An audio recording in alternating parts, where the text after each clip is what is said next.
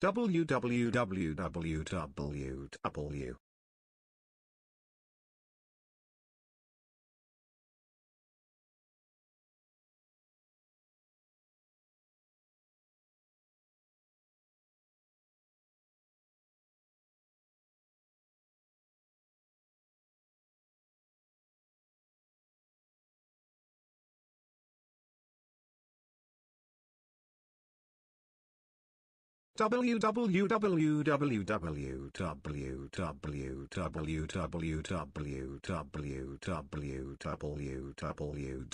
My little baguette.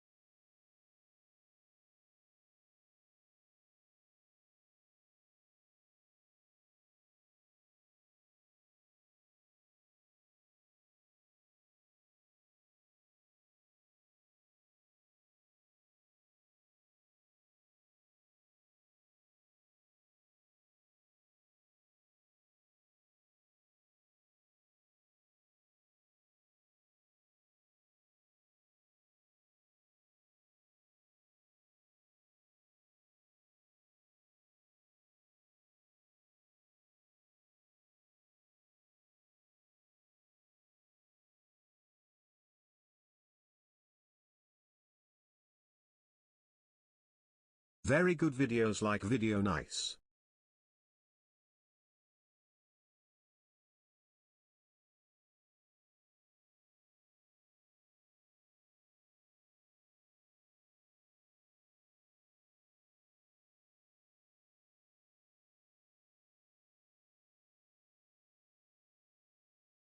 Let's fucking go.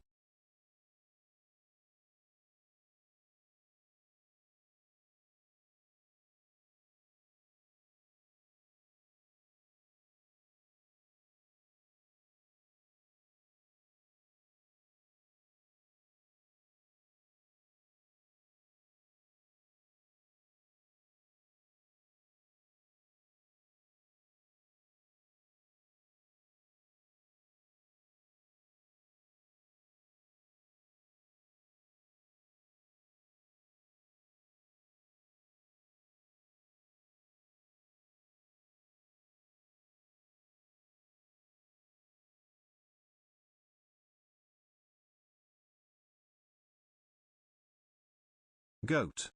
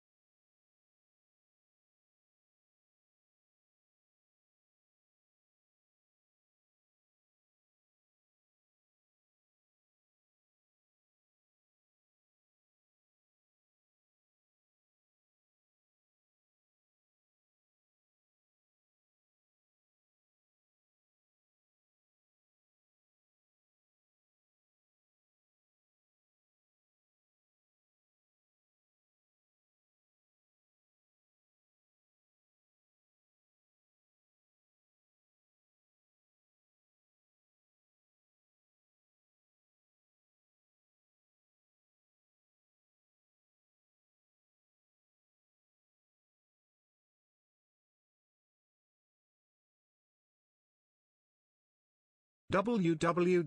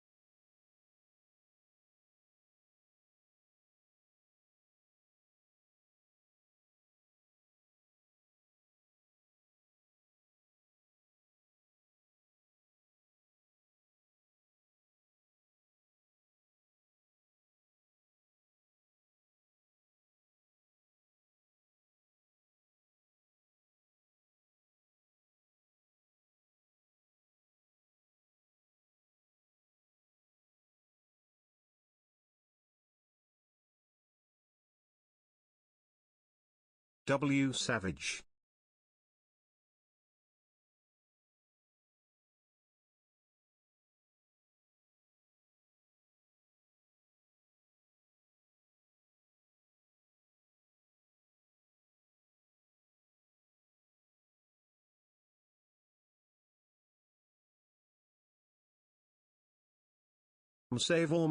Save.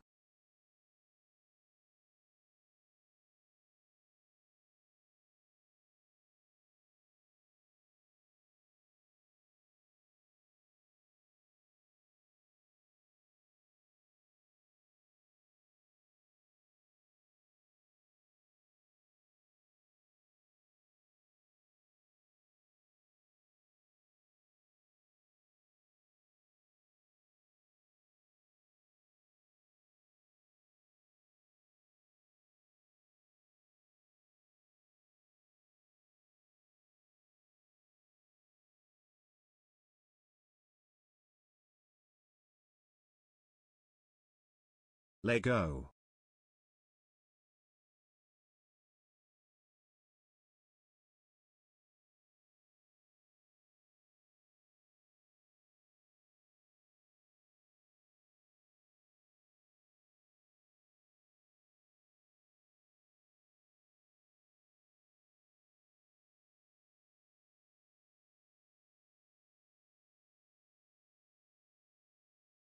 www. You're gonna kill it today.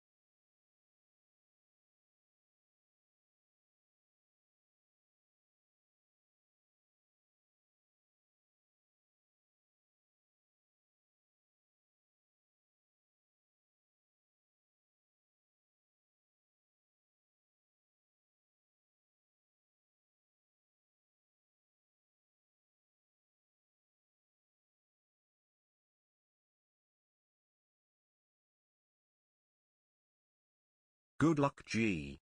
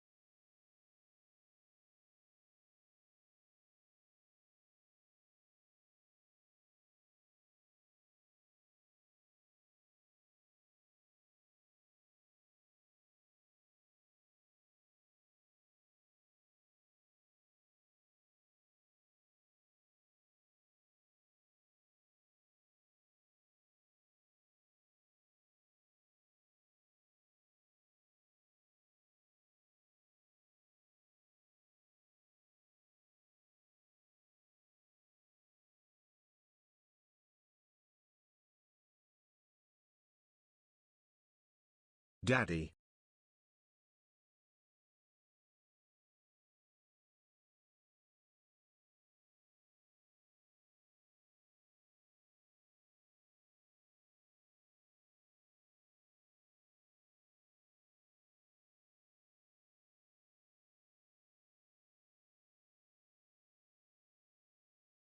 Yo.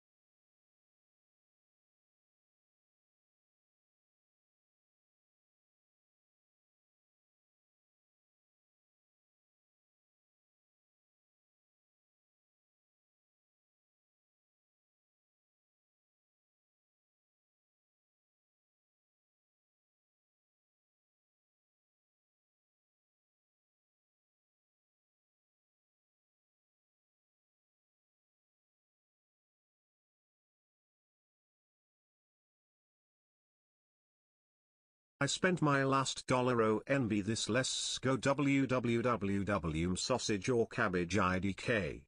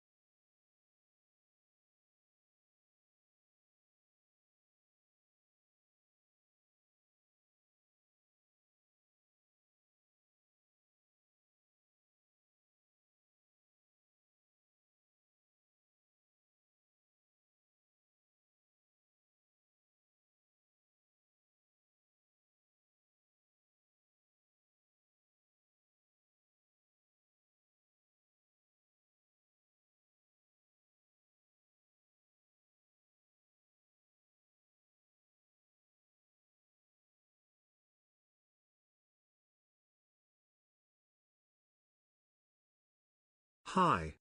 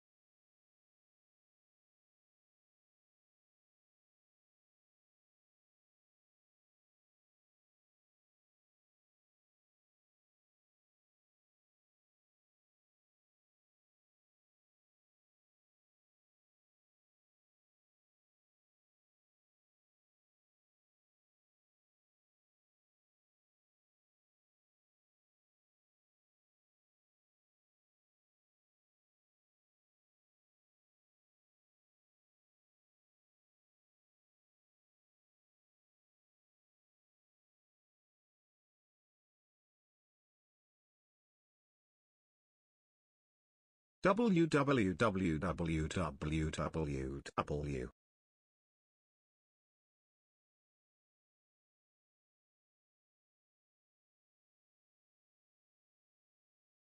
Omg.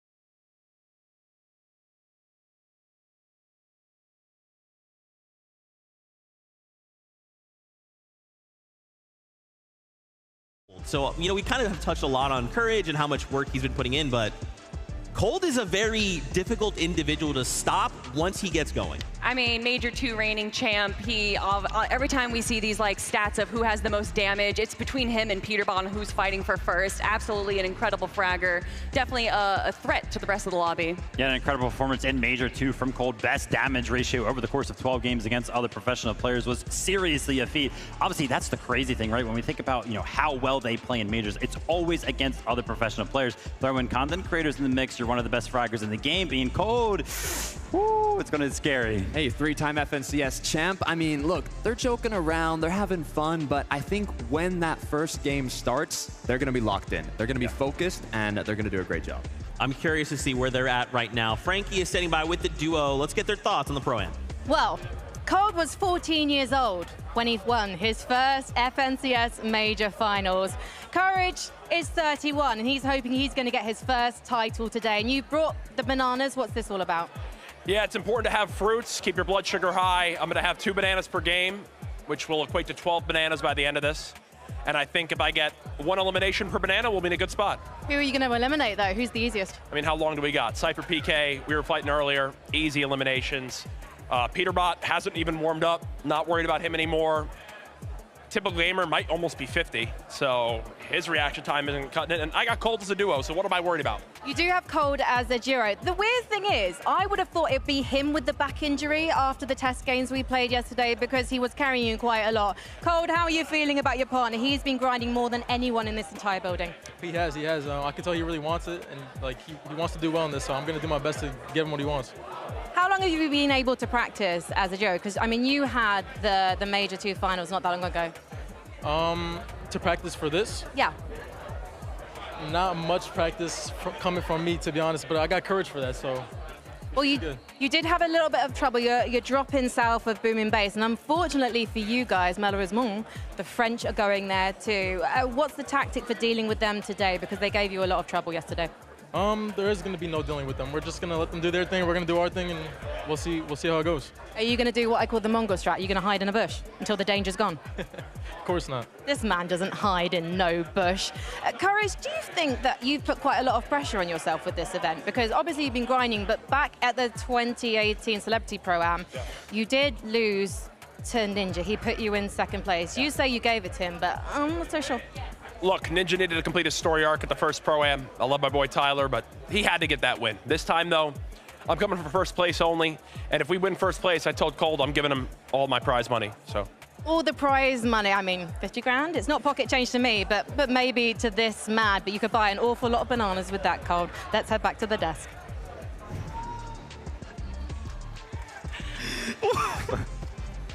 Well, I think they broke Zeke.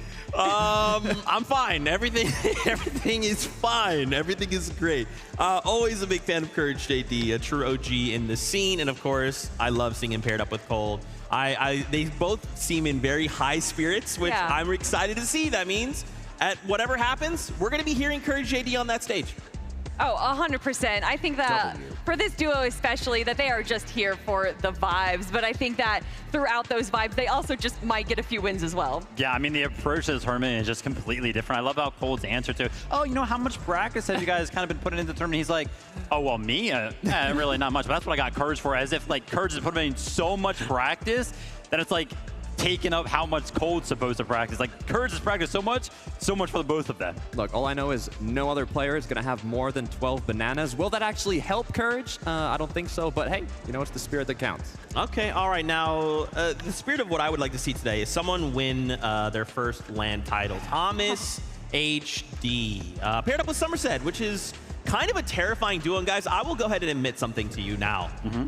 When Duo Day happened, obviously we were seeing the duos announced come together, and I kept, you know, I was going one by one. I saw Thomas HD and Somerset, and I thought, oh, that's really cool, and I kind of moved on. Then I had to kind of stop myself and take a kind of step back and wait, well, hold on, Zeke.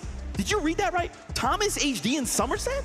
Yeah, leading up into this event, a lot of people make their prediction list, top 3, top 5, and this duo is in pretty much every single person's top 5 list. And there's obvious reasons why. I mean, Thomas HG is the best player in Fortnite to never win an FNCS title. I don't even know how many second places he's won. And then, of course, you have Somerset, winner of multiple votes, as well as getting 3rd place at the most recent Milk Cup LAN. I mean, they are incredible competitors, and having that competitive mindset is definitely going to set themselves up for success. Yeah, this duo has put us in a little bit of a gray area, right? We're supposed to have a professional player on one side, content creator on the other side. Obviously, Somerset, great content creator, but she is just so invested in the Fortnite competitive. I think nobody would bat an eye to call her a professional player in all regards. Like, you saw 14,000 hours streamed, all of that being invested into Fortnite competitive in some way, shape, or form. And not to mention, right, Fortnite is an esport that continuously gets harder, right? Throughout your career, it's just harder to kind of come into it. Everybody's getting better. Somerset is also just getting better, right? Earlier this year, making it into FNCS East, which was a feat for her. So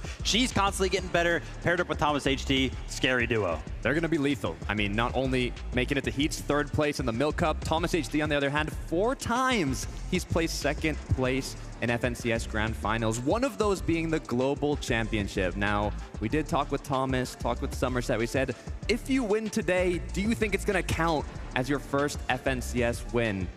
Now, Thomas said no, but Somerset, on the other hand, had another idea. Said yes. She said yes, and look, we agree. It still has FNCS before the Pro-Am, so if you win, Thomas, it does count. Why don't we go on over to Frankie, who's standing by. Frankie, ask him if it counts. Hello, I have got a very terrifying duo next to me. They might look sweet and innocent, but these two are going to have an absolute party when we hit Slurp Rush later. Thomas, when you first played Reload and this map, you must have been so excited because all of those weapons, have you got your name practically written on them? Yeah, I do. Like, I like using the Mammoth pistol, for example, and the sniper. So, yeah, I like the weapons. It's kind of terrifying watching the two of these guys play. What was your reaction to getting Thomas? Oh, I was astonished. I was very excited. I mean, he's literally the Sniper King in absolutely everything. So to hear that, it was, I knew we would definitely be able to get some, you know, eliminations out of the air for sure. You're known for your disgusting aim with the sniper as well. Tell me, how on earth are you deciding who's doing what in game? Because you've got a very similar, powerful skill set. I think it's pretty apparent that he's very good with the super long range. I'm kind of here to just support and follow up on whatever he absolutely needs just to get us through to the end game. Now, you haven't had much of a chance to practice together because you've been separated by the Atlantic Ocean. But from watching you guys perform yesterday in our test games, it feels like there's a very natural chemistry. Is that right? Has it come quite naturally to you two as a duo? Yeah, I would say it does. I mean, I feel like we bounce off of each other pretty well, aside from me jumping in front of crash pads. But I'm learning as we go. There have been a few accidents we have seen with the mobility items so far here at the Galen Center in the past couple of days, so don't worry about that one. You're not alone, Somerset. Thomas, tell me about the off-spawn situation. You are dropping south of Steamy Stacks, but there's a lot of very good duos landing either side of you. So what's the idea here? Are you going to stick around and try and get some elims? We might be contested, but I'm not sure. I think Seti and Dea was going to land on us, but yeah. We will see. We'll just claim the split we have there, and yeah, we'll just try to make it to endgame. Well, all I know is it's going to be very, very entertaining watching the two of you. Thank you so much for talking to me, and good luck. Let's head back to the desk. Thomas HD said a word there, a phrase, called out a weapon specifically that kind of just got me excited. Mammoth pistol. Mammoth pistol being in Reload. You throw one of those in the hands of Thomas HD, he's going to start hitting headshots. Oh, he's definitely going to start hitting headshots, right? We're talking about the Pro-Am right now. I remember when the Mammoth pistol was in FNCS competitive, right? When we were having one of those majors, then it was like, wait a minute, we're running highlight reels of the game, and they're all of Thomas with a Mammoth pistol. This isn't a Thomas highlight, it's just of the game, and it's just all of Thomas. He is just so good with weapons like that. Look, they're definitely going to do a great job, but some duos are uncontested and some aren't. One of them that is contesting each other at the northwest side of the map is going to be Clix and Lacey against Veno and Reddish. Now, this is going to be an interesting one, Z. Oh my gosh, are you kidding me? Like, on one side, old friends, old duel mates split up and now having to go head to head. On one side, you've got Reddish, who, again, kind of teetering on that like gray area of content creator pro. And then you've got Lacey, who is like basically an old-time pro, and he still says he is. Does that count? I don't know, but this is an exciting head-to-head. I feel like a few people would put asterisks onto that FNCS pro, Clix being one of them. But yeah, Clix and Veno, like you were saying, old teammates, old roommates. They literally played the last FNCS Global Championships together. Obviously, they did split up this year, Veno going back to Europe, but having them go face-to-face, I don't know if there's going to be too much fighting, Vivid. Yeah, I'm happy that you kind of hit home on that, right? I think they're both going to be happy with taking the loot that they get from Steamy Stacks. A pretty big POI for the both of those duos. I want to focus in on Clix and Lacey as a duo. Obviously, in Fortnite competitive, you know, it's very, very important to go ahead and farm your mats up. My only question with this duo, though, are they going to be able to take a break from farming those engagements to go ahead and get a couple of materials, right? Are they going to have too much fun with the event, or are they actually going to try to win? Definitely going to be farming clips. Mats, on the other hand, that's the issue. If we think about how both of these duos play, Clix and Lacey, I was watching some streams. Lacey's like, I'm the IGL. I'm the pro. I'm the IGL. Clix is like, what do you mean? No, I'm the pro. I'm the IGL. Lacey's like, no, no, no. So they're kind of going back and forth, but I do think they will lock in when the time comes. Now, on the other hand, Veno and Reddish, they are locked in. One of the first in the practice room. Veno's going to be IGLing. They definitely have what it takes. I'm excited to hear from this next interview. Frankie's standing by with both duos. Let's go on over. Thank you so much. And this is an interesting LAN reunion because the last time these guys were playing in person, it was at the Global Championships in 2024, and you were playing together. You placed 11th, and now you're broken up. Do you prefer it this way, Veno? I don't miss them. I can't win championships with them. Okay. Excuse me, this man bought you a watch. Already. Bought him a watch, and by the way, he was the reason we didn't win FNCS. I don't know if you've seen when we got 4th place. We were 1st place 9 games in. The last 3 games, he didn't listen to our coach. Did a dead side rotate, wrong rotate, pew pew. We're done. We're literally eliminated. And so you sent him packing back to the UK. Yeah, I sent him back to home. Well, thank you so much. Let's talk about the competition that's going to happen, because Veno, you have a new teammate in Reddish, and she can frag very reliably. We saw you guys performing really well in the practice sessions here yesterday. Reddish, tell me how this teamwork is working. I wouldn't say I'm necessarily a fragger, more of a support player. This guy killed Peterbot in a couple of games yesterday. I think we're ready, and I'm there to support him. We know that you've also won on LAN. There was a LAN at the end of last year in London that you picked up the W4. So have you taught Veno anything? If there's ever a zero build tournament, he knows to pick me up. That was a zero build cup, so. But you've been practicing those builds, I know. And Lacey, have you been practicing those builds? Because I've heard you've jumped back into the game. It's like riding a bike, but is it really? It is. It's like riding a bike for me. You know, I was born with the talent. It's not really a skill I learned. I was born with it. But I've been VOD reviewing all last night. I was locked in, looking at the VODs, studying film, making sure that we're ready and strategize for today. And he is a former pro player, Click, so surely he's going to be leading you in game. Yeah, I mean, he's, you know, a former pro player. How much earnings do you have?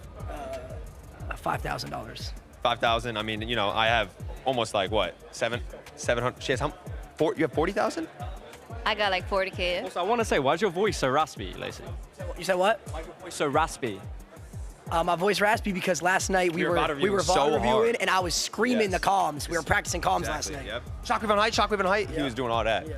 Well, I wanted to ask you guys about the showdown at Steamy Stacks, but you guys have been talking at each other so long, we're just going to see what happens in the game. Let's head back to the desk. See, it's weird because they said they were VOD reviewing. Now, Lacey was definitely having a lot of fun. I don't think it was in Fortnite, though. Can confirm. Will that turn out well today? Will it not? I mean, he was looking awake, looking happy. I think they could do it. You know, listen, when the lights come on, the cameras turn on, this is still Lacey, right? This is still Clix.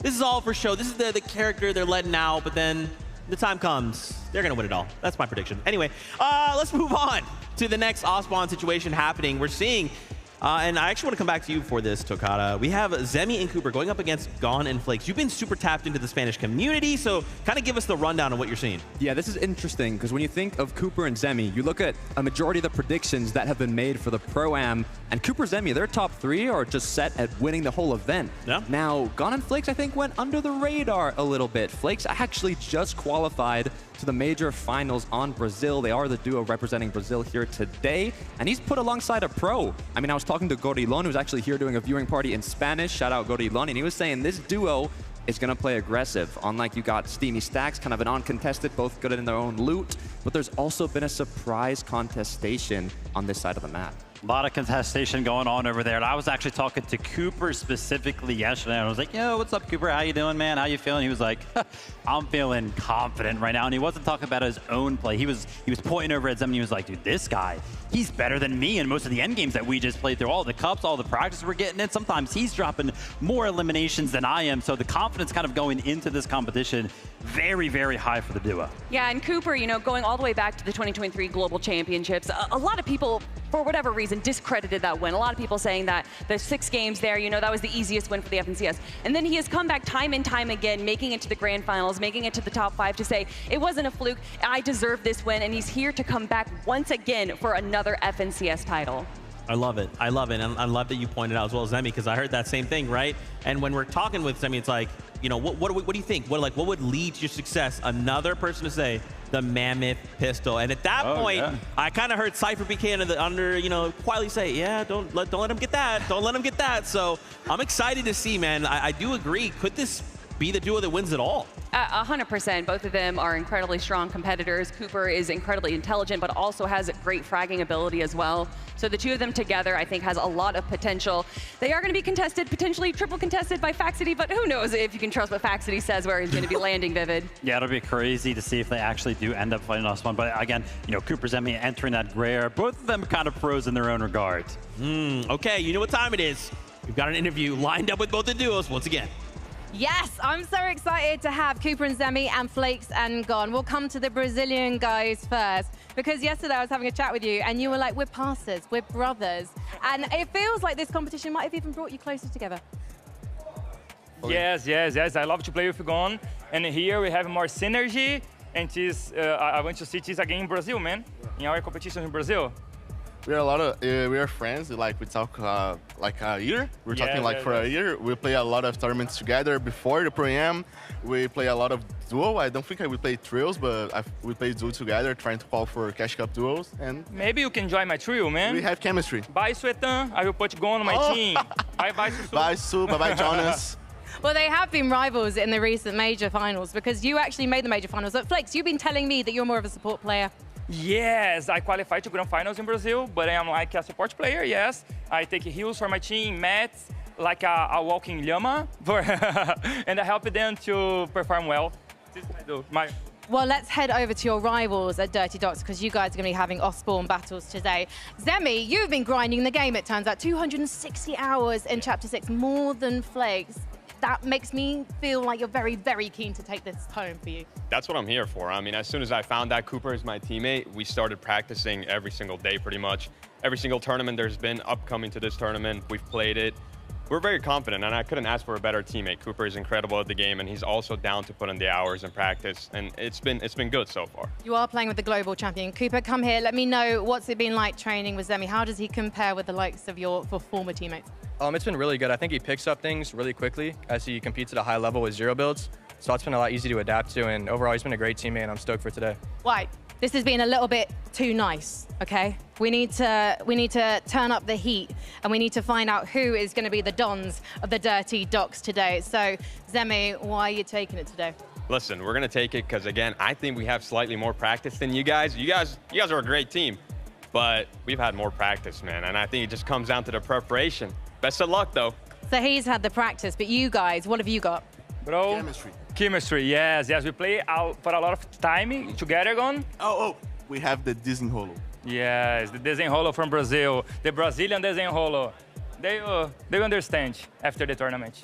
So it's the kings of Desi and Hollow versus the guys who put the work in. Who is going to reign supreme at the Dirty Docks? Maybe the devs can give us an idea.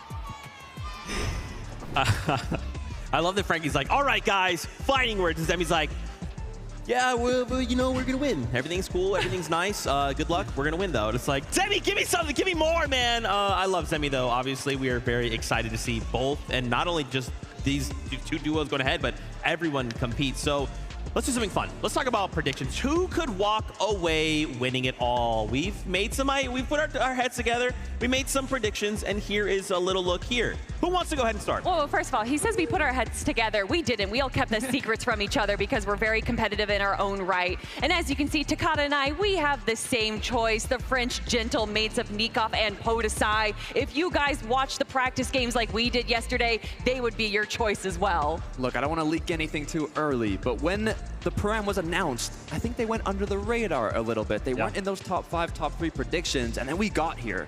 We were seeing how much practice they were putting in, how well both of these players were performing, and everyone's like, wait, hold on a second. What's going on here? This duo is looking insane, and I do think that they have what it takes to come out on top today. And you know, we joke about Lacey and Stable Ronaldo being these ex-FNCS pros. I mean, Podesai Nikov has been playing since the World Cup. He has been a competitor for a long time. And although he may have not been competing for the last few years, understanding what takes priority in a competitive mindset is so valuable. I can't lie, that duo kind of made me bat an eye, but me and my boy, Jacob PR, sticking to our NAC roots. We know who dominates over there in the majors. It's going to be Peterbot paired up with Aussie Antics.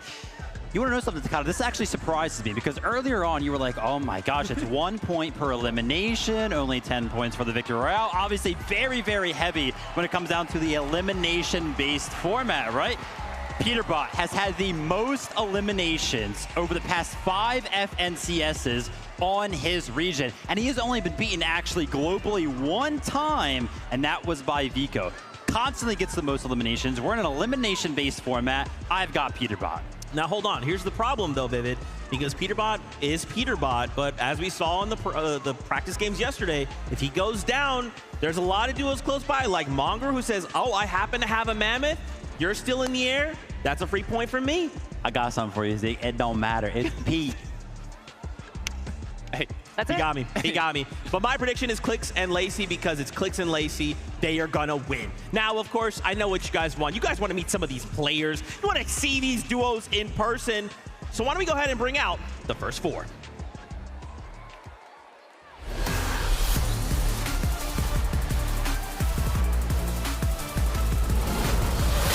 Make some noise for Zemi and Cooper. 2 Titans from competitive and content are here to duke it out and reload, looking to take that top spot. Let's hear it for Reddish and Benno. Friendly faces, but not so friendly in game, and with an unmatched competitive drive, they're ready to take it home.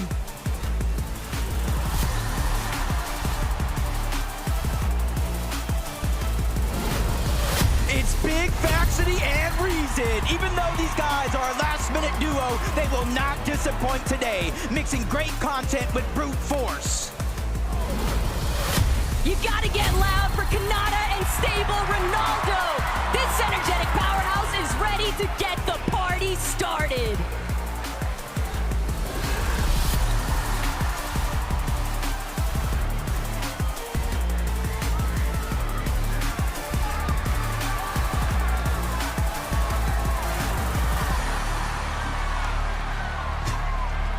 That was just the first 4, and we are already going absolutely crazy. I am so excited to see Faxity and Reason play. Faxity being the last-minute sub in there. Just so excited to see him compete on this stage. He's been running around. He's been talking to people, giving insights, you know, trying to learn and grow. And I feel like he is so focused right now. And you pair him up with someone like Reason? Yeah, no, I mean, Big Faxity, you know, a lot of people look to him as, you know, viewing party, a little bit of content, very close with a lot of the players, but he is also pretty dang good at Fortnite. Yeah, I mean, a lot of his content actually revolves around being involved, being in calls with other pro players. So he's constantly in those conversations, right? Not to mention also doing all of those zone Wars. Shout out to Faxley, right? Such a big career. He's got a lot of momentum going on in the content craze. You saw him throw up the X, rep the set, recently joined X set. Oh yeah, I love supporting my fellow NA West players. You mentioned the Zone Wars, also very good friends with Reason. The synergy is gonna be at an all-time high with this duo. You know, you talk about synergy. I like the word chemistry. Canada, Stable, Ronaldo.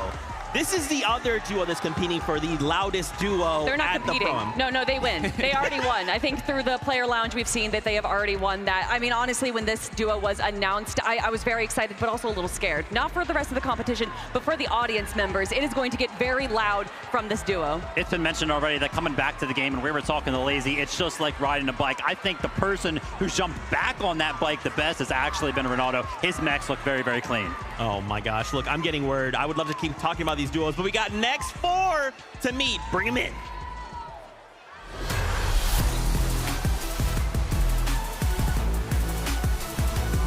It's Cypher and Moxie. The LA takeover has begun, and they're not looking to go home empty-handed. Show us what you got. Ladies and gentlemen, it's Monroe and Ollier, Britain's finest, some might say, with tons of experience in the bag. They're ready to put others in the bin.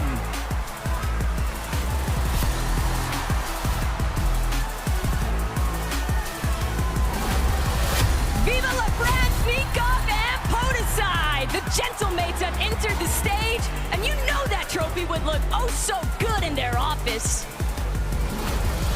Let's hear it from Courage, JD, and Cole. Pretty bold to announce yourself as the champion already, but we respect it. Let's see you back up that statement.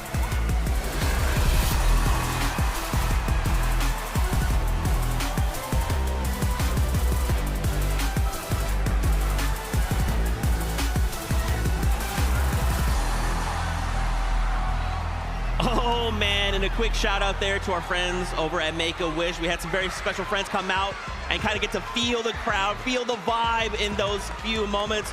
We wanted to highlight here Nikov and Podeside. I mean, guys, this is the duo that pretty unanimously everyone seems to believe these are the guys. These are the ones that are going to win it all. I mean, yeah, we already briefly talked about them just a few minutes ago. Absolutely incredible competitors. You know, ex-FNCS Pro joined by a current FNCS Pro is quite the dynamic duo. Yeah, I mean, always being involved in the viewing parties, knows what's going on with Fortnite competitive, staying in tune, grinding in the shadows, paired up with Podeside, Nikov. They're looking scary. We do have the Global Championships in France later this year, so, you know, maybe they want to give us a little sneak peek of what we might see. All right. We also had a chance there. You heard the crowd go crazy. Cypher, PK, and Moxie coming together. I mean, I feel like the stadium, they've chosen their winners. Oh yeah, I mean, landing over in East Slurpee Swamp right there, they have a great position, but also Cypher PK, even though he is a content creator, he is an incredible competitor. And then of course, Moxie, winner of the Milk Cup, one of the best female Fortnite pros in the world. Yeah, a lot of potential here for this duo. Talked to Cypher, he was like, yeah, I love my duo. We got the same game plan. We're jumping in, feeling confident. I love it. And again, shout out to Make-A-Wish. Luca, Tyler, thanks for hanging out, but it's time. Let's meet our next 4.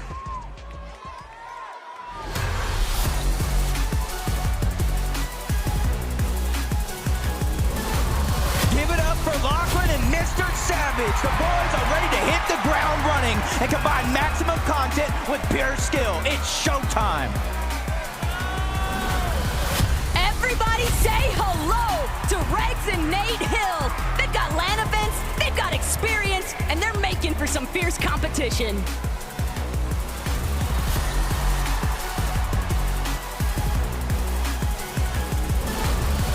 Make some noise for Captain Shota and Koyota, all the way from Japan. These guys are here to make their mark on the international stage with a big win.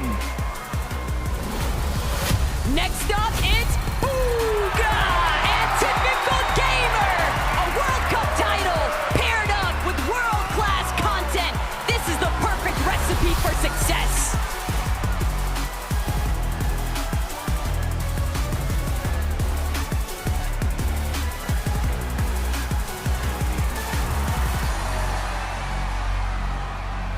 Whoa, TG, my fault, OG. I did not know you were absolutely yoked. Oh my gosh.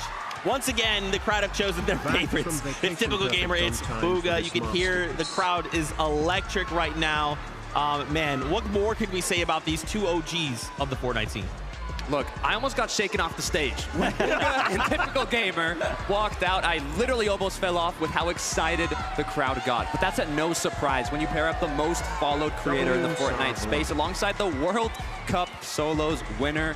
It's what to expect. You know, the Reload game mode throws a bunch of old items, old weapons that we've seen in Fortnite competitive before. And if any's going to be good adapting to any sort of meta, any of those items, it's going to be Bugha, the guy with the most experience. And I mean, you look at Typical Gamer, he was competing in NA West FNCS, and he was able to make it through the qualifier. He is also in one of those gray areas, like you like to say, Vivid. Okay, what about Koyota coming in from Japan, man? I mean, listen, they've got the rock, paper, scissors on lock. The question is, who's throwing paper? Look, I'm going to ask you a question, Zeke. I was actually taking a peek in the player lounge. Koyota was 1v1ing Peterbot in creative. What do you think won? It's got to be Pete, man. Koyota actually won 5-3 in 1v1s creative against Peterbot. So he's got the mechanical skill on deck. Also has some little surprises that we've seen in terms of game strategies, so I think they have what it takes. That's the thing with Koyota. Every single time that he shows up to one of these international events, whether it be globals, whether it be a Pro-Am, everybody is always quickly reminded he is just so good, especially when it comes to mechanics. I mean, there's a reason they call him the Asia's Peterbot, man. He is such a phenomenal player, and like you said, super innovative. I remember back when we had jetpacks in the game, he was literally eliminating people in the air. I'd love to see it again. Woo! Let's hope there's jetpacks in Reload, but for now, let's meet our next 4 duos.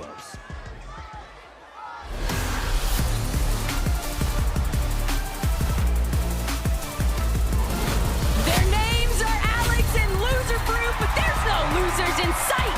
It's time to represent Power and Oceania. Give it up for Daya and Seti, both land winners with a bunch of experience, ready to give it their all in the FNCS Pro-Am tonight. Good luck.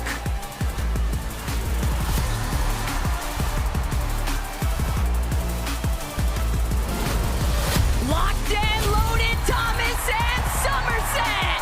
This lobby better watch out, because with these two around, first is the only thing on their mind. It's Aussie Antics and Peterbot. We're in for some action with these guys today. Can they live up to the expectations from the community? Time to find out.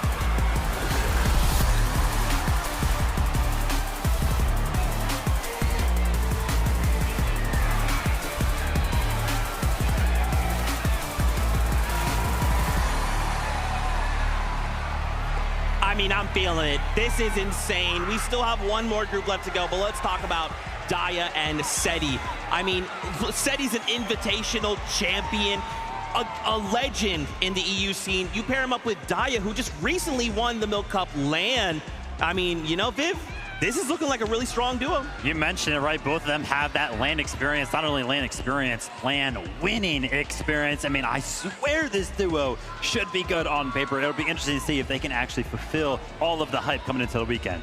Yeah, when you think of EU competitive and a new season starts, the pros, the players, the duo, the players that they look at first is Cammy and Seti. They're always ahead of the game in terms of meta, in terms of how to play this season out. So I would not be surprised if they're also going to be ahead of the meta going into today. They are going to be contested at Logjam by Thomas and Somerset, but honestly, if there is a duo that could probably come up with a strategy real quick with how to deal with that duo, it is going to be Daya and Seti. But we got to talk about our OCE players. That's right, Alex. We've got paired up with Loser Fruit. I mean, in yesterday's practice games, guys, Alex was going crazy. Thankfully, they had Callum come out with them. Man, these guys are looking really, really strong. Yeah, when we were watching the games, there I am seeing a player with like 8 eliminations. I'm like, oh, of course, Peterbot's going crazy. Oh, wait, no, that's Alex. Alex is eliminating everyone. Another one of those instances where we're reminded by one of these international players kind of joining us here on the stage that they are just so good mechanically. I was talking to Alex just before we started, and he was like, yo, Vivid, like, hype me up. I'm like, dude, what are you talking about? I don't need to. You were dropping crazy elimination yesterday. Just do that again. Everybody will be hyped for you. 100%. 4-time FNCS champ on OCE. You were mentioning it, Kelly. He had the highest amount of eliminations in any of the practice matches yesterday. I have a very small insight from Loser Fruit as well. We had a very deep conversation. Said, Loser Fruit, what do you want out of the weekend? She said, I want one thing. One elimination onto Lachlan. That's it. With that being said, one final wave of duos. Bring them in. The goated.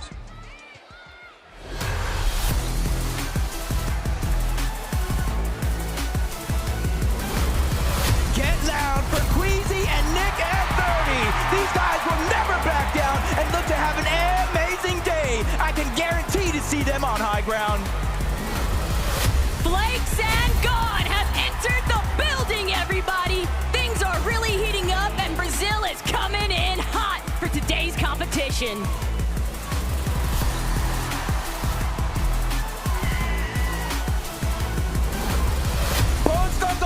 Jacob and Cami, bringing the pride of Poland all the way to Los Angeles. Let's see if this duo can live up to the pressure of the competition. It's your content kings, Clicks and Lacey. They are already first in everyone's hearts, but now it's time to place first on the big stage.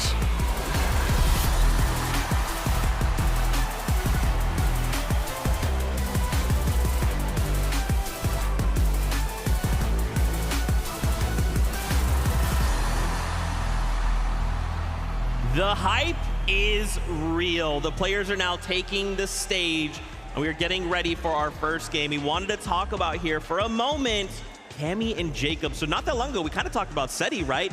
And I feel like what's happening right now is Seti, typically when you look at this duo, Seti and Cami, they kind of come into tournaments real quiet, under the radar. And now you're telling me, Tokata, we have Seti already doing that. And now on the other end of Slurp Rush, we have Cami and Jacob doing the same thing? That's the interesting part, right? They are literally on the complete opposite side of the map. Now it's a full Polish duo, and when we think of strategy, we think of meta. I know they have something hidden up their sleeves. I always see them practicing. They are always locked in, and I'm excited to see kind of what that secret's gonna be. A couple of our duos competing today, obviously they're flying under the radar. It's no surprise that Cami and Jacob are one of those duos, but I think they're comfortable being like that, right? Cami and Seti kind of like to do that when they're playing those FNCS majors, so no surprise that we're not really hearing a lot about this duo right now. You're talking about teams flying under the radar. A team not flying under the radar is Nick A30 and Queasy. I mean, what a combo. You can already hear the cheering again. Nick A30 is such an incredible personality for Fortnite, joined by Queasy, one of the best IGLs, Takata. What's interesting about Nick A30 is before Fortnite, he was actually studying to become a doctor. So now paired up with the GOAT IGL, he is gonna have all the resources needed to keep him alive and play that support role. Well, obviously Queasy, one of the GOATs when it comes to the IGL category. Talking about Fortnite, are they going to be able to pull off the typical surgical procedure that is take height, don't die? I love it. You know, and after yesterday, we had these practice games to look at, and unfortunately, Nick had a moment where he kind of crash padded Queasy back in the storm. So I said, hey, Nick, I kind of walked up and said, hey, Nick, what is the one thing we're not doing tomorrow? He said, you saw the crash pad play, didn't you? You know, and I said, of course I did, Nick. And he's like, hey, look, Zeke, tomorrow that's not happening. Don't worry. And of course, the fact that we saw them on height, I love that you're kind of saying that kind of clinical, surgical precision, bro. I was like, wait a minute, are we watching a Pro-Am or are we watching FNCS? I mean, it's going to be a guarantee. We're going to see Queasy, we're going to see Nick A30 up on the high ground. Are they going to be able to control it, right? Maintain it? We'll have to see. That's the difficult part, right? It did get taken from them in last moments, but it was because of a questionable crash pad play. So, you know, they had moments to practice. It was good. It was a practice game. Today is the real deal. The one concern I have for this duo isn't about being contested, isn't about being able to play well, is how is Nick A30 going to deal with Queasy's language? We know that all the people competing here are going to be streaming their perspective, so we know, and also there's going to be some listen-ins as well. We got a lot of possible chaoticness for the family-friendly player. Yeah, absolutely, and you're going to kind of talk about, you know, chaos, right? That's what Reload's all about. If we're taking a look at some of the items that we might expect some of our competitors to go ahead and pick up today, mobility being one of the most important things whenever we talk about Fortnite competitive. There's actually so much mobility in a Reload, right? We got the shockwaves, obviously those breaking builds. Those are going to cause some chaos. We got the grapplers. You can make so many, you know, crazy plays with that. Avoid fall damage. You know, jump on the high ground with that pretty easily. The crash pads that we were kind of talking about, they send you so far. When we're talking about a smaller map, it feels like they send you halfway across the map. and also thinking about strategies. There's a lot of mobility, but also, look, I don't want to leak it for the players, right? But seeing the practice games, if you're uncontested, we saw some duos just send the pro player somewhere else, let them battle it out. The creator farmed up the mats, got all the loot, got everything they needed to play out the later parts of the match. And hey, if the pro gets eliminated, you just reload back in, take all that loot. So I'm curious to see if we see that come to play. I mean, yeah, that was a strategy that we saw in Major 2, right? With the new reboot purchasing that you can do. That is definitely a competitive level strategy. And that's what we need right now. A lot of these players prepping, getting ready. It has been all about the scrimming and the VOD reviewing for these duos. Who has been able to put in the most practice? How have they synergized as duos? Because this is it. This is the Pro-Am, right? We haven't had one in 5 years. A lot is on the line right now. Vibes, I mean, at an all-time high, right? Obviously, there is definitely some more competitive edge, but there's also just like a lot of fun, kind of bringing together, you know, both ends of the same coin, right? Hyper-competitive FNCS, and then content creators, right? Who, when you bring them together, it's like we're one big family coming together once again. I mean, again, having old OGs coming together and be like, yeah, I still rock Fortnite. Yeah, you want a 1v1? Oh, I just dumped you? That's crazy. Yeah, I heard you guys talking, saying that there's already people before the show even started being like, we need another one next year, and the games hadn't even started yet. Yeah, it's crazy stuff. As we were kind of going down the line right there and showing some of our duos get locked in, start to, you know, talk some strategy with each other, I saw Thomas HD and Somerset kind of pop in, and that made me, you know, remember a conversation that I had with Somerset just earlier on today, and I think it's very, very important because this is something that we can talk about when it comes to every single duo. I was like, hey, Summer, you know, how you feeling? She was like, surprisingly, I'm not nervous at all. I think that's like really, really big because, you know, from her perspective, it's like, oh yeah, you know, she's used to being nervous when it comes to competitive events. She's finally kind of hit her stride where the nerves are finally going away, and she's going to be able to lock into the competition. Yeah, confidence is key, especially when eliminations, I mean, we talked about it, 10 elims is the equivalent of a victory royale. So if you're able to just farm a good amount of elims at the start of the match, you have a very good shot of getting first place. Now, what I'm thinking about as well, we've had a bit of drop spot changes, but maybe we've had a little bit of drop spot baits, right? I know Mongrel Allier said they were landing on Peterbot and Aussie Antics. Will they actually do that now that it's game time? Reason Faxvidi said they're landing on Cooper's Emmy and Gone and Flakes. That's like 3 of the most powerful duos in the same POI. I don't know if it's really going to happen.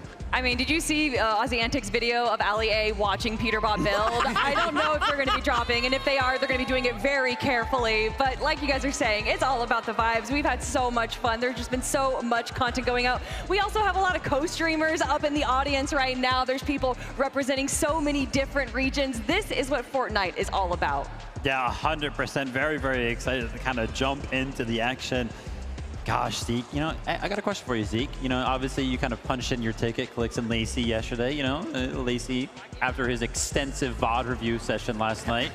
How you feeling about your pick? I wasn't aware of the VOD review session personally, but listen, this is still Clicks, this is still Lacey, you know. Clicks is looking really good, right?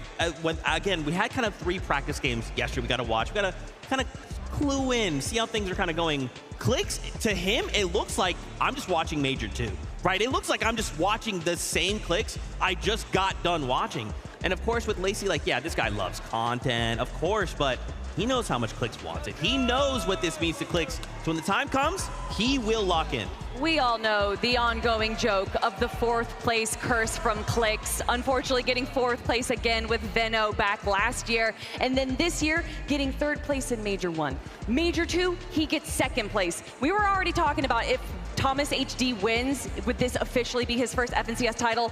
Well, what about that question for Clicks? Yeah, I mean, a lot of people are kind of, I've seen it on socials a lot. Clicks is actually in his prime right now. Definitely those placements, they're kind of backing it up.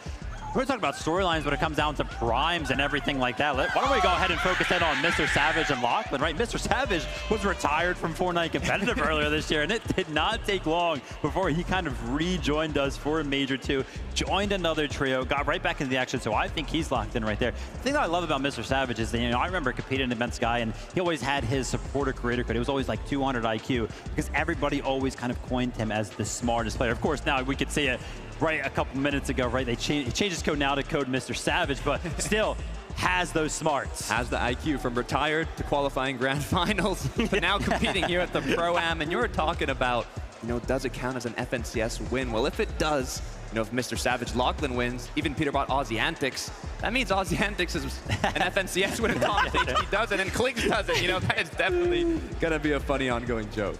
I mean, how can you not be entertained, right? And again, the fact that this is Reload, you know, obviously in FNCS we watch, someone goes down, it's like, well, see you next game. Now someone goes down, it's like, okay, well, they're reloading back in. How do we kind of approach this new situation? Does Thomas HD have a mammoth pistol halfway across the map? Did he catch you coming from the sky? Like, there's so many cool things. And of course, with the loot pool that is Reload, there's so much chaos that can happen. From even opening a single chest. I think it's important to kind of talk about, yeah, you're going to kind of get reloaded, right? Obviously, you're going to be flying in the sky. You're pretty exposed. And we kind of see how that kind of works out in competitions before, whenever there's like launch pads in the lobby, in the loot pool. But there was a change not too long ago to kind of avoid some of that, right? Make sure you can kind of glide down further, closer to the land, have a little bit more immunity. Yeah, to kind of prevent some of those beams coming out of the sky. I can tell you right now, from the practice games yesterday, with these professional players in the lobby, it feels like it almost changed nothing. Yeah, it really did not. I mean, the aim of these players is on a whole other level. And what I'm thinking is, in a lot of the performance evaluations, the players are playing safe. They were, you know, hiding the box, going for the late games, and trying to get a good placement. Because in those end games, you are going to get a lot of opportunities for eliminations. But I'm trying to think to myself, okay, if you're low ground, you're going to have a lot of opportunities, players dropping down, running out of mats, a lot of elims. High ground, you're going to have to play aggressive if you want to match that amount of eliminations. And I think that's going to be kind of the deciding factor on who does end in first place. Another deciding factor is how these players are going to be preparing for their win condition in the end game. Obviously, with this being Reload, we know that it has a high potential of going to a heal off. And we've seen a few players, such as Peterbot and Aussie, having 4 Chug Jugs in their loadout at one point, which is a great way to prepare. It's not the best way to get eliminations, though, and you do need to have a bit of a combination of mobility and weapons and everything. But I think players that are preparing for that win condition is what's going to set them apart. Love the fact that you're talking about the heal off. Yeah, it would be no surprise if at least 1, 2, 3, maybe even 4, maybe 5, maybe all 6 actually go down to that heal off, right? We got so many items that can kind of support that. Chug Jugs, med kits, we've got those slurp juices in. But it's so funny because yesterday when we were watching those practice games, I was like, wow, we've even got the terrain, POIs like Slurpee that have those barrels available. Cooper so smart, making sure that he went ahead and utilized those for his heal off win condition. Gosh, they're just so smart sometimes. And that's why it's important to put in the practice on this new map. I mean, not only do you have Chug Jugs, med kits, splashes, but like you were mentioning, if you know where all these slurp barrels are, if you know where you need to go quickly into zone to keep yourself alive in the heal off, I'm sure we're going to have a lot of them. I mean, bringing us back 3 years ago, invitational final game, Camiseti versus Queasy Vino, not knowing what you can do at a drop spot can really change the story of a game. Why would you bring that up, Kelly? It's not like this is going to be a super close competition by the end of the day. That would be insane if it was, but it's that time. We're ready to jump aboard that battle bus for the first game out of the FNCS Pro-Am. So casters, over to you. It's definitely time. You guys are talking so much about those practice games, Taco, and they are out the window because the nerves have to have settled down. The battle bus is going to launch, the players are going to drop in, and everything that you practice, some are going to be put to the test. But so many of these creators, so many of these pros, they're just so familiar with what it's like to have all eyes on them. And so with that, I think the expectation kind of settles more into the fact that I just don't want to be last. Yeah, that's one of the biggest things is, you know, everybody gets a little bit of that prize pool. It gets increasingly more, $50,000 for that first place, but it's almost like exactly what you said. No one wants to get last. Everybody wants to hoist that trophy, and it kind of leads to my prediction of Peterbot and Aussie Antics, right? Huge fan of Aussie. Everybody's got in the world probably a fan of Peterbot, but it was actually at last year's Global Championship. I asked him, what's next? How are you going to do it? He doesn't necessarily care to just win. He wants to dominate. He wants to be the best player in the game, and with 5 FNCS championships, he is well on his way there. But that's just the thing. The caliber of competitors that we have in this lobby mixed in with what you would expect to be a little bit more of a casual environment, but no, that's not the case. The desk has been touching on it so heavily. A lot of our creators have really been putting in the time, effort, and hustle, and it's going to showcase here today. These matches, it might only be 6 games, Jacob, but I'm expecting some pretty big shifts to develop, especially by the time we hit the halfway point. Yeah, it's definitely going to be interesting, especially games 5 and 6. Those are the ones my eyes are definitely going to be glued on, because that's when a lot of the of chaos will start to ensue just a little bit. Depending on where you're at in leaderboard, we already see it in our FNCS final style lobbies. You know, you need 30 points, you need 40 points. You have to pick it up through eliminations. This format is basically elimination heavy. You don't start to earn placement points until you start to get into the top 10, and most of them is in the top 5. So it's all about consistency and eliminations, and I think there's a few teams already talking to them. They have some tricks underneath their sleeve, Taco. I'm ready to see them. Look, everybody wants to be optimistic and anticipate that they're going to be able to find the eliminations when it matters. Maybe they can be consistent with their placements, but one of my favorite quotes of the day actually came from Vaxity earlier this morning, because he said, if by games 5-6 it looks like it's not happening, guess who I'm crashing out on? It's going to be Peterbot. If I'm not winning, he's not winning it either. And that kind of mentality, I wouldn't be surprised to see take place amongst multiple duos here today, because it's all about the pride sometimes, Jacob. No, it definitely is. And, you know, coming in and watching some of the practice games, you know, right out of the gates, Peterbot and Ozzy landing at their Slurpee Swamps. But then I saw Faxity Reason. I saw Alex as a solo while Loser Fruit was uncontested at her drop. I saw Booga and TG actually get aggressive and take the top of the Slurpee building. So honestly, I feel like it's anybody's games, and these zones are going to be so pivotal, because by zones 5, zone 6, just one zone before the reboot, that's when it's going to get interesting. But you guys heard the battle bus, and it is going to be ready for game number 1.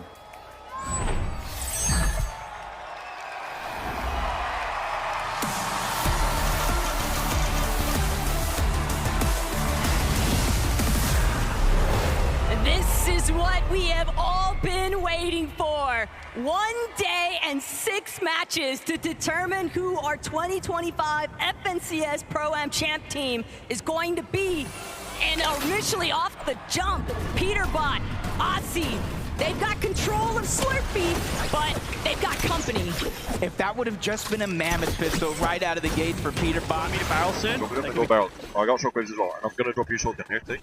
Yeah, I got a full loadout. Oh shit, my bad.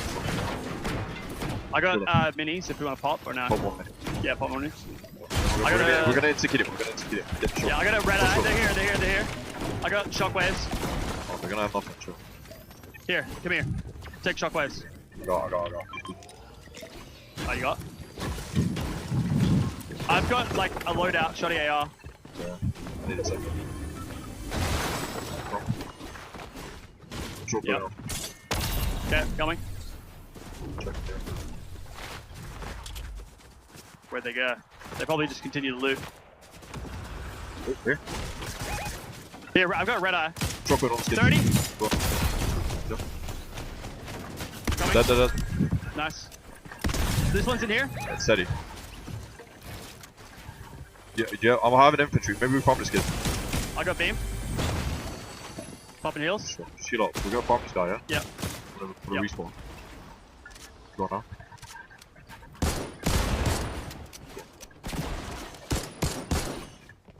We farming? Okay, just farm.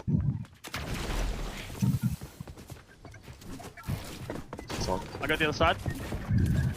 40. Okay, he's gonna try and jump out on you, yeah? So just be careful. Yeah. Get him mammoths. Go back. Go back.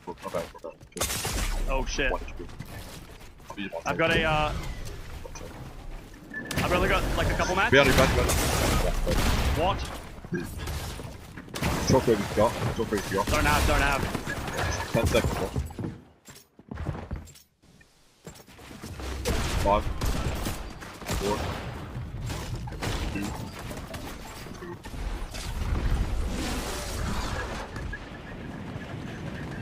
We should stay still. Aussie's here. Aussie and Peterbot are here. Run. Chase. I'm just staying still. Yeah, I'm gonna be dead. Just hard.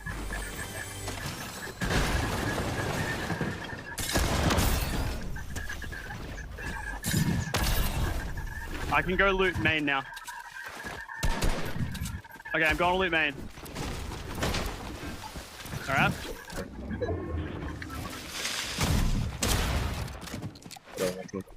It's been looted, I think.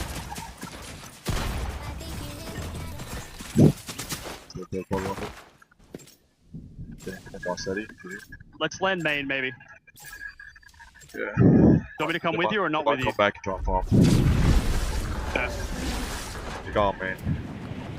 I'm not gonna lie, I'm just gonna try and glide into slow people. There's people shooting on main. They're on main. I'm trying to glide into slow. Alright, I'm out for now. I'm just going for loot. You can stay alive, I'm dead. Yeah, okay. Shit. 10 sec.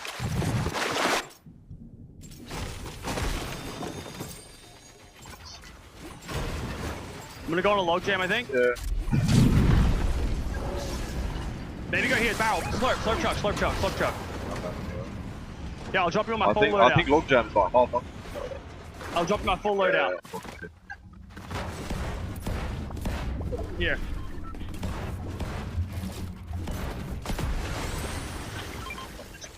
Yeah, I got no ammo. I didn't pick up the medal, by the way. Yeah, I got it. Let's go to log jam. Yeah. Alright, There's a drop. You wanna go drop? No? Okay. It's fine, this is all I looted, bro. We can tank zone 3. I got a sniper, bro. There's a med kit in there, too. Yeah, I'll grab. Yeah, I'm gonna get so much food every time. Shoot some food right now.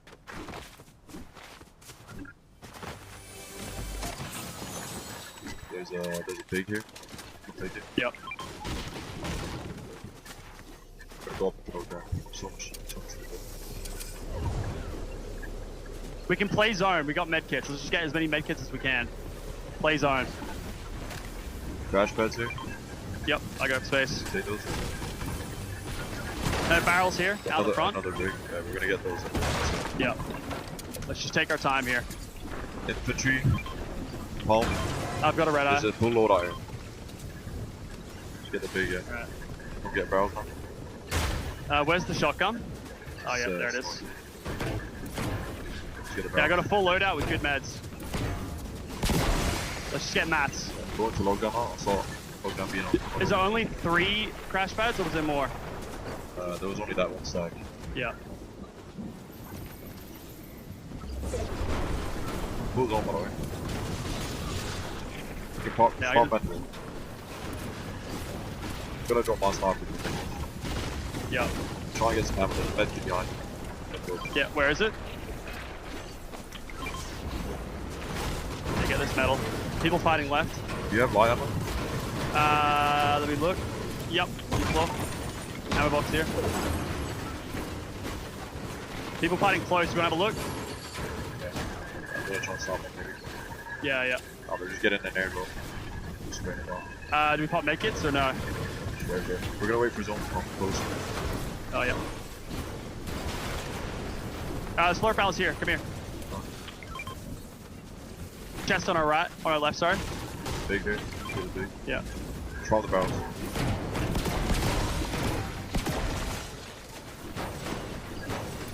Almost got them. Yeah.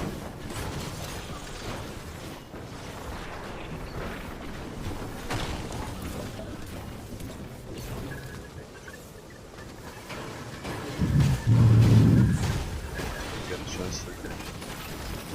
Smalls there. Small shields. Oh, we should Let go me on. know. Come. Yeah. Should we pop minis? Sorry, medkits or no? Let's go up, please.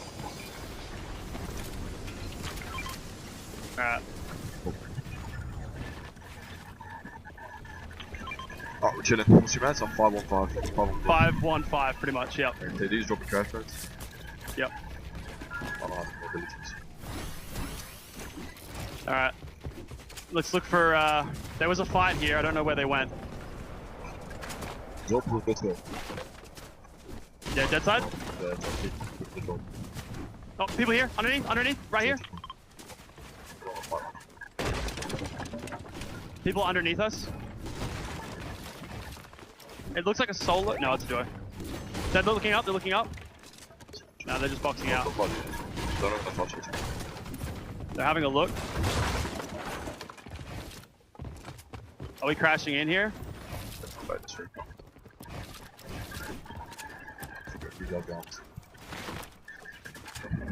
Yeah, just be sure to like yell more because I don't know what you're saying. Oh, okay, you can't hear me. Yeah, no, just like talk a bit louder. Yeah, I didn't know you were rotating out. Alright. We're just gonna farm some brick here, okay? Okay. You stay on this side, alright? I'll stay on the other side. Let's not get flanked. Think 830 here, by the way. Yeah, they're moving up, close to us. They're on us. They're rotating. They're not gonna follow us. Just short 3. We just want to farm break, yeah? Try and get more guys. Yeah, I'm gonna stay around you. There's a team in logjam, man. Be careful. There's a team in logjam? Yeah. We're gonna box up over here, go. Can we get more brick or no? No, we'll farm it here. Okay, coming. Yeah, people close. I got a spare inventory. I could probably go get the minis in logjam. Do you want me to get them? No, it's fine. We don't need them. Okay.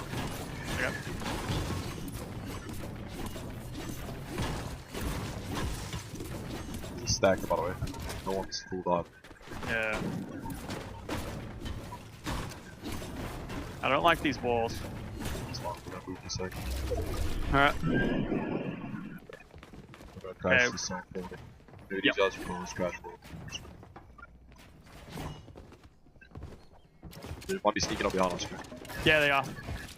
We're in wood. They shocked. So quick, come on, crash, mate. Yep. Just slide over this, yeah? Yep. I got mammoth in the back. It's fine. Go for a kill. I'm popping a big. Coming in behind us. Yep. I canceled my big.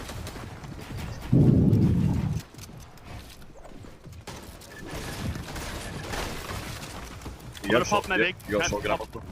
Yeah. Not much. Yeah. I wasted a big. It's my bad. Can you cap our hearts? Yep. What's your heals now? Flowberries? Just 1 big and 6 flows.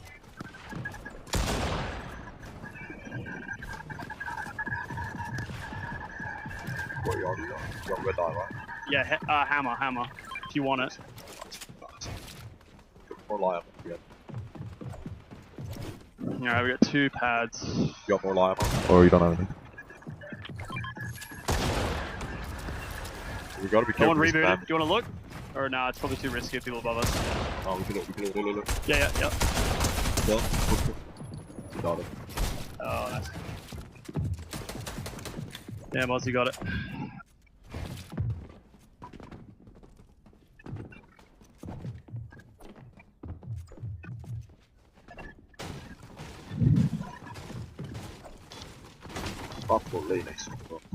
Moxie's gonna reboot again.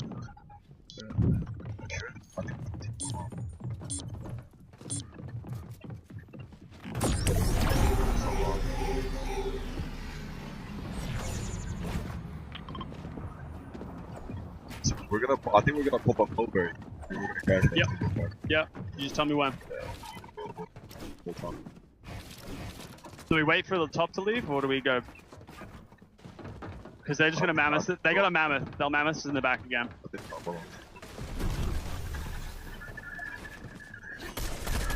Go, crash. Okay. Look at this guy. Wood. Go. He's white. He's got a man. He's on man. Yeah. He died. Pop up Mulberry. Fuck, was Elliot. Yeah. Ping. Big mark. Yep. Oh, I got caught. I'm good. We gotta run off. Yep. They kill us in 2x1. Yep, min. Yep. Maybe no edits. Oh, yeah. Come on, let's play this real quick. Okay, 3, 2, 5.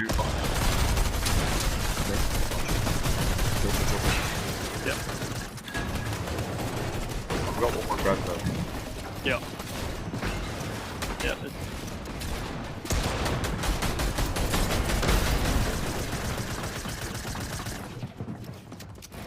We're stacked bro. Yeah. Come on, is he?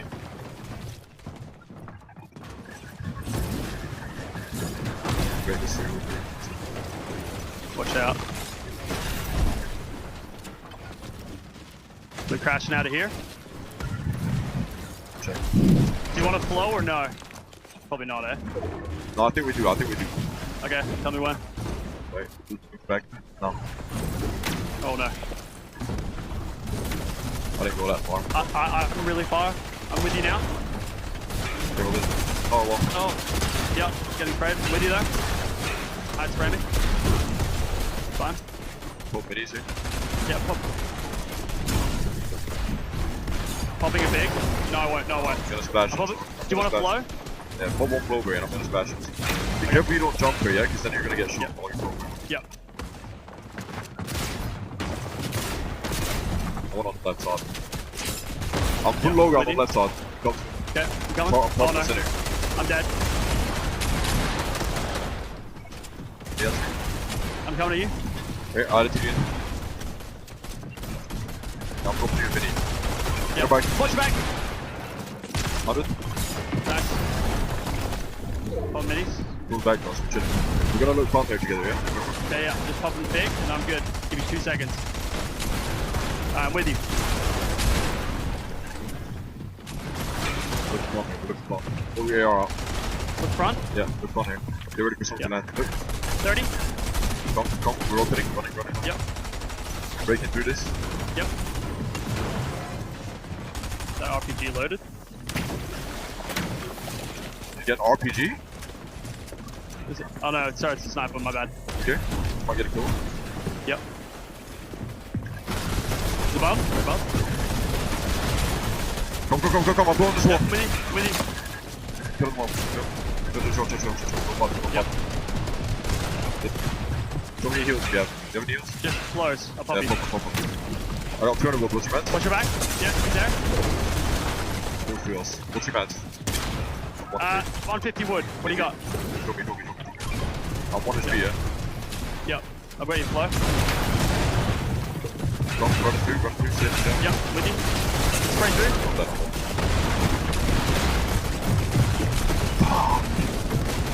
To get out of the box, but they send him back to the lobby anyway. And Queasy, the lone man on height, he's gonna try and just make sure that he's got it as long as possible. Clicks and Lacey, though, all the way in the bottom field, they are making sure that nobody can challenge their current position. Clicks creating so much space. Lacey, all that bot reviewing from last night, buddy, it's kicking in now. Queasy gonna be dropped down into the heart of the action, and now Clicks, Lacey, he might actually do this. He finds his former teammate, Veno, the 6 out of 12, as he lands another shot, but he gets Shockwave out of zone, quickly uses his, finds his way back, 0 builds left, but on the high ground, it's his EU competition. He goes for a play, but gets set right back down. Nikov, Podoside, 4 eliminations, they're in control. And they absolutely blocked off Queasy's attempt to actually catapult himself back up to high ground. Clicks, Lacey, they're just too tangled up. It's only gonna be Clicks that manages to finagle his way out of here, but he's gonna shockwave up. He sees Podoside, but he's a target, but Podoside's been sent packing. It's only Nikov, the other half of the Gentlemates, to keep this one alive. There's one duo left in this game, and it's Cooper and Zemi. Everybody else is solos as Queasy's trying to go for the heal off. The Chug Jug backside of the zone. He barely gets it off in time, but Cooper and Zemi, they have the Chug Cannon. Infinite heals as long as they have the time. Queasy drops down from above, but it's only a short stint. He doesn't want to go ahead and stay there for too long as Nikov goes down. 2v1 situation.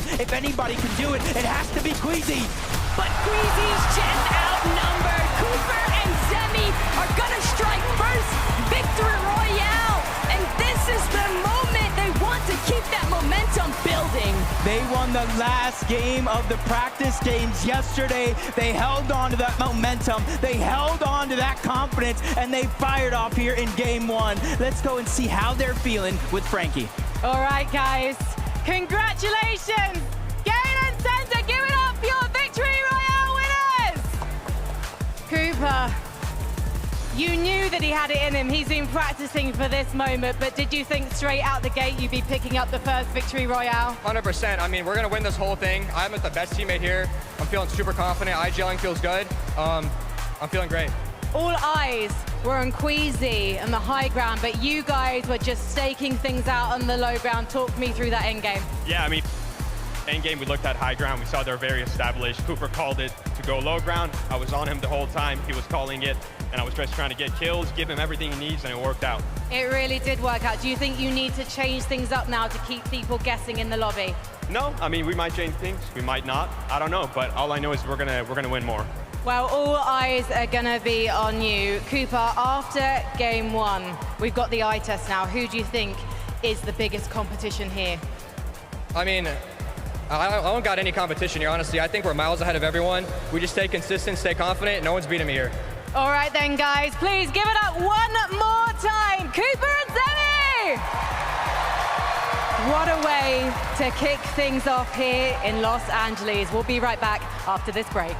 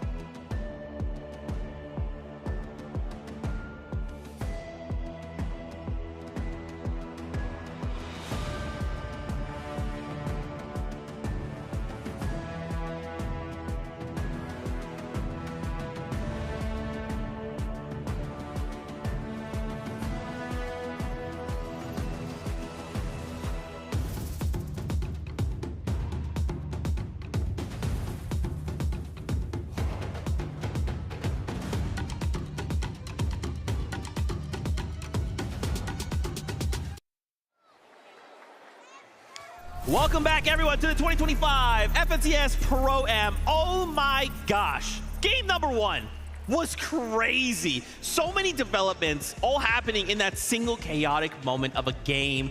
And at the end of it all, Cooper and Zemi come out as game 1 winners? Yeah, I mean, again, that wasn't too much of a surprise, right? Everyone had Cooper and Zemi winning the whole thing, and it looks like Cooper and Zemi are feeling the same way as well. Going on the low ground aggression definitely is working out for this duo right here. But what I love from it is Cooper. This Major 2 that we just had was one of the first times that he really tried IGLing, and honestly, he's done such a good job with it, and I love to see him bring that into this competition as well. I mean, Cooper was telling us, he said, let's drop low ground. That's what he was telling Zemi. Zemi's like, should we go for high? Should we contest it? No, they wanted to play by the book. Go low ground, get those extra eliminations, and it ended up at a 2v1. Quick cleanup, got the dub. I love, too, that, you know, obviously Zemi is saying, like, hey, it's all Coop, and I'm listening to him, but we just watched Zemi go crazy, right? The mark of a good duo is, like, if your IGL kind of says, hey, this is what we kind of need to do, he's immediately there to just make sure everything is happening the way it needs to, and they're sitting there in that #1 spot right now after just game #1. Dude, Zemi, what I love about him, even if he's like asking questions like, hey, what should we be doing? What you don't have to question is his aiming. Wherever they are, whatever layer, if there's a 1v1 that's taking place, Zemi's not missing. Whew, man, that is a way to start a competition, Takada. And honestly, I think a lot of eyes are going to be on this duo. I don't know necessarily if Peterbot and Aussie Antics are necessarily happy with the performance that we saw right there. Currently sitting in 7th place. And if there's one thing I know about Peterbot is that when he thinks that there's a player that's doing better than him, he tends to target that player. Oh yeah, and you could see from the early game onto MrSavage how focused he was on getting that elimination, but also shout out Aussie Antics. The amount of eliminations he was picking up, he was looking like one of the pros himself. Yeah, look at this, the same amount of eliminations as Peterbot. I don't think anyone expected that, but with the amount of practice that Aussie has been putting in, and you can even hear it from Peterbot, the fact that he complimented Aussie Antics just shows how much effort he's been putting into this competition. Absolutely. Of course, I want to highlight here as well Nikov and Podesai. Guys, for a moment, I thought, wait a minute, they're going up. The Gentlemates are on height. This is it.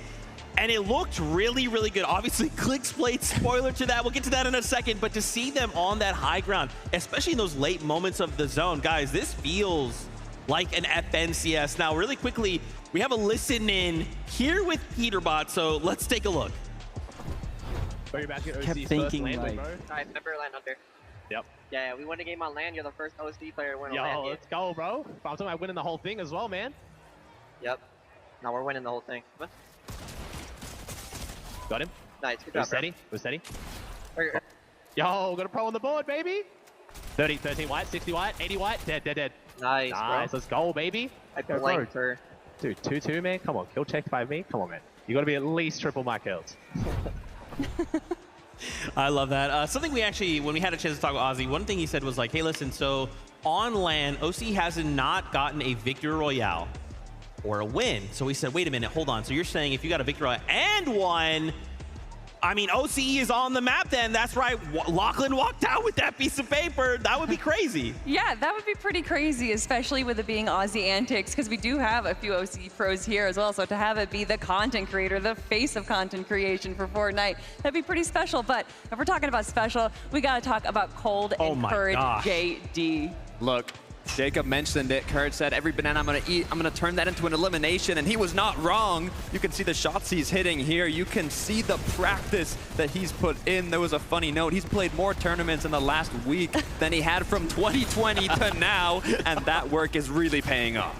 This game, though, was all about Cold. His solo clutch that we saw exactly right here, where he was staying in the backup zone, kind of staying on this like low to kind of second low ground, which is allowing him to grab all these eliminations from all the players that are focusing forward, going for those elims themselves. Honestly, Cold is punishing the rest of the lobby for playing well, and that is what separates these first tier and second tier players, is being able to kind of understand where you're at a deficit and then use that to your advantage. I'm loving it. I'm loving it. All they got to do now is maintain that consistency. Good amount of eliminations, get yourself to the late game, and just keep on going. I want to keep on going to more games. Let's jump back on that battle bus for game number 2. Match 1 has already delivered, and from what we're witnessing this far, Jacob, all of these players are so ready to kind of stamp their own place inside that leaderboard. Yeah, with how wild game 1 was so far, I can only expect it to kind of double, triple in games 4 and 5 at the end of the day, because we saw 16 teams alive before placement points went in. But let's get into game number 2, because we want action.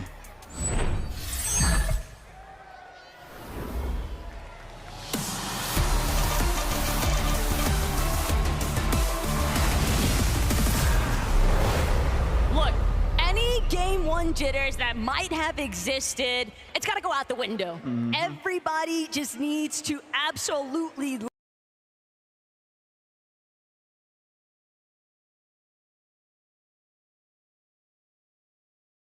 the way that things are getting so chaotic in these end games. Sometimes you just gotta just get a gun, literally just get a gun too. Yeah. Gotta get stacked.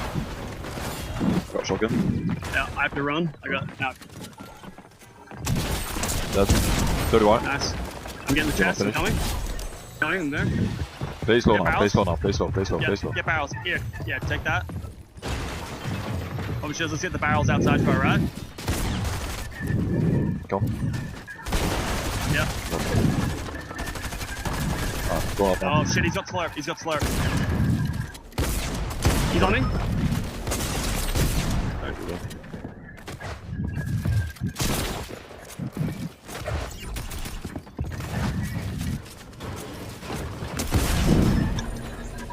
To this Dirty Docks area. Even had Faxity and Reason going on over there as Seti and Daya with 2 eliminations.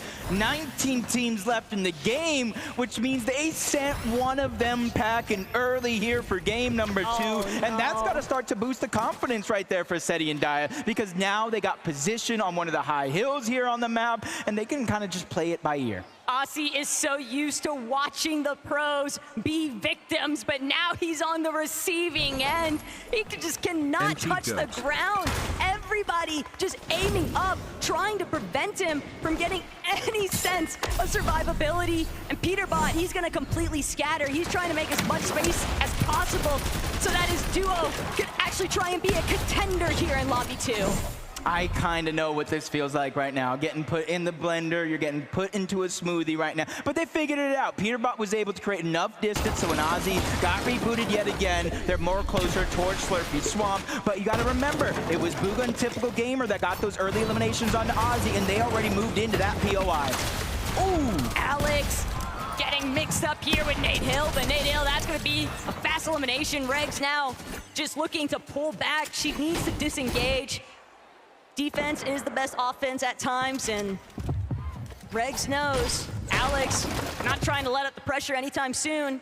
With Nate dropping back into the lobby, he's not careful, he could get eliminated one more time. Alex nearly picking off Nate on the landing, and he'll get the job done, finish what he started. And Nate just gonna have to sit and hope that Regs is gonna be able to play a little bit more defense for him so he can actually touch down. And these were the fears. These were the fears. Talking to Alex, even Kanata, that you can't split and play that way because it's like a beacon. You're like a flare in the ocean. They know exactly where you're respawning at. And now Alex has found the actual player keeping the whole thing alive with all the loot, which is Regs, getting pressured in by Loser Flute on one side. Alex playing box to box on the other. The top was already taken, and now he's moving in to try to clean up this elimination onto Regs, and he does so with ease. The numbers game is just too much. But with how close we are to Boob and Base, that might actually draw the attention of the Gentlemates, Nikov and Podicide. They're starting to kind of poke their heads on over. They've got a good idea that maybe there's a survivor trying to scramble into their area. Peterbot and Aussie, though, they left Slurpy Swamp wide open, and other teams have tried to move in, but Mongrel doesn't stand a chance. Peterbot letting him know what's good for what feels like the millionth time since yesterday's games. And Peterbot, 2 eliminations already. He is just reminding everybody why you do not challenge him. I feel like that's a symbol of Fortnite. Out with the old Mongrel, in with the new Peterbot. Because Peterbot's got to be like the new toy right there. 5 FNCSs. He sees Mongrel once again. A little bit of missed opportunities there from Peterbot. Something that you don't see very often, but at least it lets us know that he is human. But it's just crazy to think about the fact that Aussie and Peterbot could land at Dirty Docks, and yet no other duo was able to take full advantage of moving into an optimal position at Slurpy Swamp to even try and cut them off. Sure, you've got Booga and Typical Gamer a little ways ahead of them, but even that is a fight that Peterbot is more than open to taking on head first. Yeah, confidence at an all-time high here. And we saw this elimination on the Mongrel. We let him know what's up right afterwards. Ozzy just kind of playing that safe game. Something that Ozzy's just playing his role pretty well, and he's not just getting that big head, that ego, and being invited to a competition like this. He said, hey, I'm just going to do what I need to do for my teammate, and we'll see what happens. Koyota and Captain Shota, though, they're just going to keep things moving. They don't want to get stuck between multiple teams. They're trying to prioritize just making it into that initial edge of zone. But Koyota is such a prominent fragger. Everybody knows what he is capable of. And I think that's why they're just going to look to hedge their bets on taking this fight with Allier and Mongrel. Allier a little bit too split from his duo. He doesn't stand a chance. Koyota, just a menace to be reckoned with. That'll be his first elimination. And I'm sure that he's bound to continue looking up into the sky for more. So some of those things you don't see coming with the crash pads and the shockwaves. You think you're safe and no team is nearby, and a blink of an eye, Allier gets jumped on, put back on respawn, and that's the same pain Mongrel's been feeling. So for this game number 2, Allier and Mongrel have been having such a tough time as Coyote farms another elimination onto Allier. Even if they're not getting the siphon mats, the minis that comes with getting the elimination, it's the points that really matter. We all knew that follow-up was inevitable from Coyote and Shoda, but even more importantly still, we've got a little bit of a listen in with a couple of our fan favorites, Peterbot and Aussie. Wait, Mongrel. On you? Yeah, yep. Yeah. I'm gonna go kill LEA. Yeah, yep, nice. Left Yeah, arm. yep, I'm just getting the sled truck and then I'll help you, okay? Dead. Nice, very good. Farm out Good here, stuff, good stuff. follow Mongrel. Yep, yeah. Nice, very good stuff, man. So now we know what the starting point was like between those two teams. Peterbot just calls the target, Aussie, all too ready to follow up. If they were just a couple of seconds sooner on getting that elimination onto Mongrel, that would have been another team down and out of the game, but their strategy is not working so well because it's actually Zemi who steals away the elimination, Alex getting all of that loot. As they're trying to base up over here just south of Boomin Base, you see a couple of teams outside of the zone, a couple more inside of the zone, and you're seeing it's Podesai and Nikov, the ones that actually land off in this position, that are trying to take most use of it. But we just saw Alex with 6 eliminations, 6 points already, Jacob, and yet there's only been one duo fully eliminated from this lobby. Seeing the struggles that happen if you go down too early. And this is where I start to talk about a little bit of that danger zone. 5th zone going into 6. You're still able to reboot, but where are you going to go? You go too deep into the zone, you could get chunked out even with the barrels. It's Cammy, Jacob trying to play it very, very carefully. They know the whole western side of that zone is going to open up. They know it's relatively low damage, so they're going to hedge their bets in that direction. But with all that early commotion at Dirty Docks, glad to see Faxity and Reason are still kicking in this one. They're looking like they might be able to get a nice flank opportunity onto a couple of our teams that are pushed a little bit further inside this edge of zone. But Fax and Reason, big brother, trying to be careful, doesn't want to overstep his welcome. You know, when Faxity got in last second, I might have been one of the happiest people being able to watch him play, being able to check out his streams. He is so entertaining, and he's good. He's good. He just needs to get more reps in a competition. You know, you saw that stat. He's placed top 10 in at least 10 of them. He just hasn't been able to pull off that big win. But hey, if he's able to pull off a win here at the FNCS Pro-Am, that's the only one that matters. His only option is to pull off a Victor Royale here, Jacob. He said he was getting at least one for the broadcast today, at least one for the fans back home, and he's got to get at least one for Amar. I mean, show the man some love. Everything happens for a reason, though, and we'll have to check back in with Faxity to see what's taking place. Cooper, Zemi, wanting to get a little bit aggressive onto Daya and Seti. They're going to have to sit and wait. Seeing at least 3 teams over towards Slurpee. One of them is going to get jumped on by Peterbot. That's Jacob who does go down. It's actually Ozzy who gets the elimination. 3rd one of the game, and they get that legendary Slurp juice. It's going to heal up that shield and HP over time if they need it, which they might because the zone is pulling all the way towards the north. I'm not sure who that second team is just outside of Slurpee Swamp with them. It's going to be Flakes and Gone. They need to be careful because Peterbot and Ozzy are warming up and getting more and more dangerous as time goes on. Oh, but Cammy, he's running out of mobility options and he is being chased out. Jacob already looking grim as far as his HP can take him, though. And he'll buy a little bit more time here, but Gone and Flakes, they're not looking to let things settle. The rest of the lobby also taking notice of this team that's under duress, and Jacob will be forced to duck underneath that bridge, try to reunite with Cammy. Gone and Flakes gonna tarp their way through. They've got enough hard mats to make it happen, but you don't want to burn all of your material too early on. Yep, it's Flakes and Gone, but let's go ahead and take a listen in for Thomas, HD, and Somerset and how they're playing through this endgame. 1.5, 55. I think we're just gonna have to be a little aggressive. Wait, there's a guy. That was the guy from before. Yeah, there's a team buff. I like that. I like that. Everybody knows Thomas HD, probably the IGL from the team, but Somerset just letting her opinion be known. We might have to play a little bit aggressive, giving up that information. And if I'm Thomas HD and my teammate says, look, we got to start getting aggressive to close the gap, I would be with it, especially if I got a Mammoth. Thomas was just so nonchalant about that elimination, too. It's like he had no other expectations but for it to go his way as Alex finds yet another knock, potentially having been stolen away from him, though. But no, it is credited. Nate Hill will one more time be added to the tally count here for Alex and Loserfruit. Oceano showing up big right now. And Loserfruit herself, she said it, all I want is to place higher than Locky. And with the way that Alex is firing off on all cylinders right now, he might be able to make it happen. A power grudge match, and honestly, Alex with those 7 eliminations as that one gets taken away by Cold and possibly Faxity as well. I think this might be the most eliminations we've actually been able to see. I know it's only been 1.5 games so far, but with reboots turned off, that's where the pressure is really going to be felt.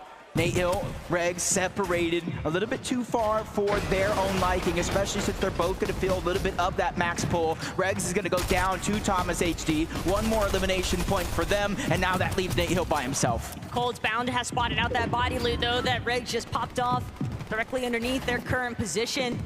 Courage, a little bit pressed here for the loadout, but he's at least got 150 in that Chug Jug. They can still work with this. They would definitely like a refresh because every elimination point, we're gonna need to see some of these teams start going big like other individuals already have. Yeah, this might be one of them. You see, he does have that exotic SMG. Every time he reloads, he does get that 0-point dash effect a little bit. Doesn't last a long time, but hey, in an endgame this chaotic, it's the little difference makers that really count.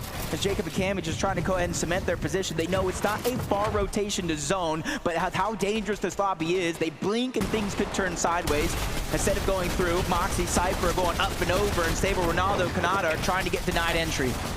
Everybody just preventing Ronaldo and Kanata from moving even 1 inch closer. They're going to be forced to actually pull back, try and drop as much wall coverage as possible, but it's Peterbot and Aussie that are refusing to let Kanata and Ronaldo get any closer. They want full control of this low ground position, and they've got it. They've made Kanata and Ronaldo use so much of their builds. Ronaldo doesn't really have a whole lot left to work with. They're going to need to find an elimination for a refresh. Yep, and this is a good opportunity here. Of course, they want a shockwave to the front, but at least they're able to get a little bit of point of view where their competition is at.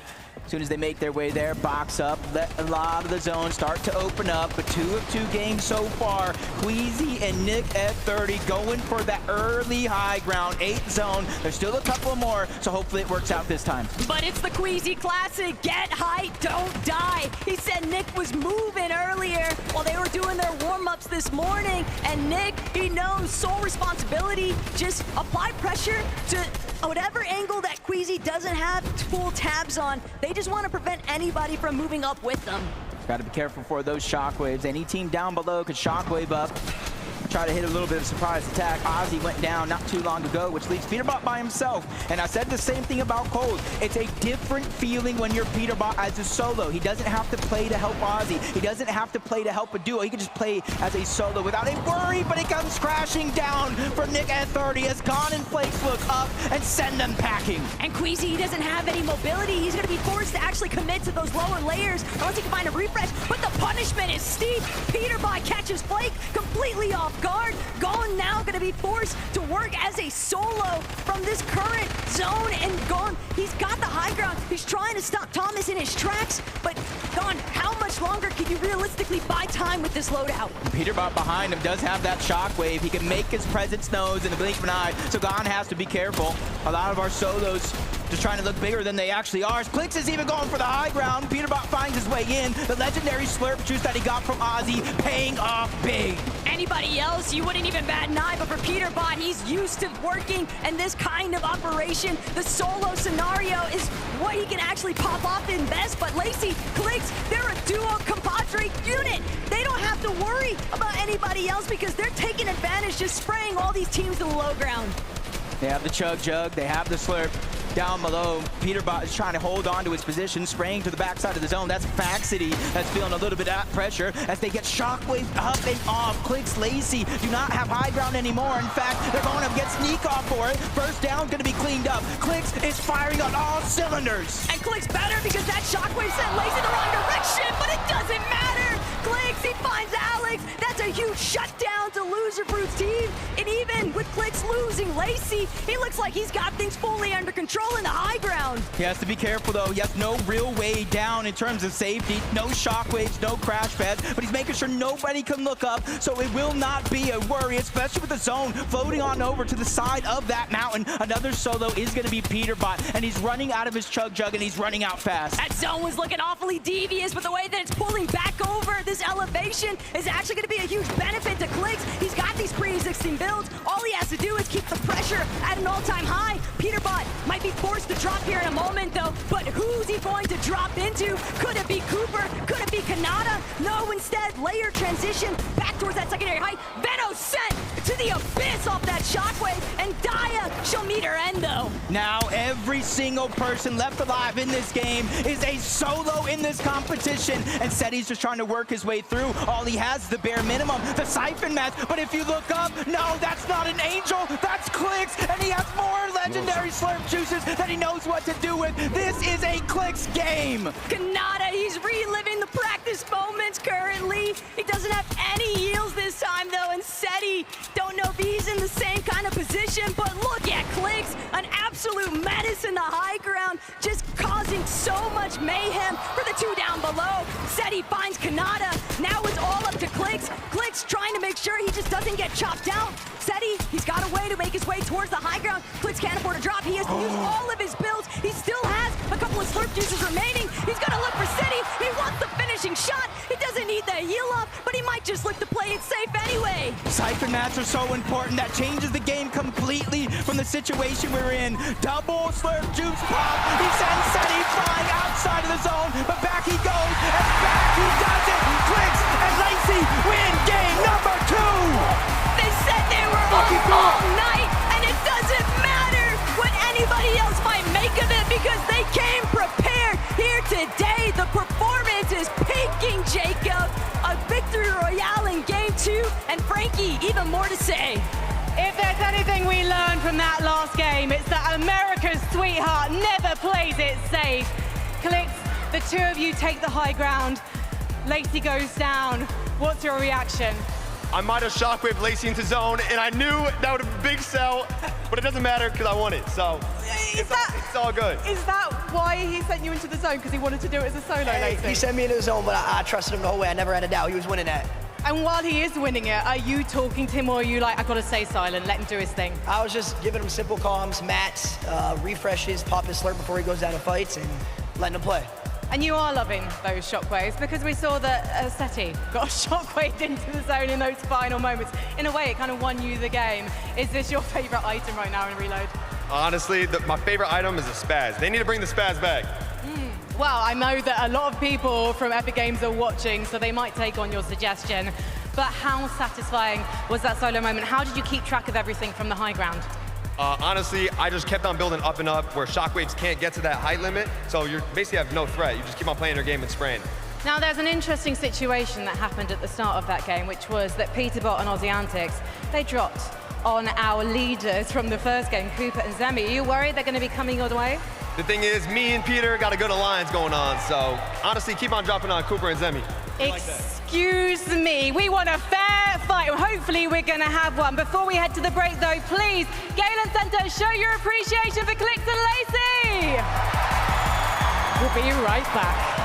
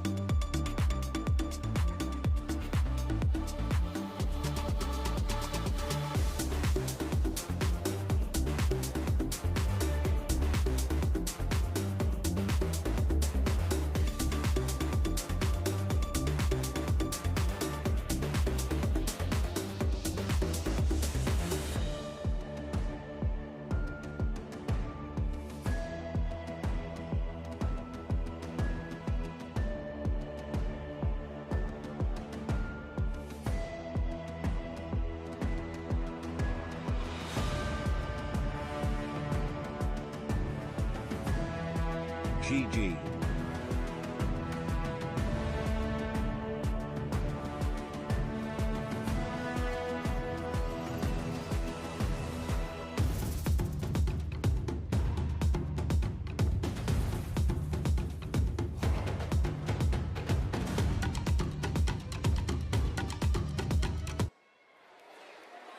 Fortnite fam, I must be dreaming.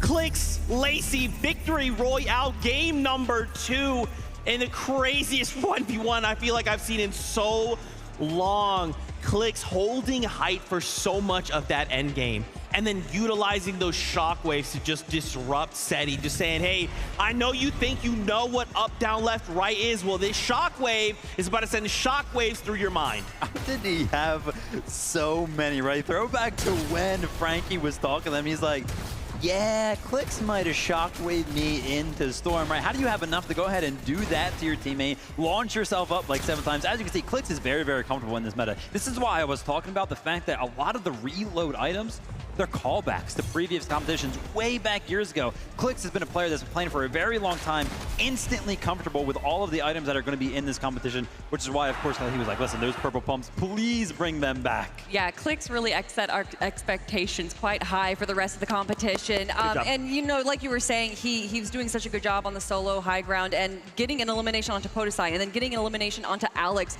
By being a solo player, that's when we typically see these pros kind of tend to take a step back, slow down a little bit. But Clicks was the exact opposite. He just kind of put his foot on the gas pedal there and just kept going. And obviously, it came down to him and SETI in the final 1v1 Vivid. And it got kind of close. Yeah, it did get kind of close. SETI is like, please stop throwing shockwaves at me. He's like, how do you have so many, right? Like I was mentioning, Clicks just kept going up and up and up. Not to mention, Clicks, when he dropped all the way down to the low ground and initially lost the high ground, he had no mats. He had nothing to work with. For some reason, there's like a pool of loot down there, a little llama for him to go ahead and help him clutch that game up. I love to see it. I also love to see Lacey running around the arena right now, getting everyone really hyped up. That's what you want to see. If you do go down, and if even your own teammate goes down, you got to keep your mental straight. I mean, when we saw that moment, we saw Clicks get up, get excited. Yeah. We have that listen in. Let's hear from what this game happened and how it all went down. Come on, looking, come on, looking, come on, looking. I'm spinning you mats, and I'm going to go down on walls, okay? I'm connecting. Wait, I'm shocking you, sorry. Don't no. Shock me, bro. I know, I said I'm shockwaving. You're good. 100. Dead. I'm going on height again, I'm going on height. 200. Kill 3 on height. I don't make it, I don't make it. 4 shocks. 5 shocks. I have 3 nuts.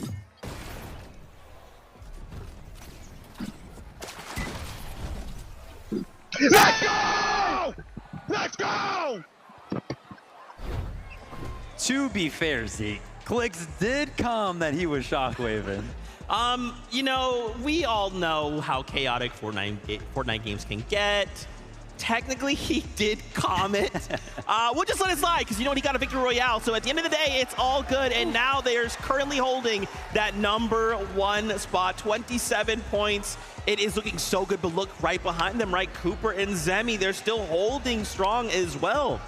Whoa, whoa, whoa, but right behind them, tied up 24 points there. I see SETI and Daya sneaking into 3rd place right there. You know, I was swore that team was going to be good on paper. But yeah, Cooper and Zemi again, instantly getting contested towards the top of the leaderboard right there. That just shows how close these Fortnite competitions really are.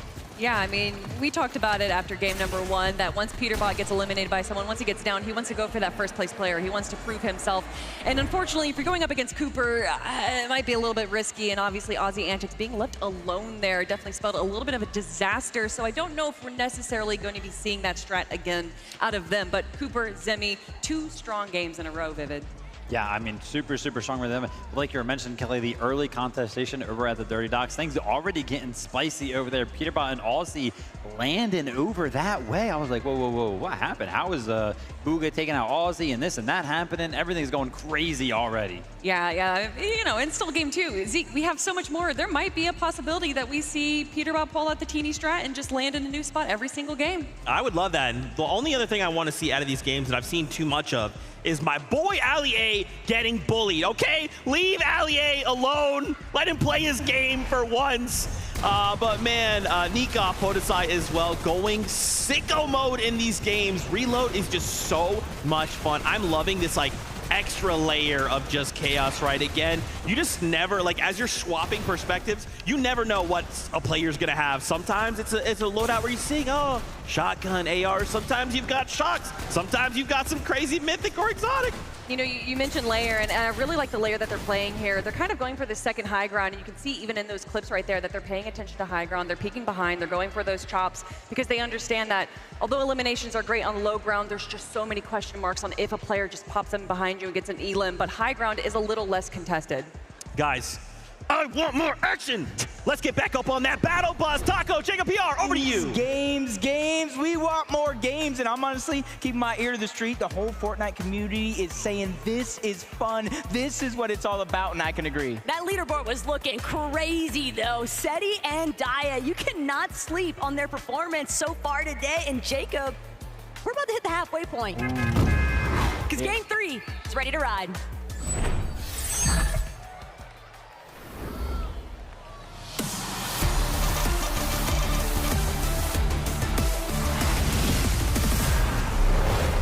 This is it, like you're saying, the halfway point, and you saw that leaderboard. And it's not necessarily going the way that I thought. It's not elimination heavy. It's been consistency in the placements and making these top 5s, making these top... Watch out for Pete, too.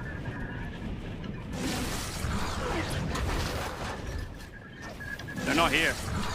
They went for weather station, I think. I don't know, let's go to the house. Yep. They're not here at all. Yeah, barrels first. Yep. There's a grapple there over there. We'll get it later. Yeah. I'm gonna go up and do. Yeah, I'll go bottom floor.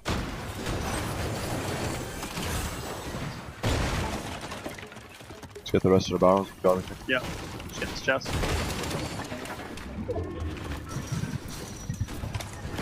Coming.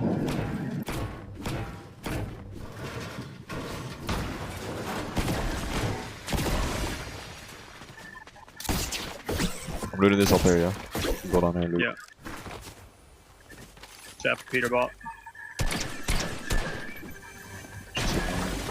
What do you got? Shockwaves, chilling. Yeah, I got a pump. Oh, I got a loadout. Shockwaves, grappler, minis. Yep, I just have movement, but I'm pretty good otherwise. Got a chug jug. It's you.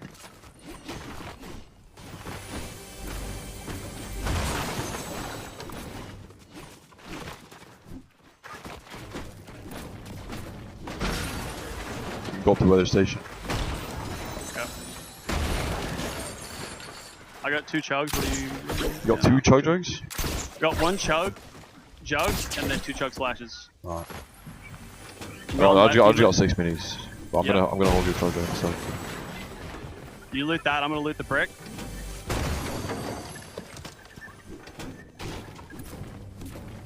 You got any mobility or not? No, no mobility. I got some shocks here. You wanna come yeah, get I'll get them. Get ready, yeah. We might get airdrops here. We're dead center. We probably will actually. I might insta shockwave to the airdrops. Just stay on me. Yeah, So I can shockwave us together. Yeah, just get this brick. Yeah, The chest's here. Oh yeah, let's go for it.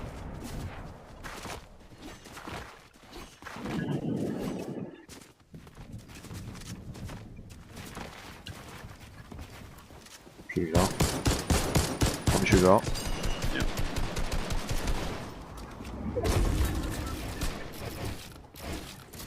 Alright, Crash RPG. pads, get a crash pads. Yep. I'm gonna drop 2 Do you want me to chug chugs. jug? Or... Do you want me to chug jug? Do I hold 2 chugs or bigs? Probably bigs, right? No, keep the chugs, you're good. Alright. And then... Just look at my loadout real quick. Like, is there something I should take? I think you're fine. Okay. Maybe you get the blue hammer I dropped. Actually, I don't know. I don't think I dropped it. Where'd you drop that? I'll just leave it, it's fine. Get something better.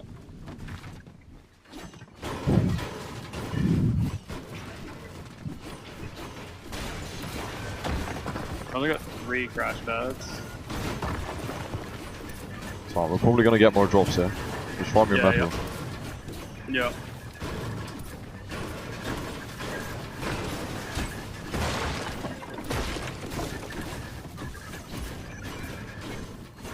There's a red eye here. Come up to me. I'm gonna build your base. You're just gonna sit here and scout for a bit. Yeah. Actually, there. Come up. We might crash pad on the drop now. There's a. I get the camera. Yeah, come up to me. Yep. You want me to just scout while you run around? Oh, no, we're gonna wait for the airdrops to spawn. Maybe get one. They're deep.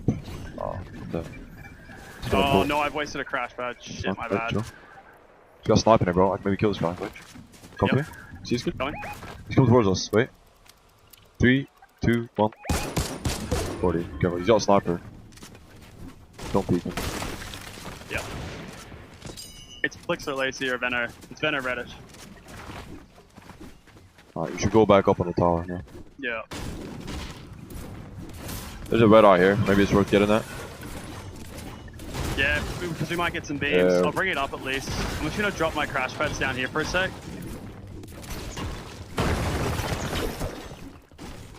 Just keep the red eye, I think.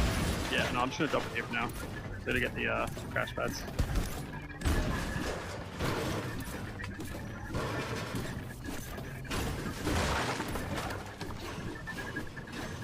Alright. You got the crash pads in the red eye? Yeah. Alright, come. We're gonna move. Do you wanna get? Are we moving? Yeah, come on. Alright, I'm just gonna take the hammer though. Look, no, keep the red eye. Yeah. Look at the chest. I didn't take it. Yeah. To get kills out there, so. I'm pretty decent with the hammer too, though.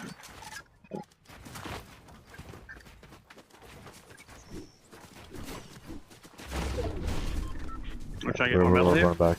Actually, oh yeah, just run back. Yeah. We're gonna rotate that side.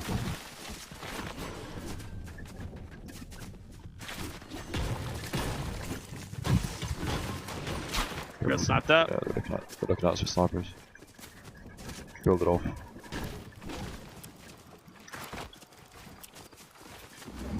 He's gonna get an angle again. Look for angles. Yeah, I got beamed a little bit. I got the barrels back here. Might farm them. Bro, I'm going up here, man. Let's just wait until for a bit, man. See that going on. Yeah, I'm just farming these barrels for metal and shield. Actually, he's running away now. The red eye on top. You're good. Kids are proud of us.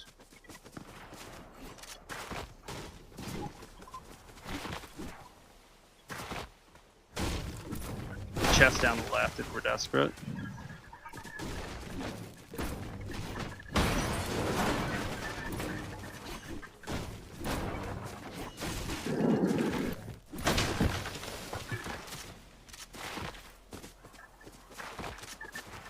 Got a guy sitting right here. Look, he doesn't see us. Go, go, go. Oh, what? He saw me. He missed. Oh, shit. Oh, you got me there. Fuck. You got minis? Yeah, I got you. Yeah, they're coming. Keen us, I think. Yeah. I'm just gonna go in the building, yeah? Yeah. Then there's like. Careful.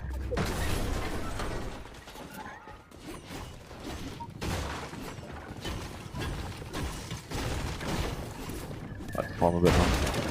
Yeah. Any barrels? Oh, Slurp truck there? we're just gonna get into Slurpee. Yep. Someone, Nikkei in that, rotating in front. It's barrels here. They're here. No. How many? What's your heals? 2 chugs and Use the 2 chugs and get the minis. Okay. I'm carrying this sniper bro, one shit. Yeah. We're gonna get into Slurpee, we're just gonna replace the building, I think. Yeah. Get some mats. I'm grabbing this AR now, just getting late. Yeah. Watch out for nicking that on our right. Good call.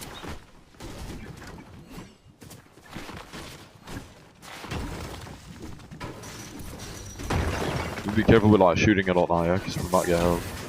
More crash pads here, and more minis. Yeah. Get the minis, and the crash pads are alright. Yeah, where's the crash pads? Oh yeah. They're fighting. I'm getting this SMG. Blowberries there, bro. Ah, no. 5 crash pads.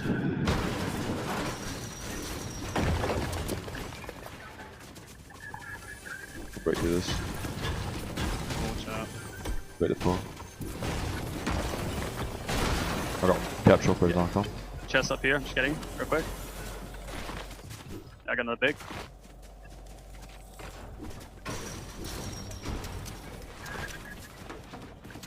Barrels up here on your right. Big here and a grappler. I don't know if you can take anything. Full star right. On our left, on our left, on our left. Come down to me. Come to me. Yep. There, I think they're keying us. Could be Peterbot. Just one footstep. Making boxes. What are you doing? Can you drop me break? I need a lot. Grab your hards.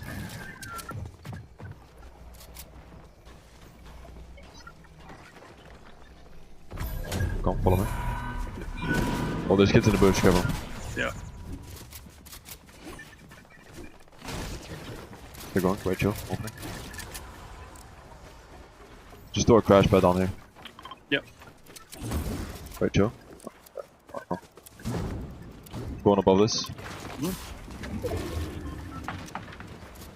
Alright.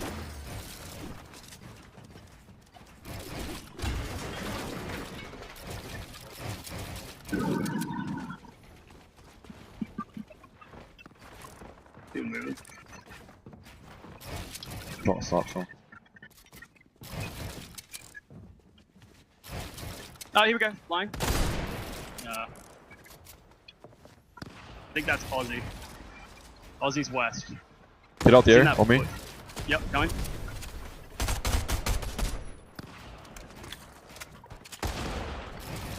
Throw me hards. Yep. Just metal, no brick. Alright.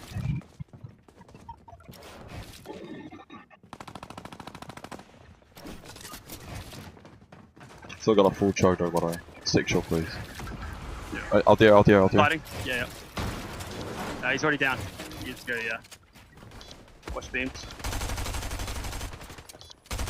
Spade as well. Yep. Wait.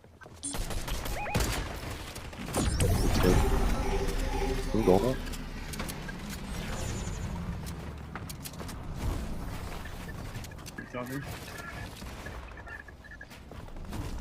On me. Yep. Dead. Nice, Come, wanna come, get come. Yeah. His teammate, Kevin. Oh, come on, Kevin, come back, come back.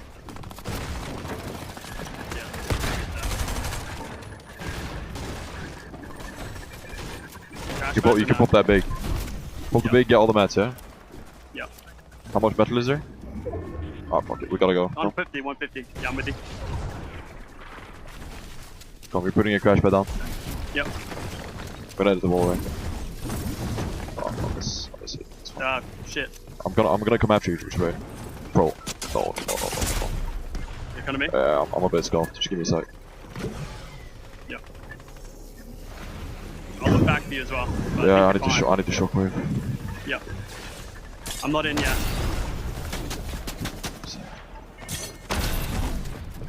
Nah. Come on. I'm with you. I'm popping this charge. Just give me a sec. I'm gonna go in there. It's not bad. Still good. Down the wall.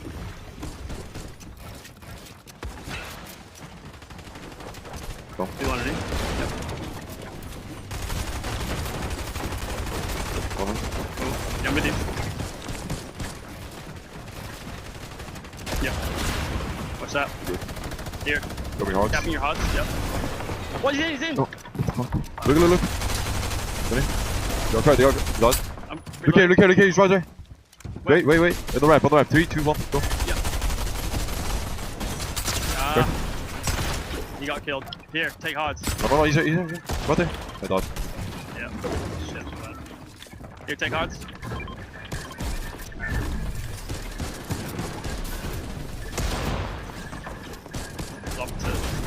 How many crash pads you got? 3. Oh, we're gonna use one more.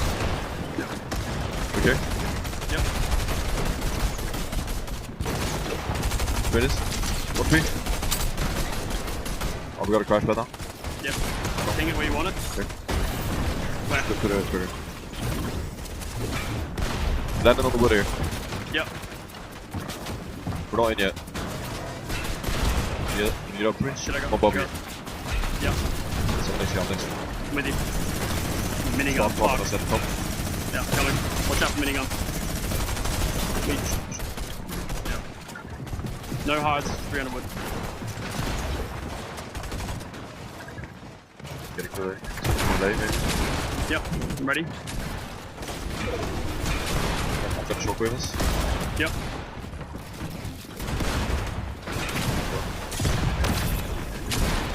Come to you. Low ground? Come to you, I'm coming to you. You're Yep. good, you're good. Oh, the shields? Got more mats? Yep, just 100 wood.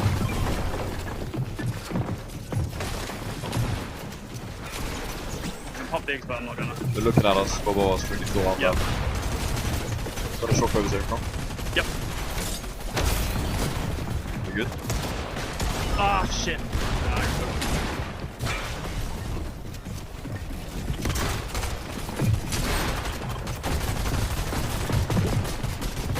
Good mats, shockwaves.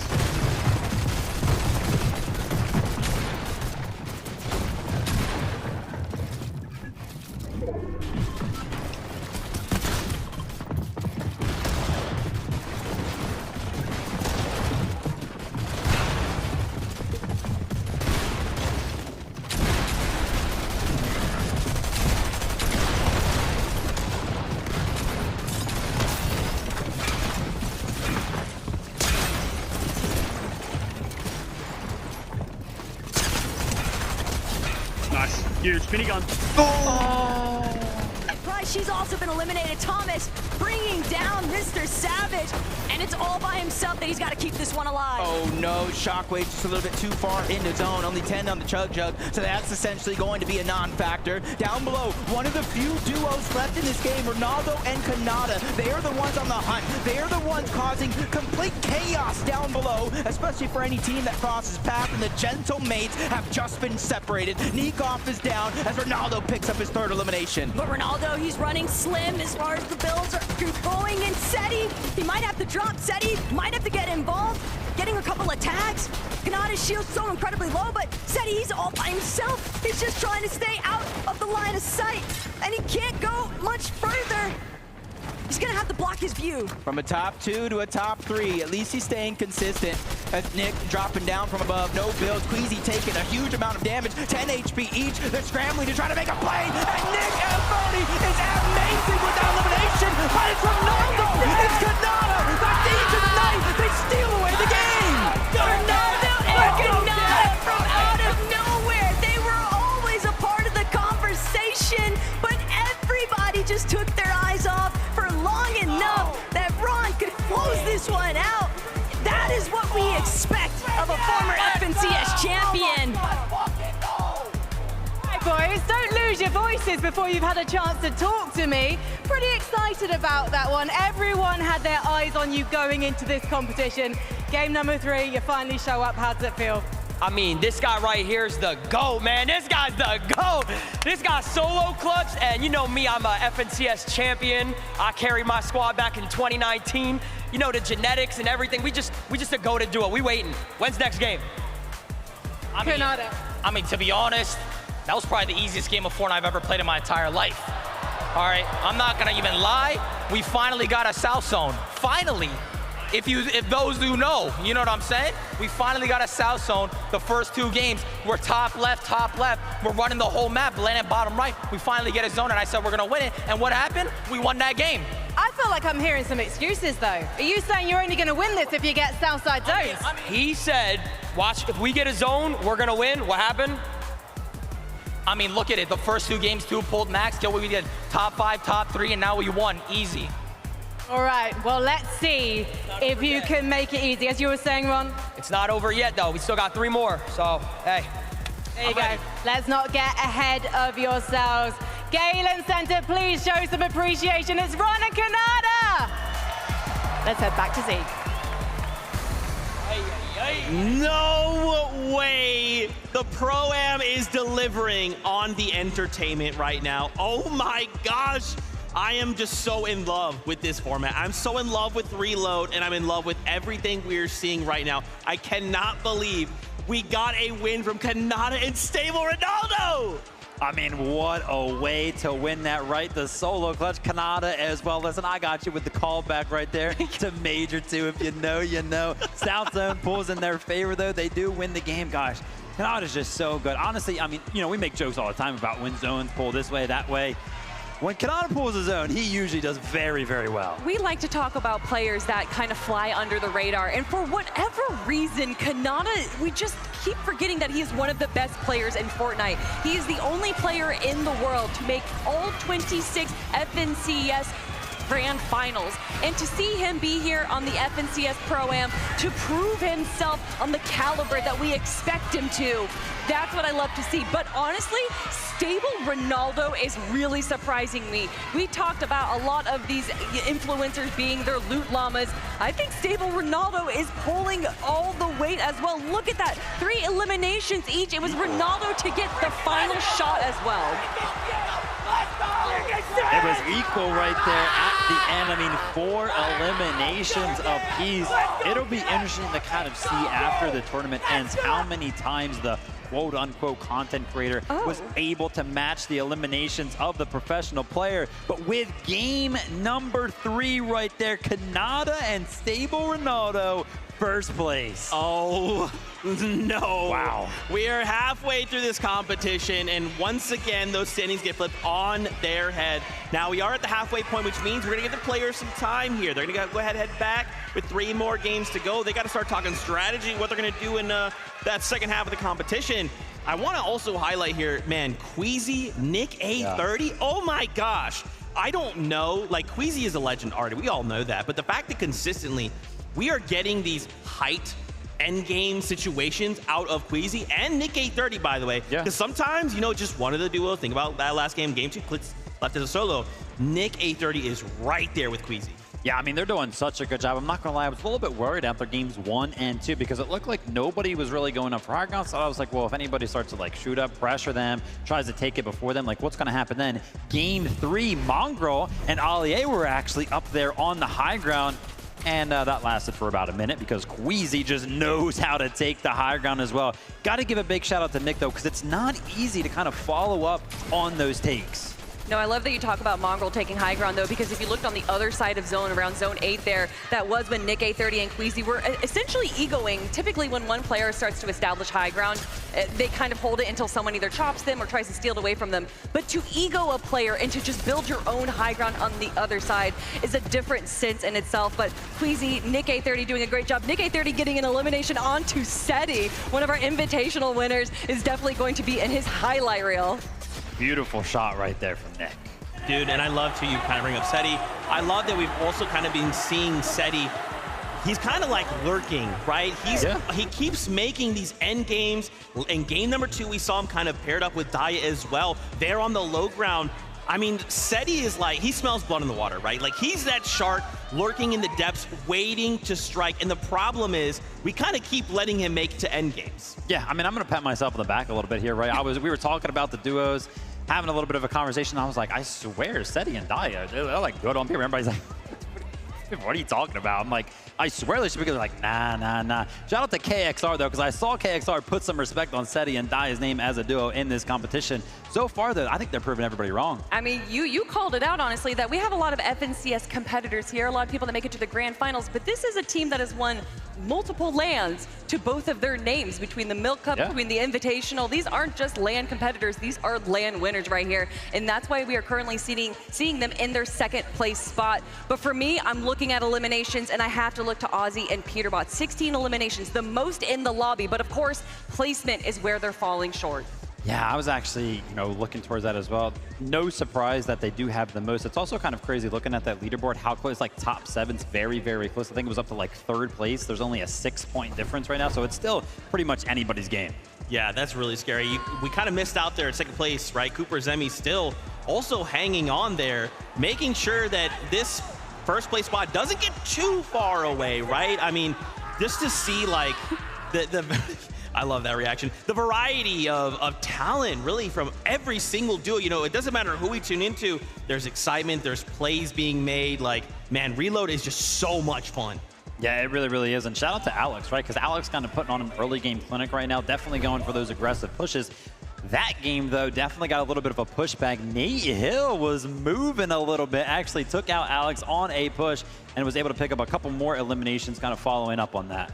Yeah, we like to talk about kind of these micro adjustments that players make during the tournament, because although you can prepare for Reload, playing at home, playing ranked games, there's only so much that you can really prepare for a tournament. The meta kind of evolves as the tournament goes on. So to see Nate Hill kind of respond to how Alex is playing, because we saw Alex, like you said, going for those early aggressions and then just kind of punishing the players near him. Making those small adjustments like what we saw from Nate Hill is what allows you to stay at the top of the leaderboard. I'm curious, right? Now that we have kind of this halftime, we're kind of going to give these players time to think and kind of take a step back and collect themselves. I'm wondering what they will bring for the second half of the competition. For now, though, we will go to a little break. When we return, more action here from the FNCS Pro-Am.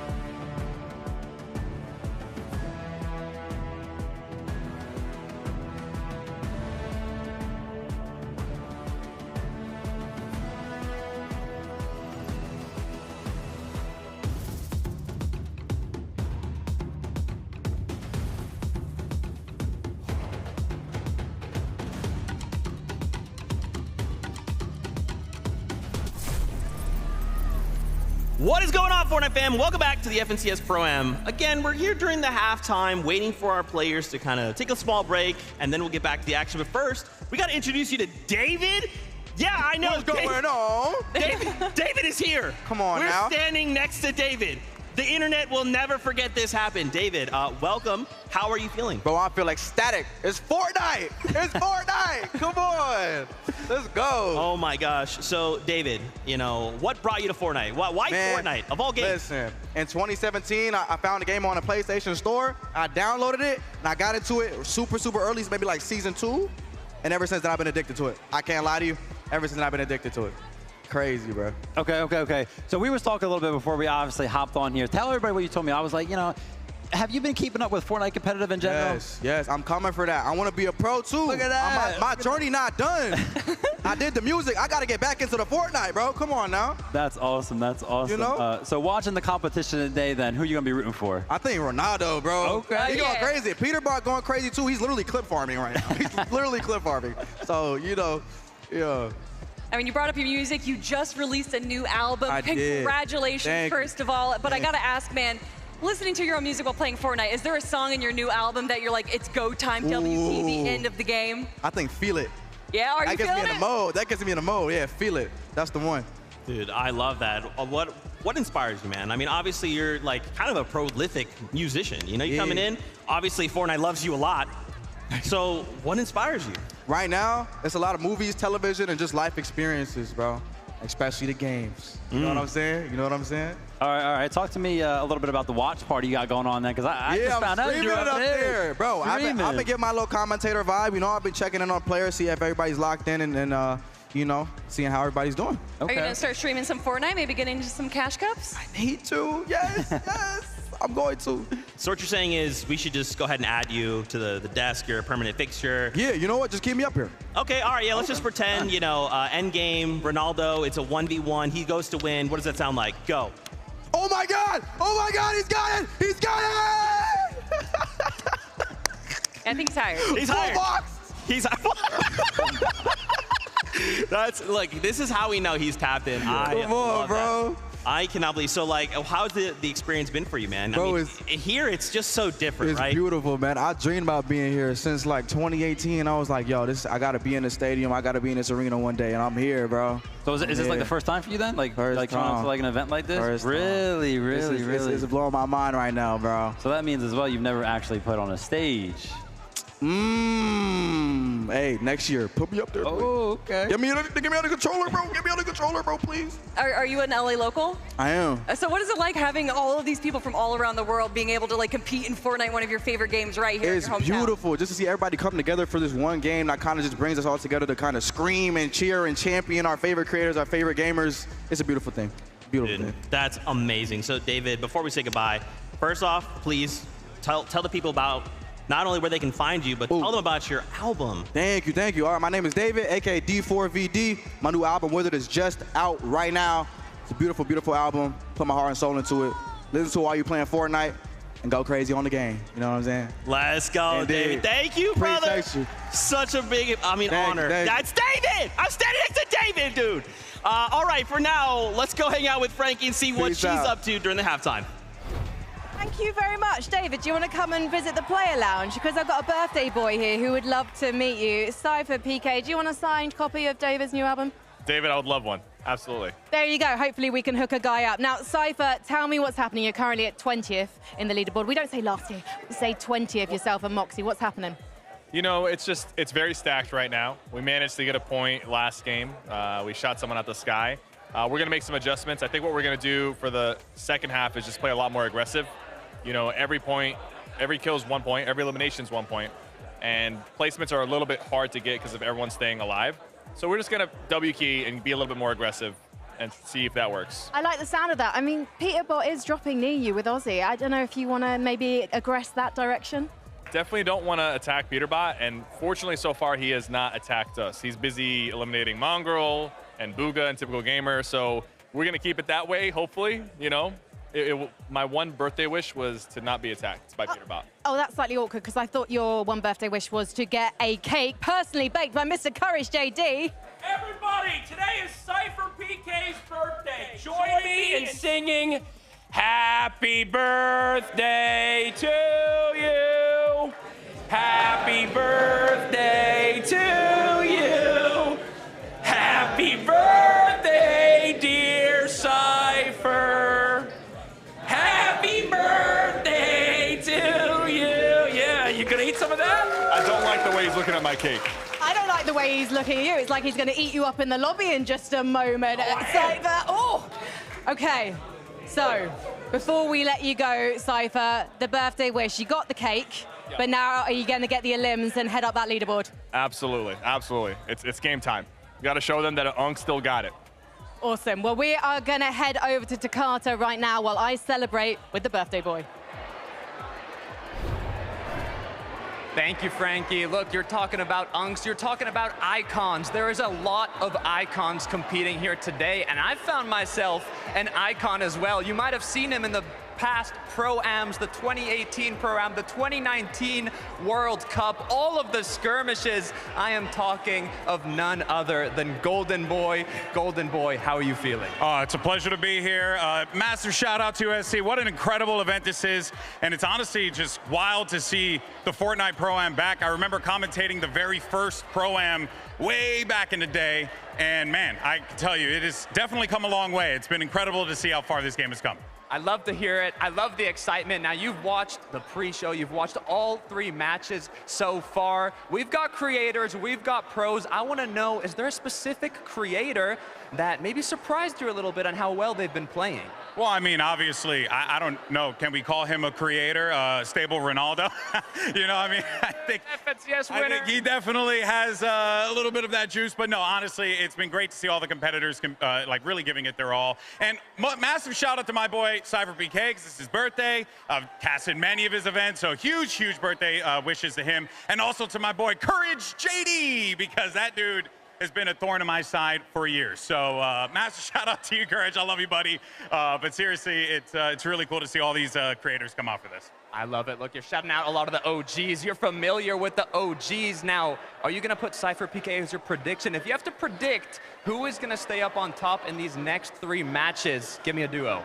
Oh, man, look. I got to go with Clicks after what we just saw earlier. Absolute God-tier performance out of him. But you know what, man? I really want to see a little bit more out of Nick A30 and what was the new guy? Was it his name? Queasy, Nick A30? There it is. That's the duo I'm looking out for as well. I'm trying to see them get that victory royale, and I think they're going to do it after this next game. I love it. You got to put some respect on Queasy's name, the GOAT IGL of Fortnite competitive. I am loving the action so far. You're loving the action. That is a solid prediction.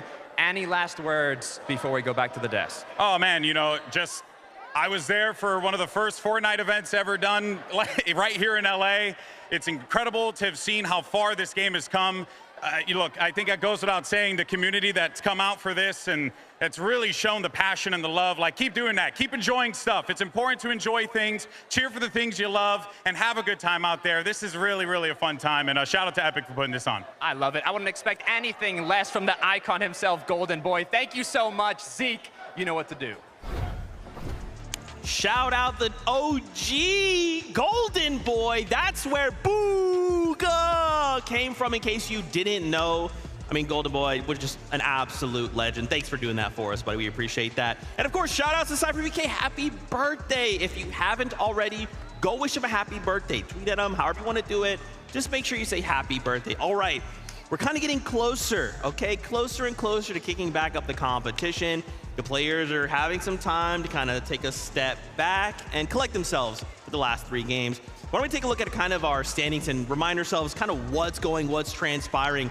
Because, man, these games have provided so much chaos. And, you know, if you told me, hey, after game number 3, Kanata and Stable Ronaldo would be in first place, I'd be like, bro, what are you talking about? There's so many different names. Why them? And my bad. I'm sorry. I didn't know. Yeah, I mean, honestly, a little bit of a slow start, maybe a little bit of a sleeper start out of the duo, right? I was kind of watching them in some of the games. Stable Ronaldo getting, like, knocked. 6 zone that one game, and then all of a sudden, game number 3, that's where they kind of found their stride, the low ground. They found their zone. Shout out to Kanata for that one. But yeah, I mean, it's no surprise here, honestly. Like, I think everybody kind of coming into the competition, you've got an FNCS winner paired up with an FNCS winner. I mean, come on, what's going to happen? Yeah, I mean, you know, a lot of people say that if you look at Fortnite from 5-6 years ago, it is a vastly different game, especially the competitive side of things. But still, being able to have that competitive mindset, understand what your priorities need to be, and also be able to synergize and communicate with your IGL is very important. I think that's what Stable Ronaldo brings, where maybe a few other content creators fall a little short, is that he understands what it means to be a duo, what it means to be in a team and work together. I love it. We've done something special. We've got some stats from the first 3 games. Let's take a look and kind of see, are there any front runners leading any of these stats? There's a name. You know, it's crazy, Viv. Why don't you just call out that name that seems to be eating up quite a bit of these stats? So I read the first one, right, and I was like, ooh, Alex and Peterbot kind of tied up, and then my eyes went further down the list, and I was like, oh, Peterbot. Most damage done, best damage ratio, most builds, most eliminations. Peterbot, yeah, this is why he was finding himself toward the top of predictions. He's also going down around 8th, 7th place, and a lot of those eliminations are kind of earned towards the end game. So for the fact that he has the most damage, the most builds, and the most eliminations, while still not placing that very high, just shows how much of a powerhouse he is. As somebody who pretty much gets to watch Peterbot on a daily, and I love doing so, I'm kind of afraid to say we still haven't seen that Peterbot-esque performance, right? I'm talking about one of those end games where 7 eliminations, you blink and all of a sudden he gets them. Well, I mean, Peterbot, you know, a completely incredible player in the standard Battle Royale mode that we're used to, and he has just perfected that. He's played everything with it, and I'm wondering, actually, if with it being reload mode, that it's not necessarily facilitating the kind of end game that Peterbot is used to. I feel like he should be pretty comfortable. I mean, we're kind of getting to the end game pretty consistently, right? Every single time we kind of tune into him, he's picking up those refreshes. He's got a grapple gun to work with. It looks like he should be comfortable. Something that we always say, though, about Peterbot is how he conditions the rest of the lobby. Yeah. And I think that this lobby is unconditionable because they are just so chaotic and they kind of just don't care. To quote David, I don't care is what they're saying to Peterbot. I like that, but I think there's a point to that, right? Because obviously the fact we have all of these different things, there's so much chaos, shocks, and people kind of landing back down. You're like, I just eliminated you. Wait, stop, don't come back, don't come back. Like, there's so many different things, and I think there is, because I agree. Normally with Peterbot, we're used to seeing like, oh no, there's 20 duos left alive, it's Peterbot, and then suddenly like, wait, Peterbot won and picked up like 11 eliminations? What just happened? Now, what about creators, right? Who has shown up as the best creator on the day? Ooh. Well, it's actually Zemi who is looking the strongest right now, and I don't think any of us are really surprised to hear and or say that. I mean, just look at some of these stats. Zemi, he's got ice in the veins. Yeah, I mean, no surprise right there. We were kind of talking Zemi. For anybody who doesn't know anything about Zemi, pretty much taking over the zero build scene. He's considered one of the best players in that game mode. Coming over to the Pro-Am, obviously, yeah, you got to build a little bit, but the aim should be there. He knows how to kind of use all of these weapons. And I was actually talking to Zemi, right? Cooper was kind of gassing him up. He was like, dude, his aim is just like so good. And I was like, well, yeah, because in zero build, you're used to people kind of like shockwaving around, all of the movement that kind of gets added to zero build. Sometimes you just got to hit those shots of players flying through the sky. He's used to that. Reload, a lot of people flying through the sky. He's literally doing those aim trainer maps that we see, but it's just in zero build. But again, you know, he understands competition. He's entered competitions himself and then joined by Cooper, who's an incredible IGL. But looking at the numbers, Nate Hill, if we're going to talk about a dark horse, Nate Hill is definitely one of them with 1,500 damage. Well, yeah, a lot of that's actually got to be from last game, right? We saw him, I kind of talked about it a little bit, gave him a little bit of a shout out for pushing back Alex. And I mean, if we're just looking at it on paper, it's like, whoa, like Nate Hill should not be able to push back Alex. I mean, Alex has been playing the game. He's an FNCS champion. Nate Hill, yeah, he's still kind of playing Fortnite, but he hasn't really considered himself or, you know, jumped into the competitions in a very long time. But to kind of see him do something like that and the show on the damage zone leaderboard, really, really cool to see. I even saw Somerset up there, right? Like, yeah. Whoa, what's going on, man? We're putting up some damage numbers here. It is so absolutely amazing. Now, we actually have an interview lined up. Let's check in with Clicks and Lacey. We have to check in with Clicks and Lacey because they're 4th place on the leaderboard at the moment, but there's only 11 points separating them from Ron and Canada at the top. Clicks, what happened in that last game? You know, there's a bush in front of us, and unfortunately they had a mammoth pistol and hit a headshot on Lacey, so he got hit 170. Not a good look. It was hard, but really can't come back when zone's that far, you know? Yeah, and I mean, Thomas and Somerset, they're going to do that to you once they get the mammoth in their hands. Lacey, what's the strategy going forward? I'm landing on Somerset. She ruined my game, I'm landing on her, and I'm killing her every game. I'm a farmer out the air the entire game.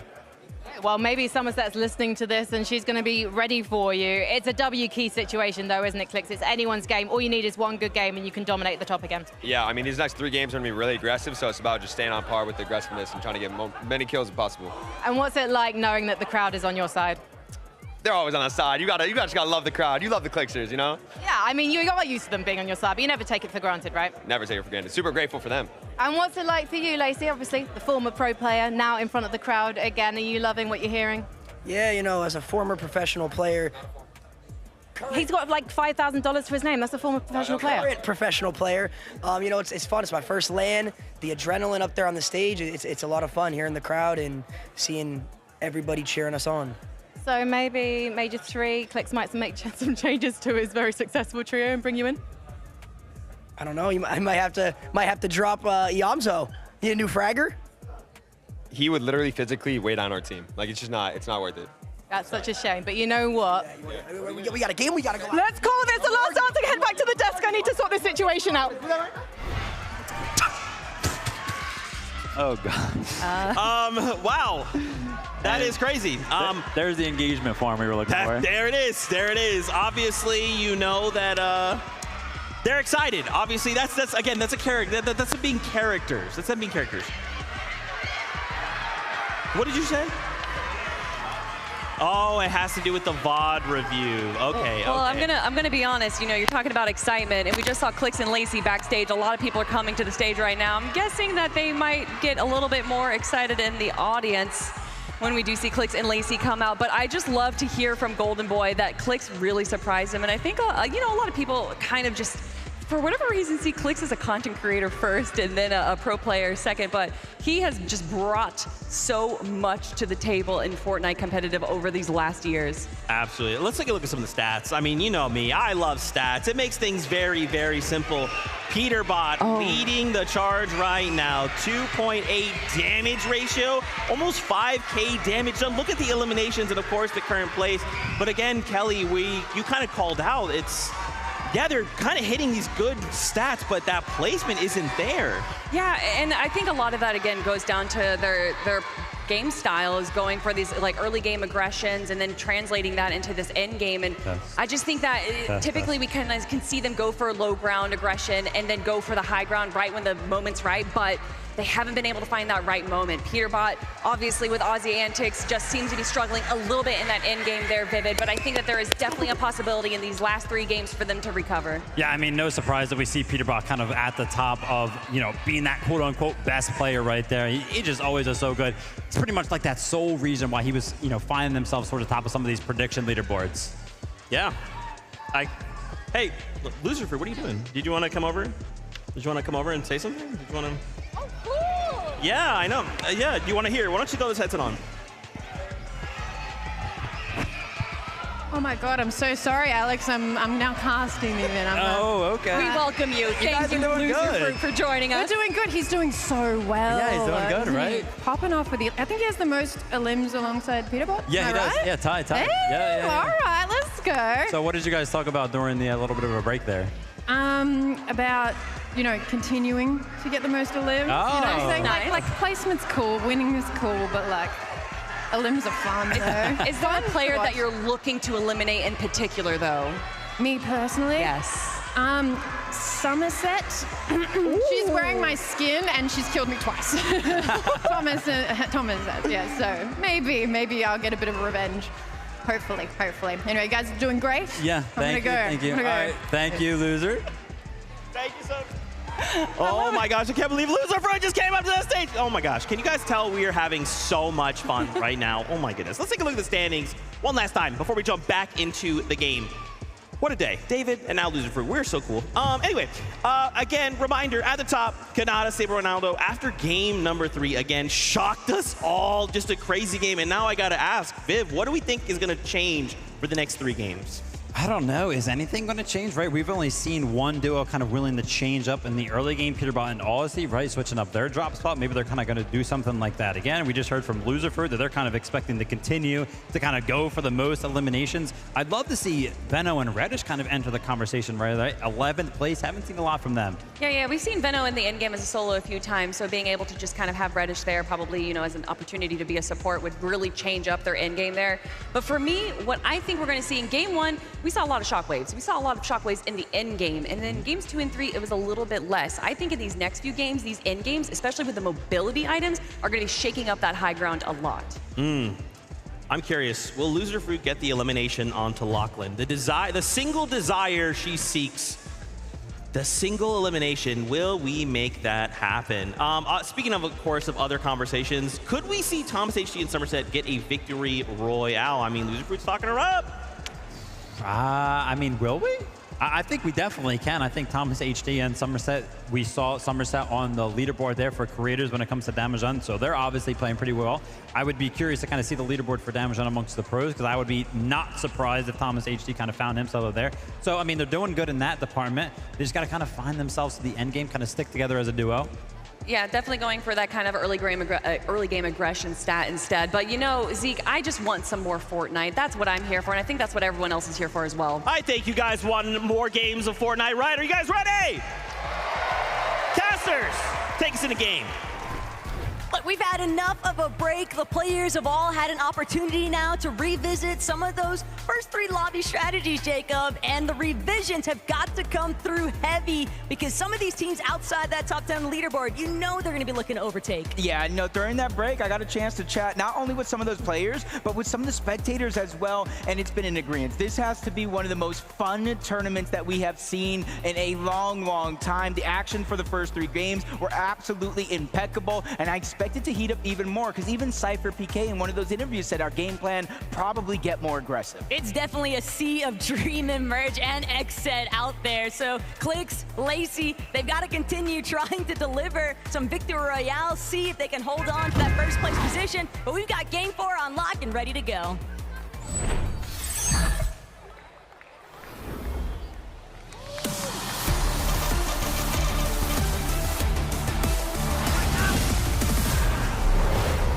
This is it, the true halfway point of the 2025 FNCS Pro-Am competition, and where you're at on the leaderboard, I feel like dictates how you get to play. In the top 5, business as usual. Anywhere down below if you're looking for that number.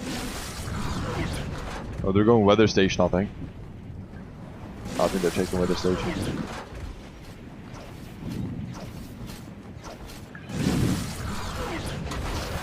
Maybe not. You down on the hill, yeah?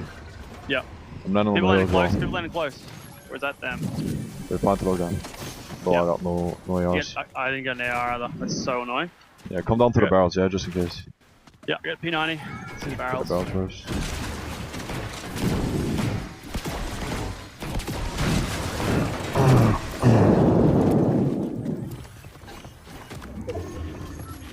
I got a sniper if you want it. Yeah. Here, dropping. Oh. Let's get the other barrels. Yeah, buddy.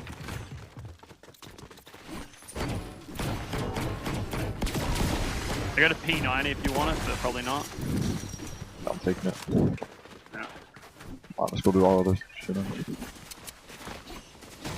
He's on the roof. They're there. If you want to look left at log jam. Yeah, right, I can maybe someone. Yep. They're looking for us too, though. Right. They're shockwaving on us, I think. Yeah, shockwaves. I got him. They're on us. Yeah. I got a shockwave. They're fighting us. Yeah. What do you want me to do? Maybe shockwave away. Okay. Wait for the reboot. Shockwaving away. Now I'm looking back. 101. Nice. I'm dead. Okay. The shockwave away, just dead. Yeah, I'm in the bush. I'll shockwave away if they come me. It's all good. Go for the weather station. Weather station unlooted. I will, but they're gonna chase me. Yeah.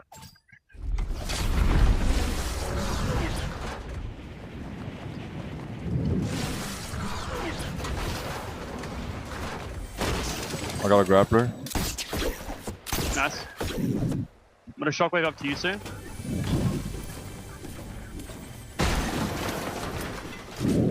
Shockwaving. Are they chasing me? Yeah. I'm gonna dip them. That's fine though. I think they're like leaving now. Okay. Got barrels at the front. I got 3 chug splashes.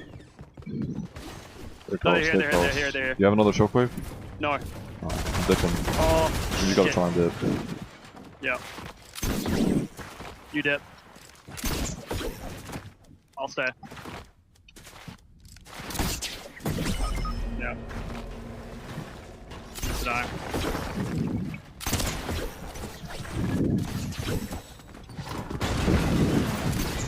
Stay on you?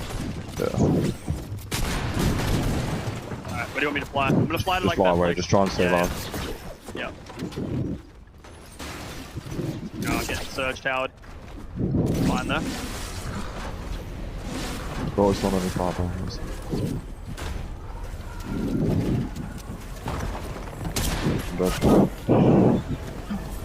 a joke.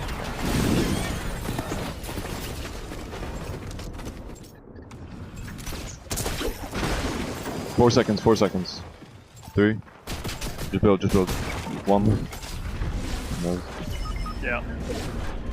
Got it. Yeah, just go over there. I drew him away too.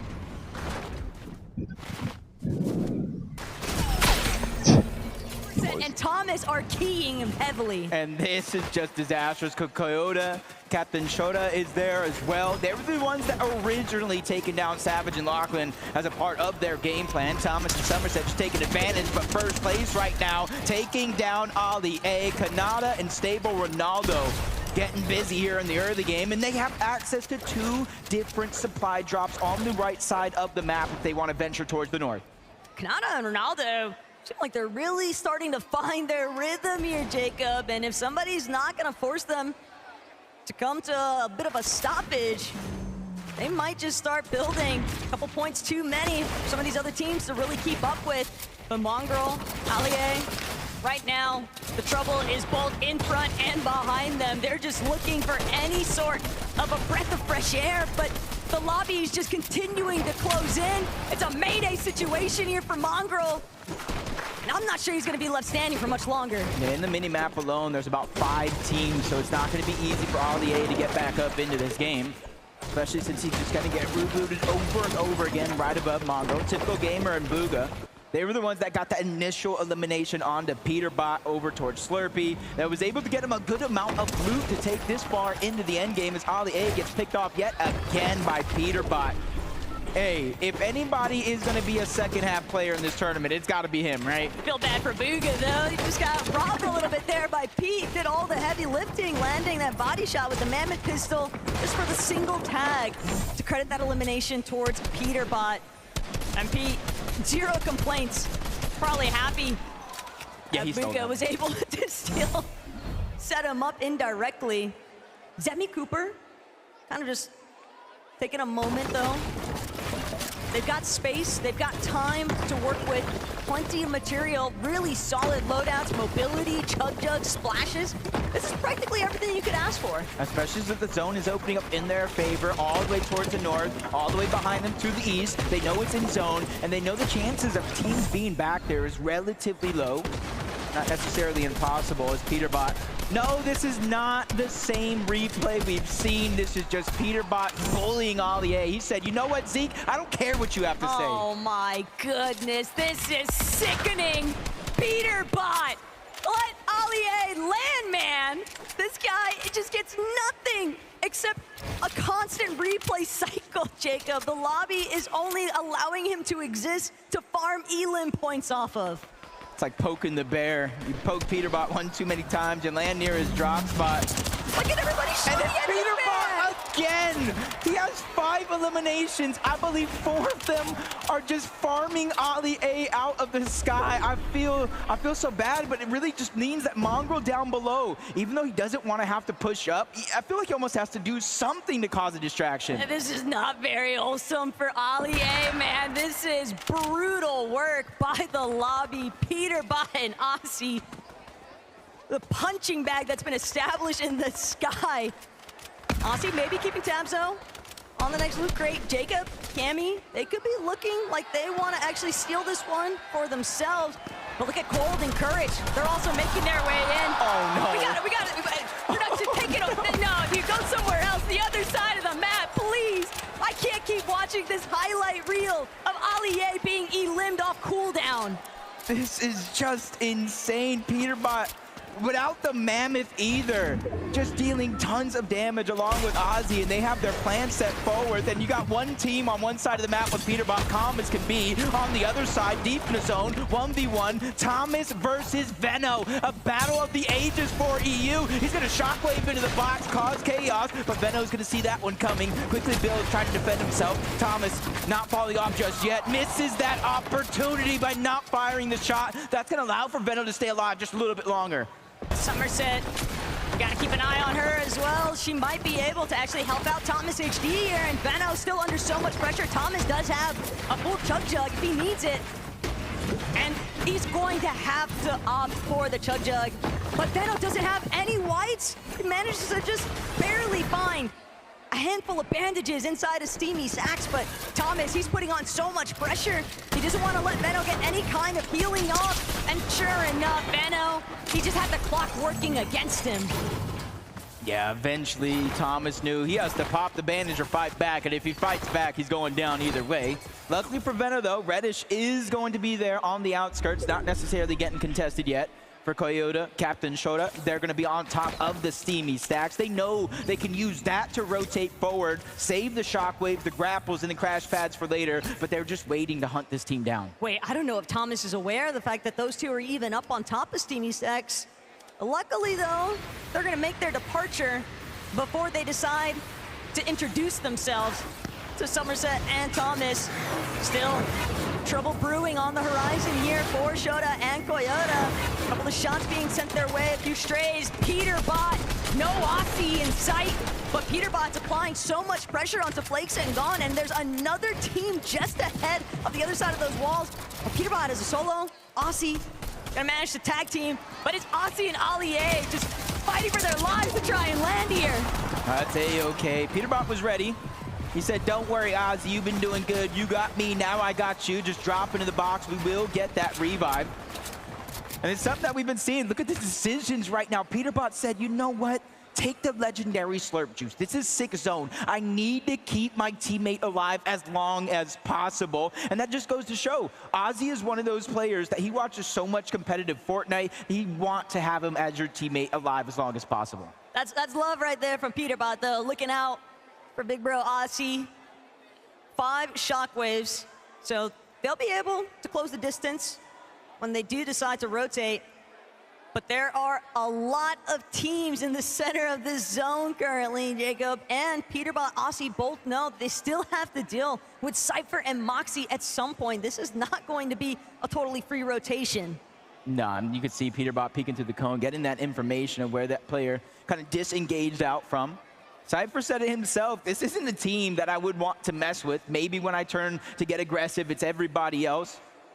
But Peterbot and Ozzy, they have a long rotation up the river, and there's so many big teams in their path, including his teammate Cold and Courage. But the paranoia, it's starting to set in. Peterbot trying to make a decision for which direction he actually wants to head, looking every single perspective, up, down, left, right, center. But wherever Pete decides to head next, Jacob, it's more like the teams that are in between Pete's next point of interest that they're gonna have to really be wary of, because Peterbot, he'll just clear people out. He'll just key the bodies in front of him. He does not care. And I feel like that's kind of their plan along the way, get at least one elimination. Remember, Ozzy is relatively fresh rebooted. He might just have an AR, the 100 mats that he does have left up in front of them. Peterbot looking to attack one of those walls. That's the Cold Courage walls. Luckily for them, they already disengaged and left this position. Max pull for Peterbot and Ozzy, which means the shockwaves, no choice but to come out. Gotta be real careful though, skirting by Courage.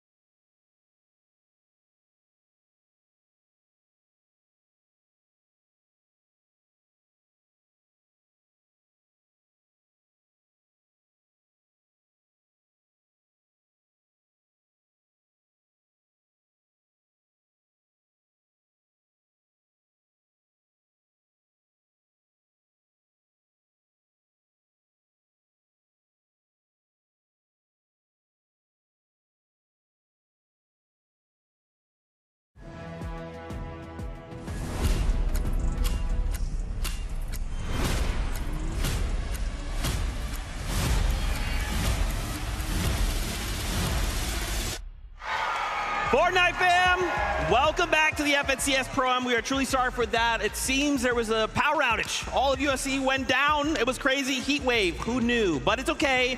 We're not going to let that kill our vibes, right? There was heat outside, but there's heat in these very walls right now because the first 3 games were unbelievable. Now, obviously, we didn't finish out game 4. We're just going to go ahead and scratch that one out. I know, but we're going to go ahead and play games 4 through 6 like normal. There's still a competition to be had.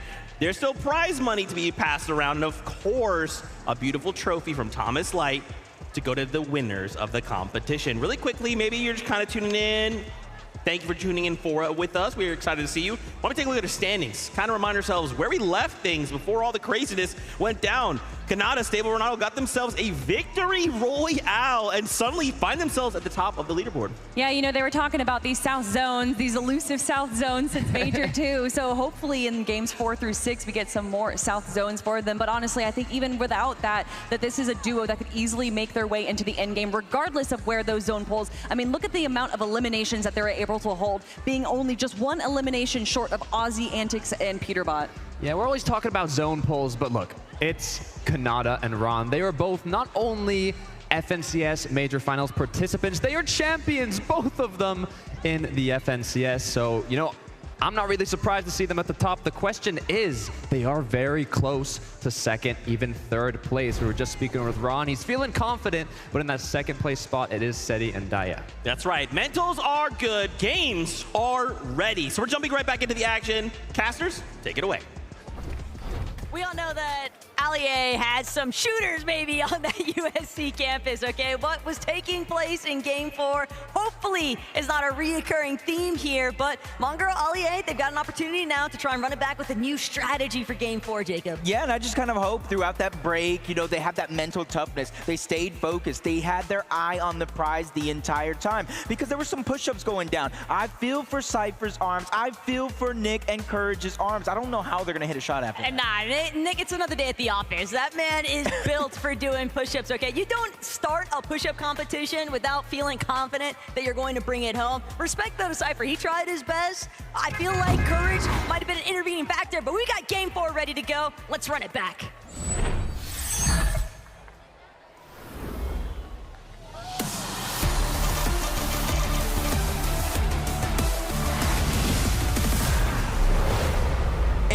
We are back for game number 4, the 2nd half of the day. And honestly, from what we've seen before everything happened, we saw a little bit more confidence going down around the entirety of the lobby. Obviously, kind of helping those players that are a little bit more down on the leaderboard than we would kind of guess. Steamy stack, so Vano, Reddish, they're gonna be the first ones to touch ground, and Vano immediately trying to pan to a separate direction, trying to see if there's anybody that he can look to take out. Reddish, slightly different mentality, wants to just prioritize that loop path. I just saw it in the feed too. It looks like Booga's getting it. Ah, Seti. I almost got him with a ranger though. There's a respawn, go to the slurp building, okay? Yeah. What's the slope building? Southwest. The building I was supposed to land at, no? Oh, yeah. We need to be careful, Coyote and I, yeah? Yep. Trying to tag me from far. Yeah, you got me. Oh, I'm gonna give you minis, eh? We need to do this quick because we're gonna get keyed back here, though. Yep. Just keep going. Go.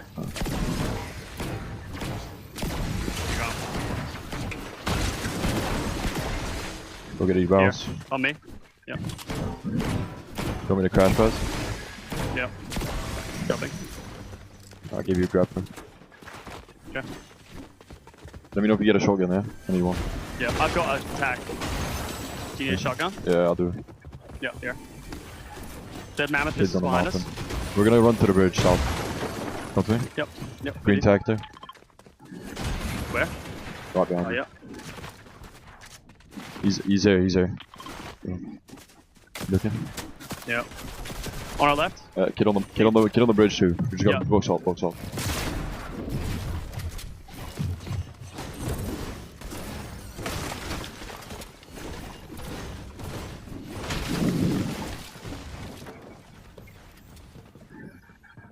I think there's still a kid on the bridge. I got both sides.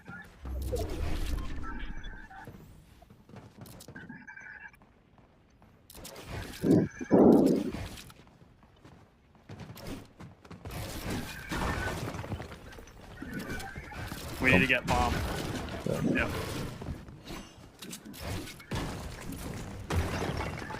I'm crash betting this area. Yep. Where are we going? To this hard area.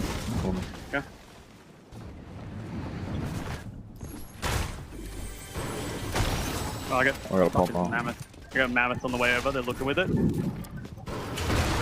need a mini? Yep. Can pop my pig where I can go in the ocean and get that. I think you just wait a bit. Yeah. You're gonna get barrels. There's barrels there. You can go get those. Yep. Did they not crash pad back? Yeah, he's right here. Right here. He didn't see us. He crash padded out. 30 on him. Alright, should I go for barrels? Yeah, get barrels. Oh, another one's here. Right here. 43. Nice. Is he a good one or? Yeah, I don't know. The other one's here now too. He's going to you. I'm going to you. I got about 30 in the mats, so. Yeah, here, take. I got 350. Yo, he's getting doubles. He's getting doubles. Yeah. I'm gonna choke wave. Let's get to me. Get to me. Get on me. Oh shit. Yeah, oh, I didn't get a shot. I'm going Yeah, low you down. go. Yeah, you go. You go. Yeah. I hit him on 100.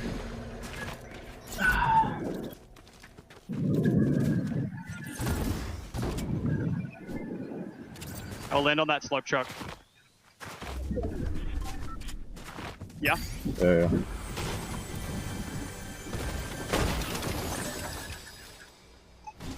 I'm gonna look if they come towards us. Yeah. I think we might be fine.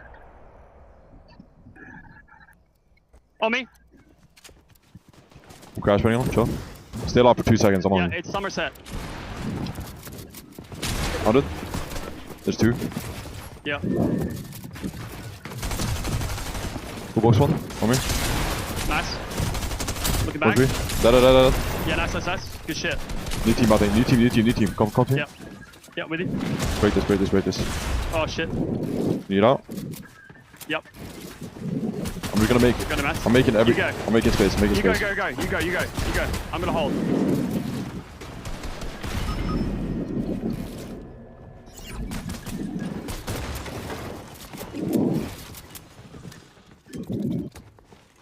They're gonna respawn, or they're gonna try and make the respawn, I think.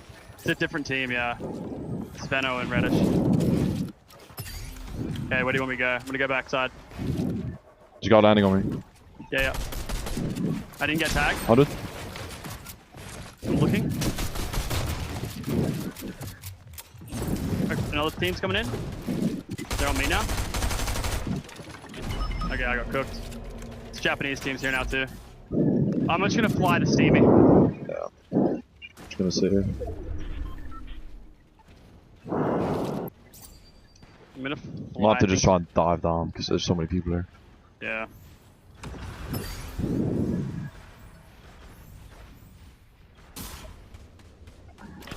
Fucking hell. Go. Next time, try and land on me, okay? Yeah. I think you can land on me. Yeah. Alright, I got the Allier treatment now. If you get knocked, just respawn. I'm gonna land on you, okay? Alright. You gonna edit me down? Not if you die. I'm just gonna Actually, cap. might be fine. Okay. Oh my god, what the hell? Oh my god, what? I don't to do that. They're here. Following us. Should stay chill. I'm gonna sneak out an AR spread. Trying to jump on the bad one, yeah? Yeah.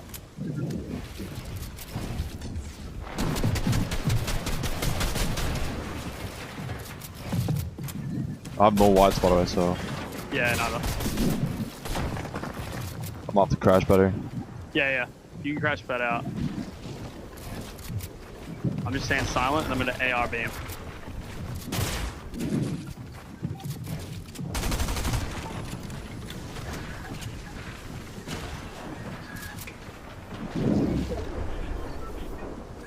You'll have to crash pad out to Steamy soon, I think.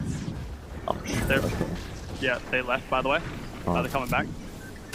I got they're not whites. still here. Yeah, I'm probably just gonna die to the zone. I'm not gonna give him a kill.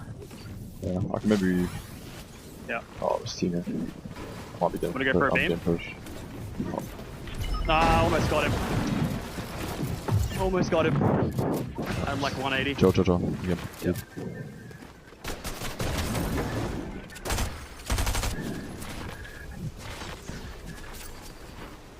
Yeah.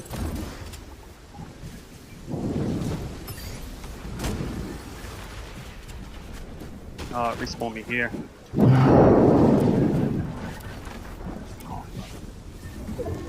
I got bandages.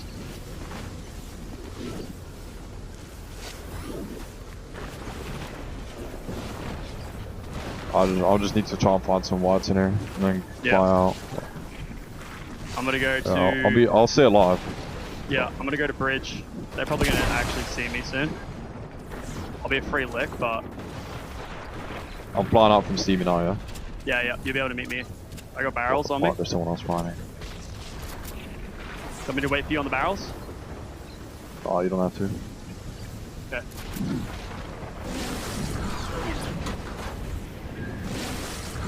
I'll wait for you. The duo flying here.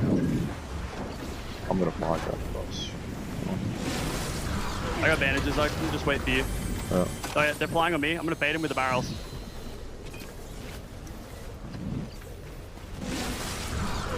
No, they didn't see me. Then You know where they went? Are they past you? Yeah, they went. They went like up to like here. Alright. I'm coming. I got 15 bandages, 3 crash pads, 3 minis. I got like no mats, so. Yeah, I want to start farming mats. I'm gonna start doing it now. There's barrels here. Yeah, so I'm saving for. Yeah. I got 7 bandages. Yeah, I got some bandages too. Come, we're gonna go past we're gonna our we're gonna run in. Yeah. We're gonna run in and then we're gonna get these barrels here. Just farm on the way. Yeah. We're just gonna have to play pool zone and just get some mats. We get a refresh when we get in. What's that there?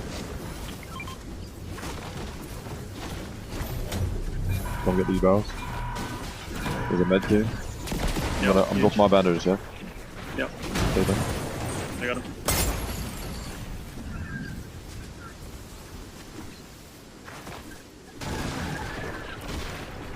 Keep holding the bandages. Yeah. Oh, it's gonna be 5 tick, yeah. So we need to start going. Oh shit. Okay, I got a med kit here. I'm just gonna grab it. You can throw me the med kit. I can carry it. Okay. Oh god. I'm gonna crash pad now. Okay, hold up. Low whites here. Yeah. So, Pop some bandages and then go. yeah. I'm just gonna go. Yeah, I'm gonna crash pad again here. Yeah. I'm landing here, yeah. Yeah. Go for it. Coming. There's barrels in here too. People on our left. Yep. Sorry, I had to pop the barrels. You pop med kit maybe? Yeah, I'm gonna put my med kit. Barrels here. Yeah, So wait. you pop med kit? Yeah. First, pop all the bandages you can. Yeah. Just one more. Okay, I'm good. Do you have heavy ammo? Let me check. I'm using a Ranger shotgun right now. Yeah, I do have heavy.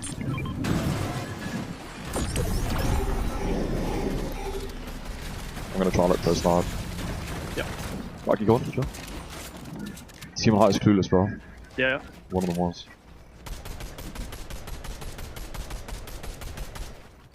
Oh, he's got the mythic.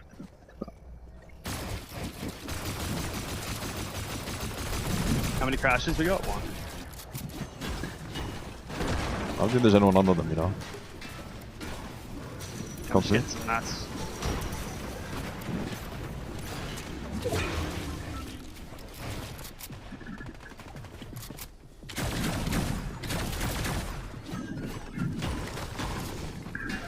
I'm gonna try and save this crash pad, but. Come barrels there, barrels. I mean. Yep.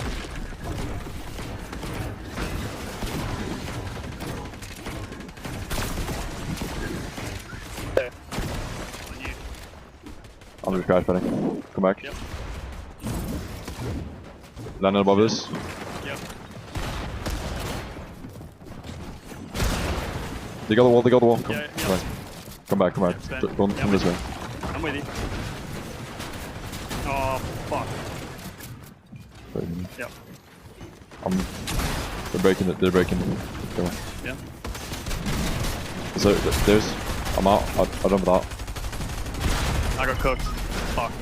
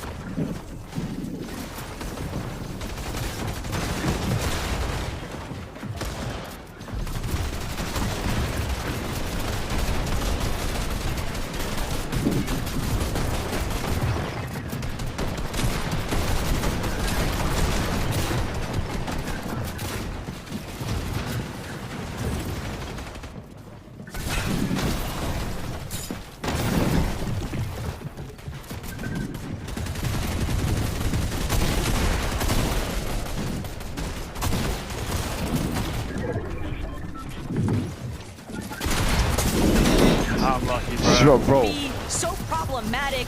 Everybody just getting so congested outside of Slurpee, and with Peterbot and Aussie fully controlling the flow of this lobby, we saw Baxity for a moment, but it was only just a shockwave, a crash pad. Everybody trying to just stay one step ahead of the pack. It's going to be extremely difficult for anybody to look up and try to contest it because of that mythic pulse rifle. Just constant pressure coming down from Peterbot and Ozzy. Everybody can feel it, and even Peterbot's just going down low, making sure to reconnect. The FNCS strategies are coming out in full force. That's how serious Peterbot's taking the second half. And look at Aussie from behind playing that supportive measure too. Peterbot, he's got open season on the rest of this lobby. All of these mid-tier, low-ground layers just getting smothered on top of each other. Peterbot and Aussie have a full chokehold on this lobby right now, but typical gamer, Booga, they're looking to try and make their debut. They're tarping their way through that secondary height, and Aussie, he's gonna be forced to actually pull back. Took a little bit too much damage. He's gonna have to wait for the heals to pay out, but now, Queasy still alive as a solo. Shockwaving, destroying some builds, but giving him a little bit of cover to look through, but Lacey spots him out, gets the elimination. 10th zone, placement points have not even set in just yet. 11 teams still alive, relatively loose with a couple of players playing as solos, Booga being one of them. Lands a good shot onto Courage, but not enough to get that green light to go. Cooper, Zemi, they clean up Lacey, leaving Clicks by himself, and this is where players are falling left, right, and center. Clicks might be one of them because he's feeling the pressure.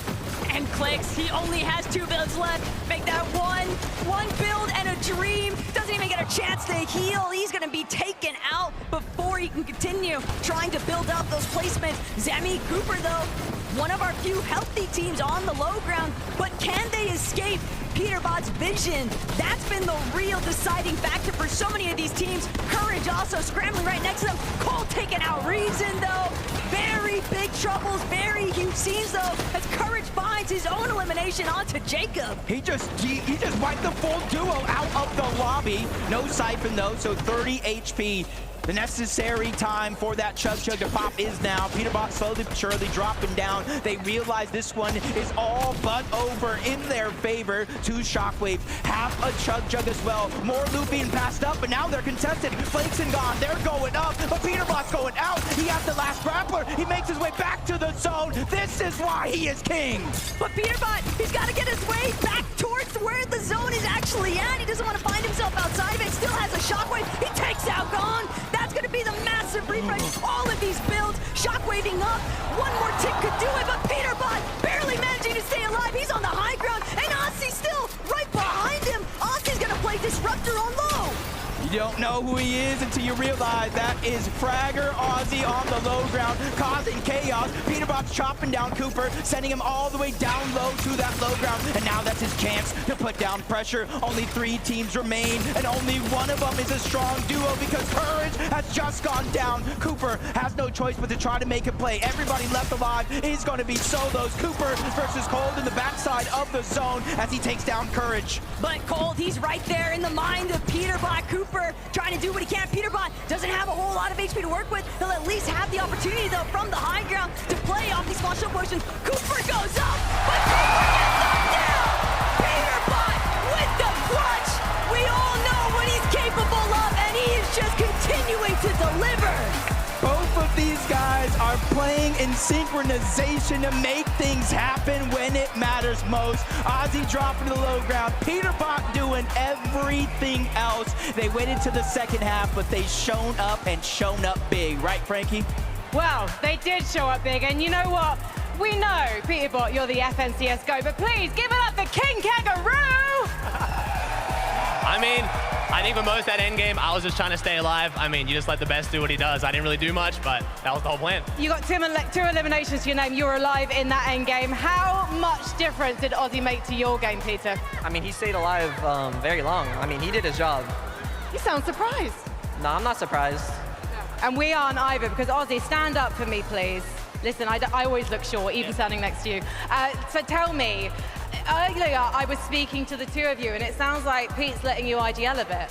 I don't know about that. I think he just let me make one decision. We're doing well. He's listening to my input. It's great. I mean, he's the greatest, but he still takes my advice. It's nice. And your advice was to drop on Cooper and Zemi in game 2. Okay, that sounds a bit bad. He wanted to go somewhere. I thought maybe that could be a play, but I love Cooper and Zemi, but... It was your idea. It was my idea. I don't know why you credit it to Ozzy, but I just want to ask you one more question. You got your first victory royale in the bag now, Peterbot. Does this mean the next 2 are yours as well?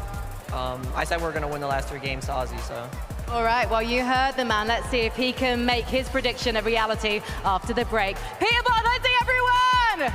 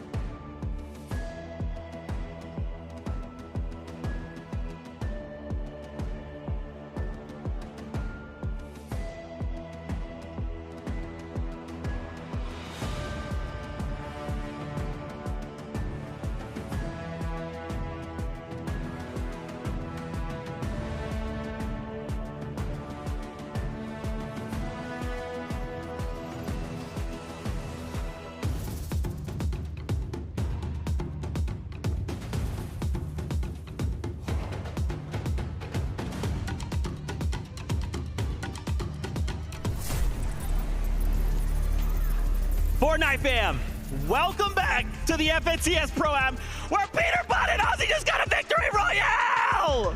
Yeah, Zeke's voice is a little rough if you can't tell. He was quite excited.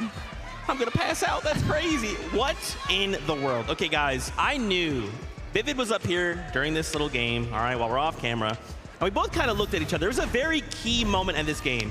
We tune in to Peterbot very, very early, and I said, Vivid, what's that yellow gun there? He's like, our dog, are you talking about the Mythic Pulse? I'm like, wait. They start the game with a Mythic Pulse? Game over. GG's. I love that you bring up the start of the game because honestly, their domination was all the way from the beginning. Peterbot going after Mongrel, Ozzy also going after Ali A, but there was a moment there where he could have gone more on the aggressive of Ali A after Mongrel was down, and you could see them talking to each other.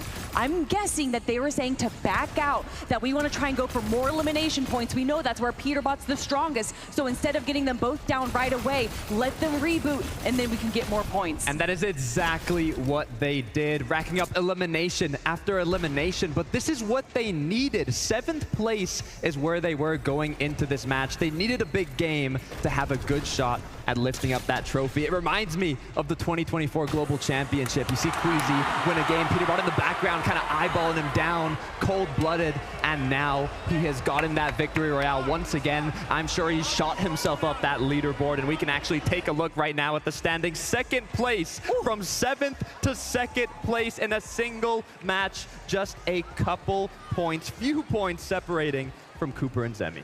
3-point difference between 1st and 2nd, 2nd and 3rd. Zeke, we just have 2 more games left and things are so close. Oh my gosh, we have a listen in from that game. Let's take a listen.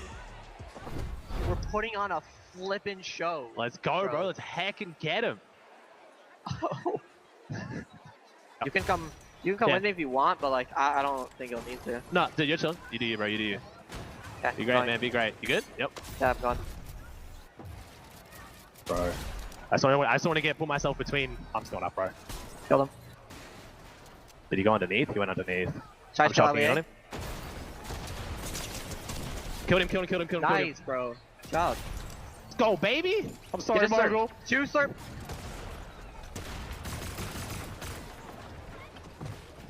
Got a body? Yeah, 1 sec. I'm just trying to like not die, but also go for something. Oh my god, I'm good. You good? 2 builds. 1 build.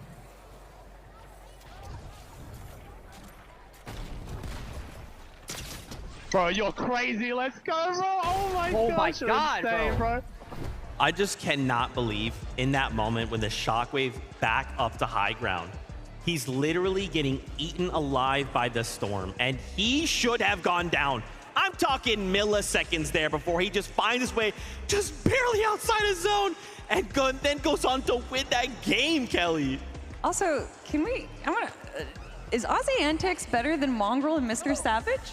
He did eliminate MrSavage in the practice matches yesterday, and now he eliminates Mongrel today on show day. But look, Cooper and Zemi, we have to talk about them. They took home the win on the first match, and now getting 2nd place in the hands of Peterbot. I'm telling you, it's a repeat of the Global Championship. Pete did not want to let that one slide, but Cooper and Zemi have been playing incredibly consistent, and it's exactly what they need to do to maintain themselves in the 1st place spot.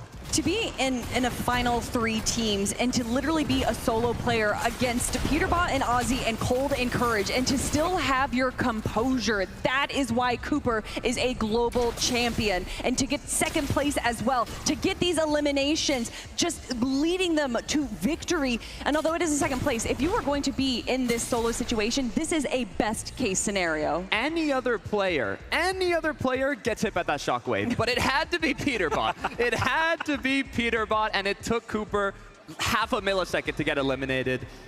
This is going to be interesting. Guys, I don't know if you remember this. Hold on, that's right. So Cooper's a global champion, yes, and he won when it was a 1-day format. So could we see history repeat itself? I think that is definitely a likely possibility, especially looking at the stats there from Cooper. An average placement of 3.8 out of 20 teams is a pretty dang good placement. definitely good odds. We do have 2 more matches to be played out, so you know all they have to do is keep it up. But look how close it is. You said it, 3 points from first to second, and right behind them, we can't put them out yet. Seti and Daya in 3rd place with 41 points. This is still anybody's game. Where are they? Like, what is going on? We're never seeing them, and yet they're in 3rd place? No, we see them. We see Seti a lot in the end game as well, and obviously Daya being an incredible competitor. We do see them, honestly, frequently in the end game, so it doesn't surprise me too much to see them in 3rd place. I think what we should have seen is their names a lot earlier in the people's predictions. A lot of people just kind of overlooked them, and obviously they're not going to be overlooking them now. They are so stealth mode right now. I mean, this is crazy. Also, Cold encouraged JD in that last game. Courage said, half break? All right, I'm waking myself back up. And in case you guys didn't see, he was out here doing push-ups not that long ago and then goes on to put on a performance like this. Okay, okay. I think he needs to do push-ups more often in between games. I think that might honestly get the juices going because he was doing such a good job there following Cold T to T, box to box, doing such a good job running that low ground, getting so many eliminations and kind of just pushing everyone else out of the way. I'm actually loving this so much from Courage. I want to repeat what we said before, but Courage literally played more tournaments this past week than he had from 2020 to now, and he is keeping up with Cold. He is staying together with his teammate. The chemistry is looking amazing, and I am honestly incredibly impressed with how they've been performing. Look, Courage is an OG, all right? This guy has been around competitive play for a very, very long time. And I can just, you know, we definitely appreciate that he's been putting in that work, and it shows. Like, obviously, when the camera comes on, he's gonna be Courage, right? Loud, funny, gonna make you, you know, laugh every single time. But when that bus launches and he jumps out, it's serious time. No, I mean, we saw it from even 2 weeks ago. He immediately started practicing as soon as we saw who. I think he got a little nervous when he saw that Cold, you know, the reigning Major 2 champ, was announced.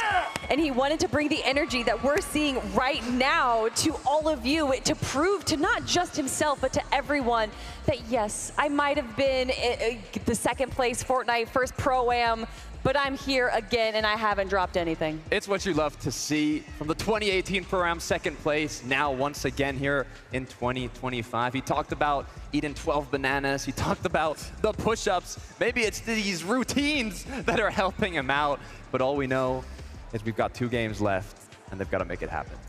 Dude, I don't even know how this ends, right? Again, with moment to moment, this could change. This could be mad chaotic. I mean, I'm still, you know, where is Clix and Lacey, right? We kind of saw that last game. Lacey did kind of get picked off, kind of got cornered there for a situation, but Clix is still being Clix, right? This is still looking like Major 2 Clix. You could not put anybody out of the competition. We saw what Peterbot and Ozzy just did. They went from 7th to 2nd place, almost first in a single match. They're still in the top 10. All they need is 1 good game again, and they are more than capable of getting it. Yeah, still being in 7th place right now. I mean, if you look at the points, they're about 18 points below, which is obviously a big chunk, but we know that Clix can really lock in. We've seen Clix go for those W key games, so I definitely think there's a possibility of them to jump up the leaderboard, just get a few more elims and points, and set themselves up in the top. I'm curious, do we think that with 2 games left to go, I mean, clearly the competition is fierce. Do we just say, that's it? Everyone swap up your drop spots. We're going for the 1st place. We're landing on them. We want to win. Let's take them out. And then suddenly we're feeling like that invitational once again. I mean, if everyone changes up their drop spots, then no one changes up their drop spots, right? I don't know if that just kind of makes everything. I'm up for it. I'm up for it. Okay, Alex kicked it off, kind of splitting up with where Loser Fruit was dropping. So maybe, you know, in the last game, I don't know if this next one, but maybe the last match of the day, we'll see something interesting. How have you guys been enjoying this? I mean, this is just so chaotic. What's crazy too is like no 2 games have felt like the same. And sometimes in the FNCS forget that, right? It's like, oh, high ground win. Okay, high ground win. Oh, low ground win. You know, and it's similar, but this is just like, you look over and you're like, okay, I guess Peterbot just has a mythic pulse. I don't know. I mean, we keep talking about these practice games, and what we saw was a lot of heal-off potential. And I think a lot of these players initially in games 1 and 2 had a lot of heals going into the end game, but I think they're starting to realize that this is more, I don't think we've actually seen a heal-off just yet. It's been way more aggro. I honestly thought there was going to be more heal-offs, especially looking at the practice games from yesterday. It's what I thought might happen, but we haven't seen that. Even Cooper and Zemi in the first match were saying, Cooper said, you know what, we don't even need to go high. Let's just drop low. We'll get more eliminations. We'll get more opportunities, and it's working out for them so far. Cooper and Zemi, man, they are just so good right now. I also did want to highlight in that last game, we got to finally see Thomas HD and Somerset. Thomas HD with that gold mammoth in hand. And I thought, guys, this is it. Game over. But it's a very difficult competition overall, right? I thought it was just going to be put a mammoth in Thomas HD's hand. But, bro, there's just so much talent literally in every single corner of this map. With 2 games left to go, anything can happen. 100%. I mean, Peterbot Alex were tied for the most eliminations. 3rd place, it was Thomas HD with that mammoth in hand. We saw him hitting his shots, getting those eliminations. Now, unfortunately, they didn't make it as far into the end game as they would have liked. But hey, you still got 2 matches left. You can still make it happen. Yeah, that one shot onto Shoda and then almost eliminating Koyota as well was absolutely phenomenal. And that's what we expected out of Thomas HD, especially with the mammoth. You know that Vivid was very excited when he saw that in Thomas HD's hands. But like you said, they're so good at the early and mid game, but being able to kind of control this end game, which is so much more chaotic than the normal FNCS, which is affecting both of them, honestly. Thomas HD and Somerset are more used to that standard mode, but I'm used to some more Fortnite. Yes, let's go. Game number 5 is ready. So casters, back over to you. Thank you so much. And with 2 games left, one of the biggest things I've noticed while looking at that leaderboard, this isn't as elimination heavy as we thought it was going to be. It's come down to straight consistency throughout these 4 games. You say that, but when Peterbot and us here in the lobby, especially Peterbot, eliminations might actually be the real recipe for success. But we got game 5 ready to go.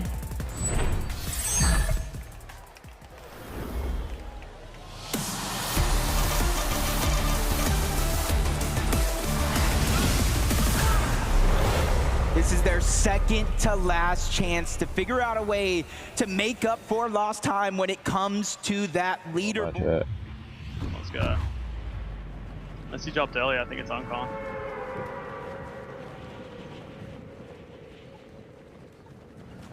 No, it's gone. I'm getting this. Yeah. Oh, it's on com. It's on com. Okay. You just going straight down? Yeah, I went straight down. Got crashies? Oh. There's a guy landing on our other part now, though. Yeah, it's probably him. I got a gold mammoth. Maybe kill him, chill. Yep.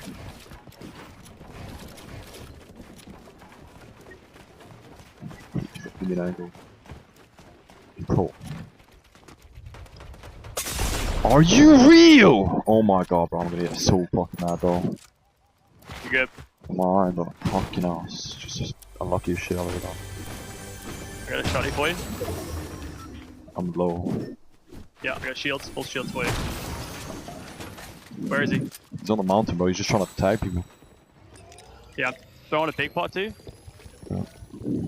You got any mobility? Yeah, I got crashies. You got me? Yeah. Pick these up.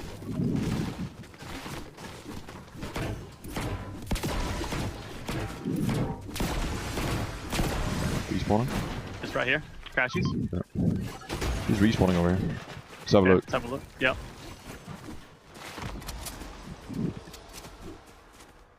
There's shockwaves here. Yep. You get them? I can hold. You did. Yep. Kid in the air over here? Yep. Don't see him. I'm gonna crash pad on this guy, come. Yeah, yeah. He's landing He's in front of respawning us. toward us. Oh, he just died. Oh my god. Is that like a full dead team, I think? I think it is. CG, kill him. Pump here if you need. Go on, that's fine. Yeah. Going on over you. Just get mats. Grapple here. Yeah. I got crash pads, 2 minis, 1 big. You got heals for me? So I can stack? I got berries and minis. You don't need a minis then. Yeah, and I'll take it. Yeah.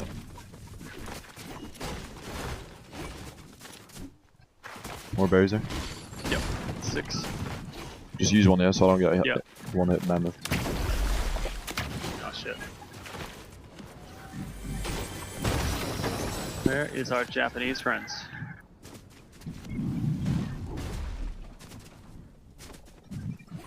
Someone fly. What's that? You got an airdrop. Oh. Yeah, I got that. Did you loot this or not? Flying. Yep. He flies down towards us. Go. 26. 26. Nice. Nah. That's fine. The gold chest here. Let's go to Slurpee.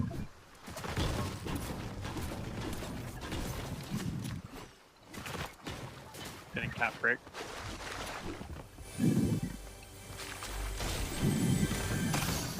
Sniper here, but fuck that. Nah.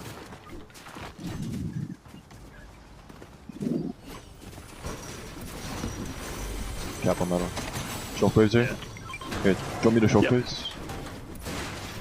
Get a grappler as well.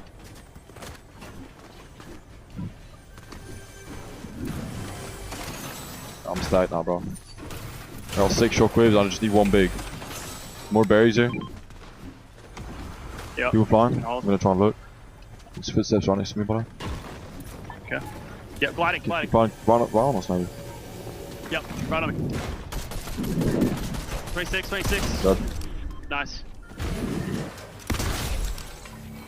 Huge. PK. Yep. There might be a respawn coming soon. Yep. Drop. I'm That's looking for PK, a I guy. think. Yeah, it is. Try and tag him once. Remember them. I'm not looking. Where is he? I'm going on him. He's over here. Yeah, He's yeah, crashing okay. me, maybe. Yeah, I'm crashing over. I mean, Yeah, I'm nearly with you.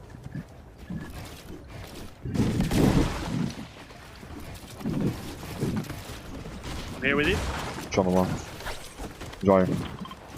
Yeah. Just get in. Yeah. Pretty jumping. Three. Fuck. 1. Dead. Nice. Team one. Careful, Yeah, the watch out. there's team next to Yep, us. the king over, it's probably Peterbot. Boxing up. I'm chilling. It's on my wall. I'm good. Just make space. Just make space. Yeah.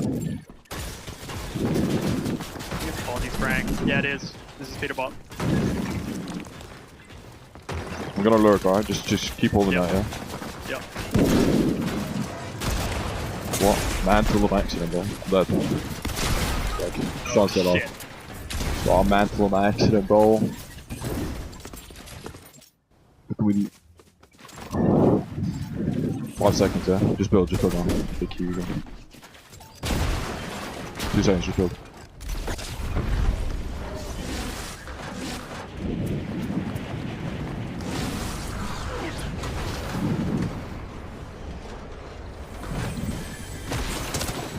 Yeah, I'm dead.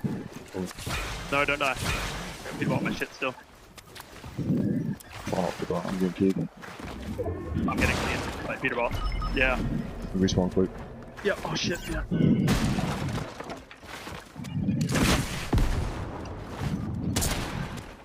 9 seconds. God. He'll meet his end, a full duo wipe, and that might actually be the best case scenario though for Zemi and Cooper. 100% best case scenario, because now there's nobody to farm out of the sky. And just like that, Peterbot and Ozzy have a 2-point lead over the competition and are not looking to slow down yet. Ozzy looking over, seeing that team building up on top of Slurpee Swamp into the distance. He said, yo, Pete. And he's just sharing up that information and letting him decide where they want to push next. Never count out Clicks and Lacey though. They might want to be the first team to possibly repeat Victor Royale 2 on the day. And I like the fact that they're playing with so much patience. They don't need to do anything reckless. They've scouted out that Lucifer and Alex are on the bridge. And now, while Lucifer's trying to take this opportunity to heal, Alex left by himself. He's gonna have to play support. He's gonna have to try and prevent Clicks and Lacey from pushing them entirely. And he's done enough. That's all he was really after, was just keeping Loser Fruit safe. Yeah, because you don't want to get stuck. This is 5th zone. This is the danger zone for when you want to start to position, maybe not take those risky fights, because if you go down, get reloaded back into this game, there's almost nowhere for you to land, or nowhere safe at that. Especially for 7th zone, that's when reboots will be disabled. As Thomas, Somerset, 5 eliminations. A good portion of those were on NECA at 30, as Reddish is now taking her share of that point gain, taking him down yet again. They're just trying to take that slow rotation. Even with launch pads around, they know it's too risky to expose yourself with the mammoths, the snipers, and how dangerous so many players are with their aim.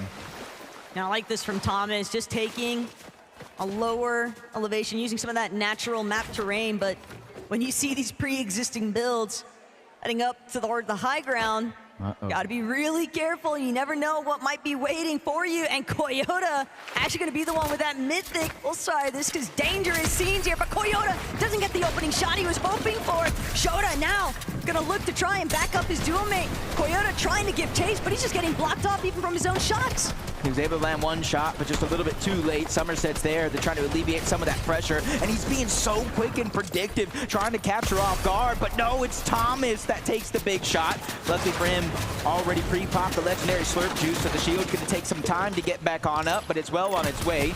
Playing defensive from one end, but it's forced to leave Somerset in a 1v2 situation versus Coyota and Shota. But this is great work by her, playing defensive, making sure that it's not going to be a free push, which allows her to reunite with Thomas HD. The problem that Thomas kind of scoped out is Cold and Courage. They were just constantly spraying into where Thomas and Somerset were at. They're not gonna allow them to key any further towards Coyota and Shota. It's just not safe. It's not worth the risk. Thomas knows better. And he's gonna opt to just fall back, wait for the lobby to kind of settle in a little bit deeper into the zone. And that's a scary box fight if you end up against Coyota. One of the few weapons in the game right now with that mythic charge shotgun that can actually hit a one pump. So you have to be careful, because that could have been a much different situation. Veno, reddish, still going around the outskirts of the map towards the outside, finding a lot of the different barrels that are left behind. The bigger the barrel, the more the HP, and that's something they're going to utilize in open water. This is very familiar scenes, though, for Veno. He loves his dead side rotations, and it's a good heads-up play. You want to stay away from where so much of the attention is being drawn more towards that center zone, and with the way that they're basing up on a little bit of elevation, they might even have a great opportunity to kind of just pick off some other late straggler rotating teams. Now the 6th zone, 50 seconds, and it will begin to close. So it's about 2 minutes, Taco, to reboots, or you can see in 45 seconds they're going to start to be disabled because it's already closing. Lacey's feeling the pressure. Now is not the time to go down. Ozzy's even pickaxing, trying to take control of these pieces. They know danger is looming around any one of these corners, and as soon as they drop down, they start to feel that feeling of safety, but it doesn't slow down. They're the focus of the lobby as of now. They're barely getting just the smallest opportunities to try and restore some of that shield, but Clicks, Lazy, they're just gonna shockwave out. They're gonna take their odds, just catapulting themselves further, but the lobby is not letting up. Clicks so incredibly low. Lacy cracked as well. Queasy on the other end of things, but Flakes, he sees the white ticks. He wants to keep barreling them with pressure, and Clicks, Lacy, they are just at their wits' end. They're practically out of material. If anybody else even spots out the fact that they're under so much heavy fire, they might just look to steal this one away from the rest of the lobby. I gotta admit, it was Reason and Faxity. They have that exotic red eye, which means there's explosive damage, destroying a lot of those builds, which kind of started that lobby focus in general. Bad luck for Clicks and Lazy, because now they just have very, very few materials. Reboots disabled. They're going to need an important elimination if they're looking to get back into this game. Kanata, Stable Ronaldo looking through these cones, trying to figure out when and where they have to rotate. They spot out Faxity and Reason. They don't even know the treasure trove they behold right above them. That's a good hold, though, by Faxity, not allowing those floors to get fully chopped out. Kanata and Ron, they're going to have to default to a different strategy, and that might just be crash padding forward, trying to make sure they stay closer towards that front side. So many of our teams, though, have just been kind of duking things out in the low ground here, Jacob. And Clicks, Lacy, they're going to have to be a part of that because they need a refresh, probably more than everybody else that's still left standing right now. Yep, 3 builds split between the 2 players. Hooper, Zemi already starting to rotate on over. There's a couple of chances here for Clicks and Lacy to start to get aggressive, but they're just waiting to catch somebody off guard. a nice maybe 200 damage, and it's Ozzy, the ones that looks like they're gonna pounce on him first. Peterbot already made his way on out, and now he's gonna be by himself because they go ahead and take down Ozzy and get the loot they desperately need to stay alive. But it's just not enough material. Lacey still has 0 builds to work with, and there are shots coming in from every direction. They're just playing a little bit too close towards that backside of zone. Teams know that this is an injured duo. They are not healthy enough to keep pressing forward. But Jacob, he's lost in the fray. Cammy gonna be the only one left standing now at that duo, and Thomas with that mammoth pistol trying to see if he can take somebody else's head off. This is where you really have to be careful and thoughtful of your shockwaves and your crash pads, because someone just like this is gonna deal so much damage just like that. Queasy just gets deleted out of the sky, and their chances for high ground go out the window because it looks like it's Thomas HD and Somerset's turn to claim it as their own. And Thomas all too happy to take over, but that's where things went south for Jacob. Just beam from the sky. No rotation is safe when you've got somebody like Thomas on high ground with that mammoth. But look at Faxity and Reason. Reason said he's feeling lucky, but he's gonna need more than luck to make his way up this hill face. Thomas Somerset already beamed to the punch. Peterbot, no Aussie, but Peterbot, he's been here before, Jacob, and the last time we saw him, he managed to make it work. With only 2 shockwaves though, all that's left, that's his primary rotation to make it from point A to point B. But he does have blue pump and the gold mammoth. 1 pump around any corner just like that. Nick at 30 is gonna go down.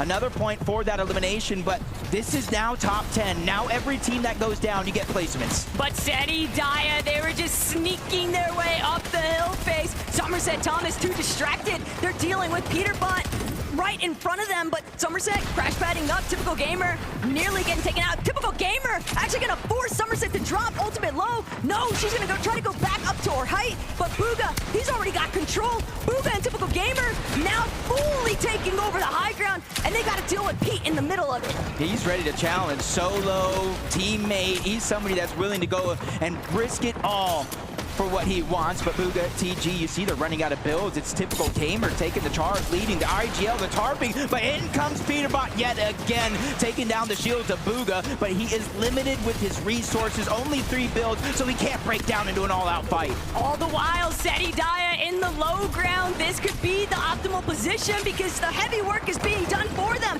The lobby is thinning itself out. Kanata might even be able to find another knock. No, he needs the refresh more than ever. Podesai spotted out. The wood box not going to keep him safe for much longer, but Kanata forced to close off the wall. Scouts that it's Cooper and Zemi in the low ground, cutting him off, stealing that loot away from him. Cooper and Zemi finally getting eliminations. They're playing towards that consistency. We know throughout the course of this game, Peterbot and Ozzy have taken away that first place, but there's still 6 teams that need to go down, which is 6 placement points, and he has that mythic charge shotgun. 1 pump potential for him. Peterbot, he's gotten a little bit of arsenal, but I don't think it's going to be enough. 1v1 versus Kanata. No siphon, no matters. Both of them go down. Peterbot making sure that Kanata goes with them. Typical Gamer still on height with Booga, but Daya, Seti, they're still up and kicking. Reason, Faxity to the high ground. Reason, Faxity seem like they want to be the ones to take over height. The challenge is a success. They're now on top. Typical Gamer stuck in the mid-ground. Everybody getting trapped inside the castle here at Fort Crumpet, and Typical Gamer will fall. There might have been over 4 million different timelines looking through, but this might be the one where Faxity, a late entrant into the competition, could come out, but he's having a couple of hiccups from up, down, left, right. His HP's out the window, but Cooper staggering himself back. His only chance was left of the Chug Jug. He has to figure out a way in because he's the only solo left versus Seti and Daya. Faxity and Reason, the 2 strong duos, but they run into Cooper. Then he goes down. Reason is the one that's firing down from above. Hail and Brimstone with that red eye. I like that! Faxity and Reason, they just need to close it. Reason gets the final blow, and Seti and Daya, they are out of here. Reason and Faxity, this is your moment. This is your victory royale. The brothers are on top. You said it yourself. He guaranteed 1. And that guarantee, that prophecy has just been fulfilled. We need to feel and see how they're feeling with Frankie. Why are you saying sorry to Reason Faxity? Because he told me don't do anything stupid and I died to fall damage. I got nervous. You got nervous. The reason you got the victory right Fucking go, man. Oh, I'm so happy. That was a nice win, but I told Fax don't do anything stupid and he just jumps off fight. By the way, Fax, you want to say it? What happened? Oh, shout out to Mar. We love you, bro. If you're watching from home, thank you. We're trying to win for you, bro. Yeah, and he is going to give you all of his prize money. He told me that earlier this week. Now stand up, boys, so everyone can see you, please, because everyone in the Galen Center obviously wants to give you their support right now. Reason, what was your reaction when you found out you were going to be playing with this man? I mean, I was happy. I like him. He's good. It was fine. And has he taken you by surprise? I mean, you just got a victory royale. You've only been playing together for a couple of days. No, he's been playing good. He's actually been playing good. I've been advising him a bit. He's good now. And in fact, I have to say one of the highlights of this entire event has just been watching your shenanigans on the internet. But you're showing you can also put your money where your mouth is because you're here with me right now. Have you got anything to say to people at home watching, supporting you? I appreciate you guys. We're going to try to win last game as well. Let's keep doing what we do. Do you think you can? Yeah, of course you can. Shout out to Germany, shout out to all my viewers, and nur der HSV. Dankeschön. I mean, he's one of the most popular streamers in Germany. I'm sure they're all wishing you well, even though it's past your bedtimes, Germany. Right, guys, we have got to take a short break. But when we come back, everything is going to be on the line. Don't go anywhere. Guys, give it up! Reason and Faxity!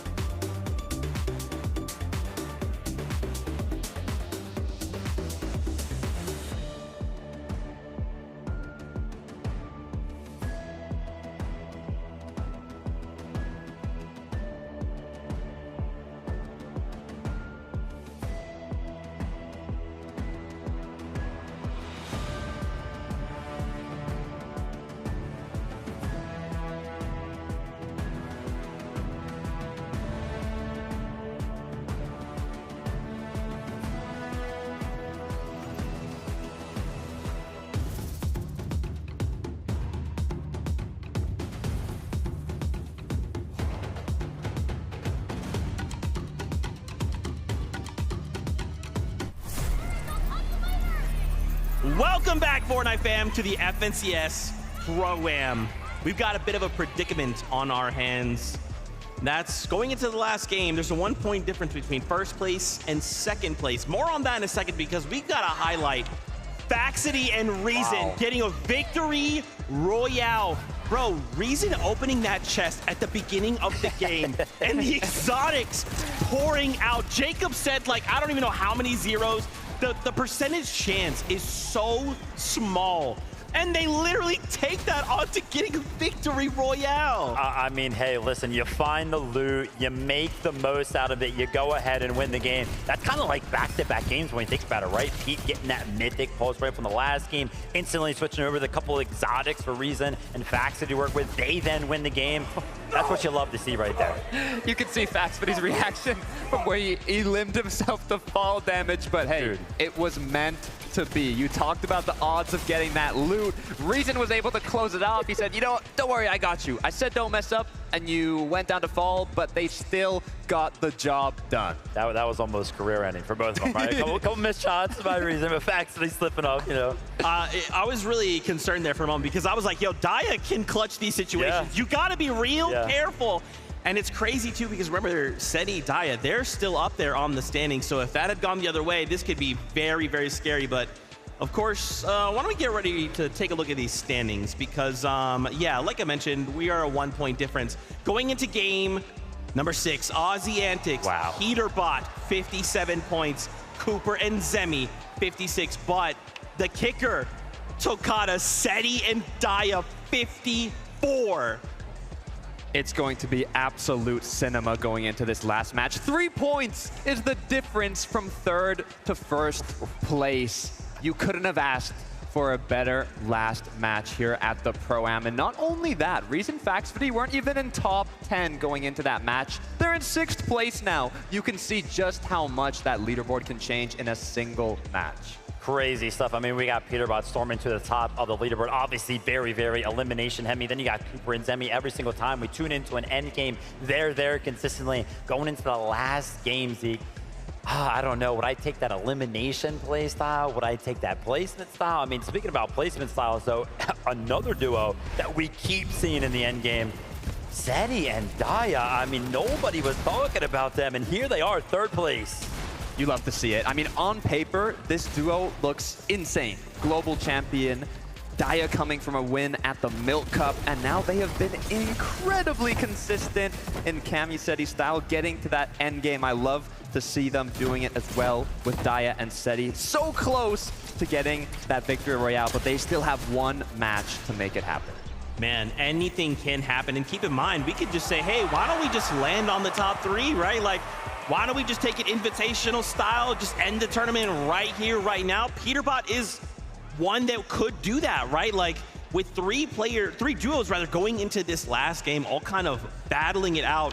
Y'all have to keep your eye on the elimination feed. You got to make sure you're following, okay, if one goes down, where's that other player? Are they safe? Because we need the reload. You've got to imagine, though, right? That's something that we've actually already seen. Game 2, Peterbot and Aussie trying to actually go over there, land on them, but it didn't actually end up working out. Is that going to kind of play a part into that decision-making? Like, oh, listen, we already tried that. Didn't work out. We should not do it again. That's the big question because there's 3 duos that are in that 3-point difference from first place. But if they all start battling it out at the start of the game and they all get eliminated, then it's free pickings for everyone else.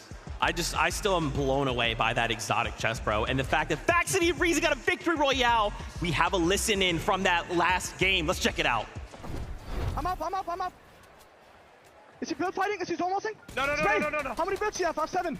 I have 10. 100. Right here, 100. Dead. Nice. I think I'm going for that. Yeah, go. Watch out, you don't get shot. Oh my god. Are you I'm good. Dead. I'm front. Ready? They blocked each other. 3. I'm going front. 1v2. Nice. I'm Don't front. do anything dumb. Don't do anything dumb. I'm not. I fell. No. Come on. No, please. Come on, Razan. No. Come on. Bro, I'm telling you, like I said, you got to be careful. Dia can clutch those situations, and for a moment, I was like, no, it's over, Reason. But again, those exotics, bro, those exotic weapons, so rare, so powerful. I mean, that's just why we love Faxi, right? I mean, the guy gets shockwaved in the storm by his teammate, just laughing at it. He's like, it's good. Just having a good time. Said no worries. Look, they both kind of made a little mistake there, but hey, the win is what matters. Guys, the last game, the 2025 FNCS Pro-Am is ready. Who will take home the trophy for the last time today? Take it away, casters. This is ridiculous. Easily the highlight listening of the day so far, though. Reason and Faxity, they might have brought it home in Game 5, but that leaderboard is entirely too tight for comfort, Jacob. It's a 3-horse race. I know, we can honestly see one of the first times where the winner of the game wins the entire thing. That would just be the cherry on top, but I just love how close, how entertaining this entire thing has been. Look, if you're not excited after what just happened in Game 5 and even all the lobbies before that, I don't know what to tell you, because this is peak entertainment for both of us, especially. We've got the best seat in the house. Yeah, I just want to know, anybody in the chat, anybody watching at home, who is going to win? Who do you guys think? I'll be looking to see what names you guys are typing. Everybody in the arena, I think they all have their favorites as well. Peterbot fans, the Clicks fans, and I want to see Clicks. He already has one win today. If he can figure out a way to bring that back, you know, who knows what can happen. Game 6 might just be absolute mayhem, though, because some of our creators, some of our pros, maybe they decide, hey, what if we just make some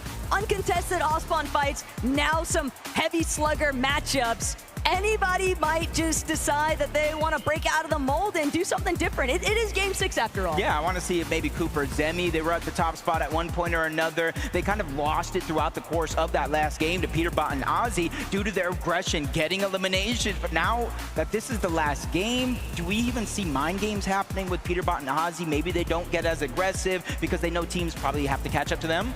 Look, Peterbot has been here so many times before. It is very difficult to really tackle what might be going through his mind currently, but if anything, I'm still expecting him to lead the charge. I'm still expecting him to just treat this like every other lobby before, and he might even take matters into his own hand and just look to be that difference maker with the off-spawn contests. Yeah, now as I keep thinking about some of these other teams, Seti and Dia going into this, I think they're probably one of the more consistent teams that we've seen make endgame after endgame after endgame, time and time again. And even Dia, they're having an opportunity to win it all. And I almost think anything other than exotic loot, Dia might win that 1v2.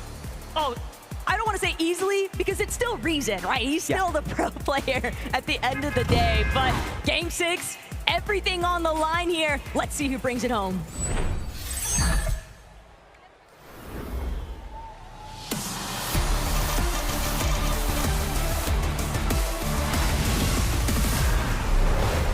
All of our competitors know that this is their last chance, the last stop the Battle Bus is gonna make in the 2025 FNCS Pro-Am here at the game. I think Ganado and that also shifted.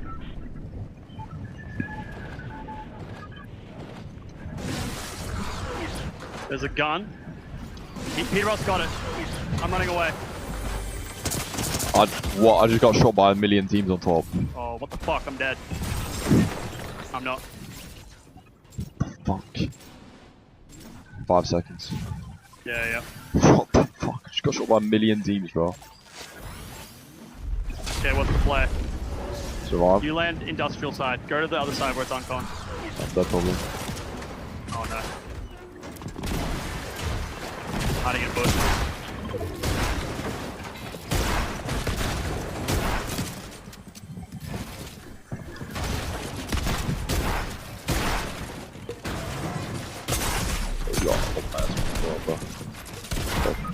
Alright.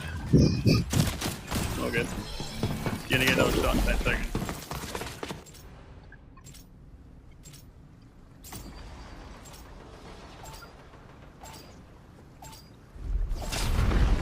Do you want me to just stay in the bush and just give you unlimited respawns? I'm just dipping. You just stay. Yeah, you did. Yeah. Oh, I didn't do that. Better again. Alright. You got a Stay in the bush. Yeah.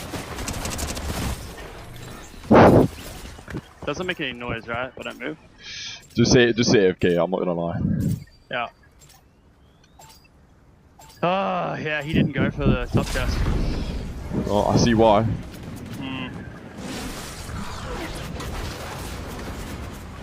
I'm alive, I think. Might be getting crash better on now. Yeah. No, you're fine. Just go on alive, bro.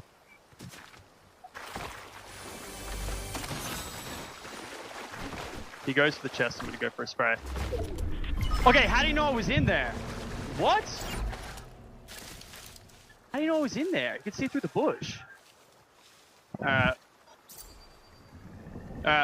for a respawn. Try and fly southeast, yeah? Yep.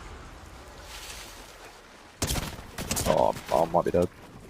Good kid. I'm in a bush. I'm getting crash padded on. Oh, yeah. Oh. Don't shoot, yeah? Comes into the bush, I'm gonna have to. Yeah, if he comes in the bush, yeah. He's coming to the bush. Hit him 75. Only going Peter bot. I believe. Nah, cooked. Yeah. I'm waiting for your respawn. Yep. Floods. I don't know. Fly maybe Slurpee. Yeah, I'll go back to Slurpee. Right here. You looking for you? Yeah. We got trees. Crash bunny. I'm getting cooked. I can't really move, but if I move then. Yeah, fuck. Alright. Fuck, I'm gonna farm now.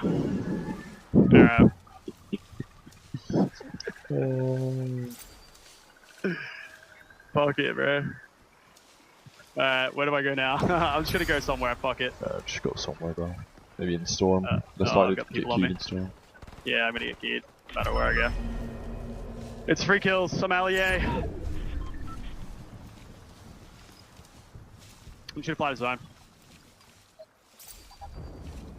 You're on the edge of it at least. I'm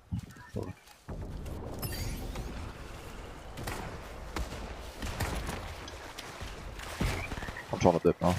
Make them run for it, bro. Yeah. I'm going to boom it to get scraps. Yeah. Probably won't be the only one there.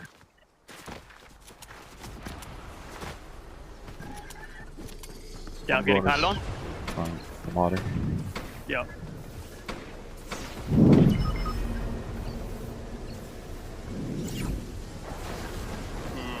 Dirty dogs time, maybe? Yeah, dirty dogs time.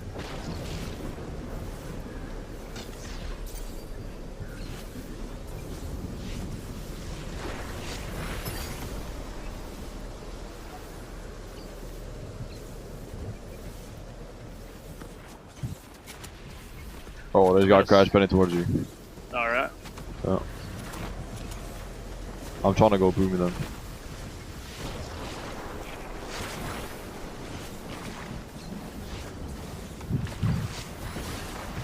He definitely went for me, yeah? Yeah, the one's right here, the other guy's more ahead, like closer to you, so. Oh yeah, I see him.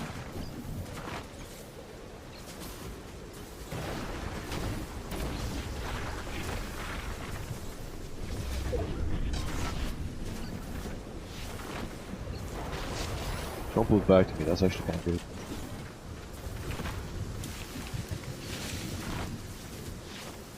Hiding.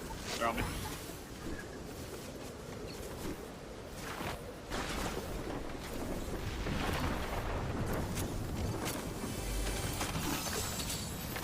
Yeah, they got me. I should just kept running. You're in booming, yeah? I'll come to booming.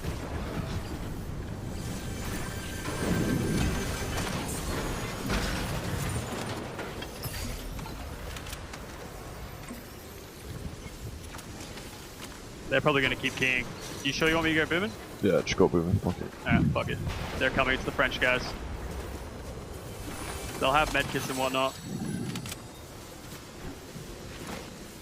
Are they close? Not that I know of, but they'll be coming from dirty if they are. So I have a hunting rifle I can try and kill one, but I don't have a shotgun, it's fine. I got a shotgun for you, Thunder Bomb. Alright, can give it to me. Yeah. I'm gonna grapple over to you. Drop you 3 medkit. Actually, I'm dropping you a big. Yeah. Shotgun. Give me ammo as well for it. Actually, I'm fine. Yeah. Fine. Splashes on me, come. Yeah, coming. Just getting another shotgun. Oh shit, I thought I saw one here. Very. Ah, coming. Okay, I got another med kit. Yeah. You can pop that medkit, and then you can pop this berry, and then you can get the splashes here. Yeah.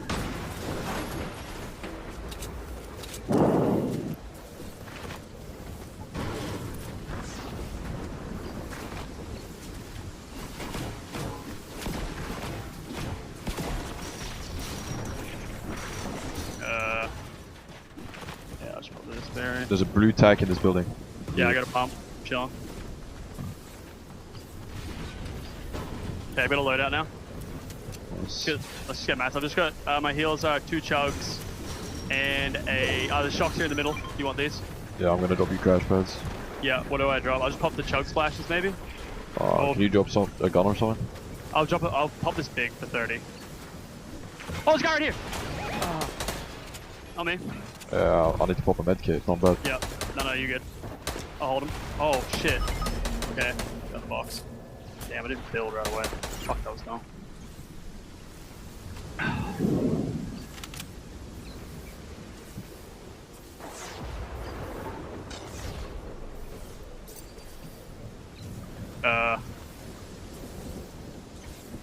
It's good, bro. The zone's gonna be on me, by the way. So just Want me to land on you? Yeah. Going. Yeah, they don't know Distract, you're yeah, here. distract him, distract him.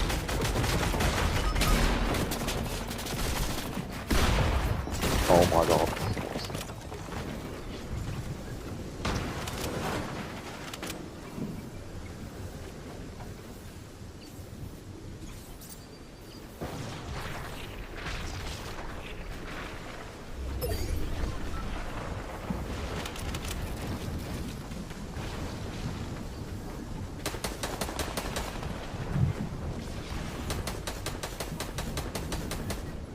It's a bit fucked, isn't it? I'm gonna die. Yeah, fuck. Alright, well I know where loadout is and my mats, so I'm just gonna build like a loadout here, I think. Go for it. You just try and get metal, I guess. Someone's got a minigun again.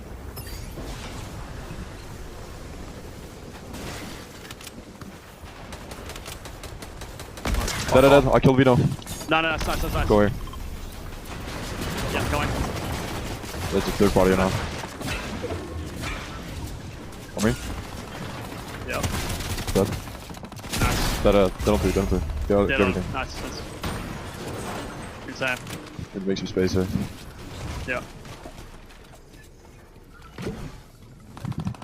You have 2 medkits? Yep. No, 1. Just the 1. Sorry. That's fine.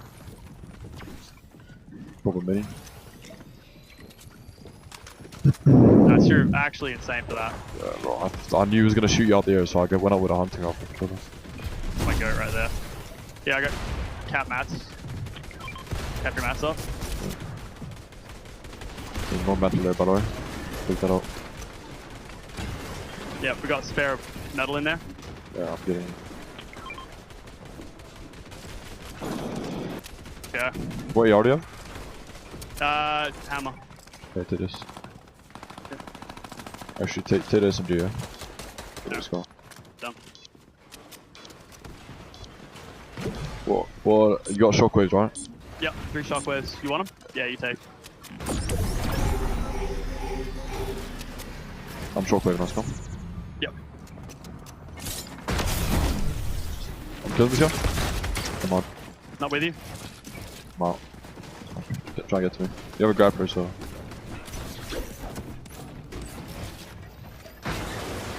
Just pickaxe this. Oh, it was you. Shit. You got a B? Yep. Alright. You got a B again? Yeah. Nice. Yeah, take my minis and drop me the grappler, yeah?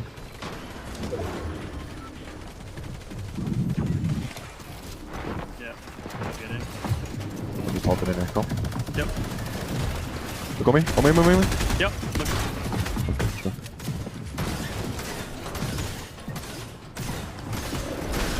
Look at this, we're gonna break this, replace and spray, okay? Yep. Oh, dude.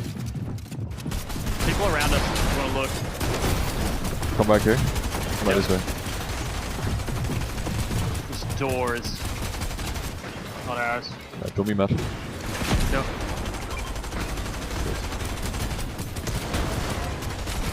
Kids coming in the back here. On me. Yep. Fuck on. Fuck on, dude.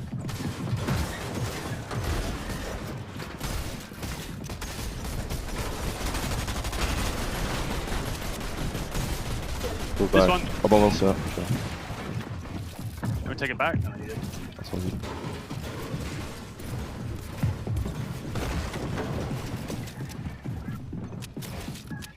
Alright, we're chilling out. What's your mats? 200 metal. Okay, no wood, no brick. No. Here, take my spare brick. Just crouch walk here. Did I reset edits? Yeah. Yeah, just reset everything. You're gonna stay here. Yep. Alright, somebody's gonna come by. Okay, I stay here. Oh, you're both staying here. Just stay here, just stay here. Somebody's gonna come. That's yours. Alright, boys. Look, 3, 2, 1.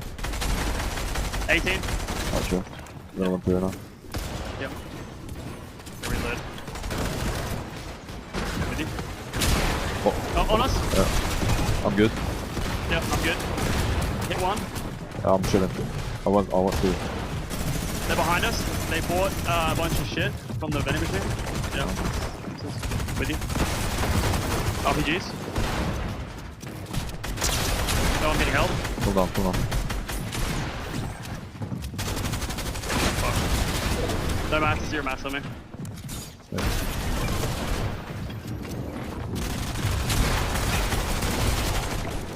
I'm gonna short cross, come on. Yep. Where are you? I'm healing. Just pay you for a bit. Yep. I'm on you, I'm on you. Right behind you. Now fuck, get my mats. You can't. Now reboot.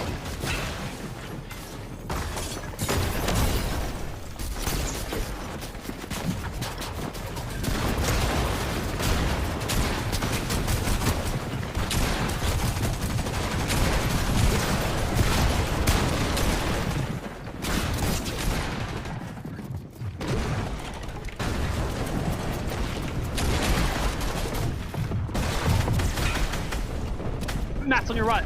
I got the minigun.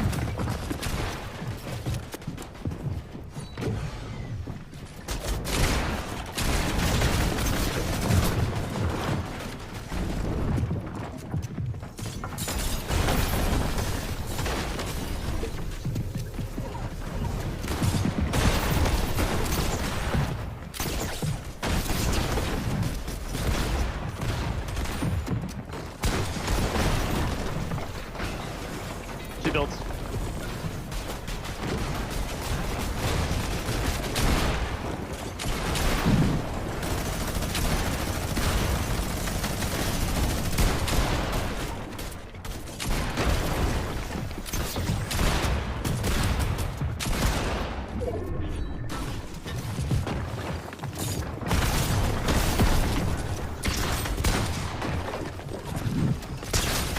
Nice, insane chug jug.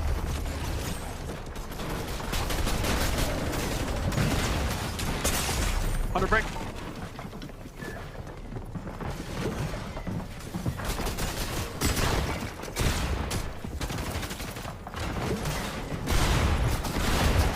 Full choke.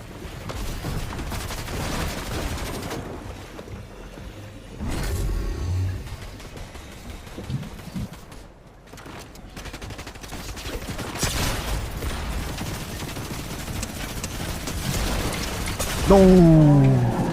Bring this one home. needs placement. He needs eliminations. It's his chance to put up some big numbers here in the final game of the day. But he finds himself in a 1v1, v2 situation here for our final 3 players left in the game. And the duo, EU's finest, Podesai and Nikov, going against Gone. That's the solo player who shockwaves towards the top, tries to fire a shot as he drops down low. Cooper's just letting them handle things. He said free placement, I don't mind. Cooper, he might be looking to even try and send somebody back into the storm. He's got 5 shockwaves. He can buy himself a little bit of time. He's going to go straight up. He's going to throw that shockwave out, but it's not going to connect. Podesai going to get chopped out because Cooper is sending himself up with the shockwave, but Cooper, he's just stuck between all of France here. Podesai and Nikov, they will find the Gentleman's victory in Game 6 here, but the damage has been done. Cooper falling what he did. Your FNCS 2025 Pro-Am champions are decided. Peterbot and Oceantics. One full day of competition, Taco. 6 games. You got Peterbot, reigning defending global champion. You got Ozzy, one of the biggest faces of competitive Fortnite. They went ahead and dominated with multiple eliminations. They got a victory royale. That's why your FNCS Pro-Am champions, Ozzy and Peterbot!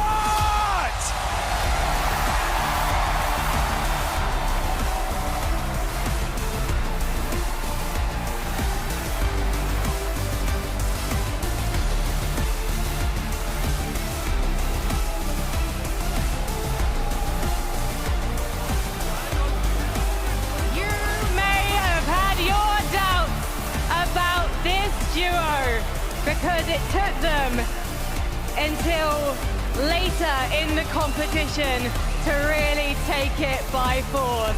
But once you had that victory royale under your belt, Peterbot, it was inevitable that you will be stood with me and this trophy. What does it mean to take victory at the Pro-Am? It means everything because now I'm back-to-back LAN winner, so. You are, and potentially you could be back-to-back later on, but that is something we need to discuss another time. Because right now, Aussie Antics, you must be so proud of yourself and Peter. I'm pretty proud. I mean, he's the GOAT. Everyone knows this is his win, but I did my best to try to make sure I didn't hold him down, and I didn't stop the run. And what's interesting is normally you are watch partying this man do his thing, and now the world is watching you win. What's that like? I mean, to be fair, in the last 2 games, you were watching me watch him again, so it felt kind of normal. He was solo clutching like crazy, but it feels amazing, genuinely. This is super fun. This was such a good event. And what is going through your mind when that need to win really takes hold? I don't even know. It just means everything. Does it come naturally? Do you enter a flow state? Yeah, I mean, like, after the win, I knew we were going to win the tournament because, like, the momentum from that game. And you've got so much insight now for when you're watch partying at NA Major 3, Aussie Antics, because you know what it's like to be on comms with this man. So can you give us some insight now?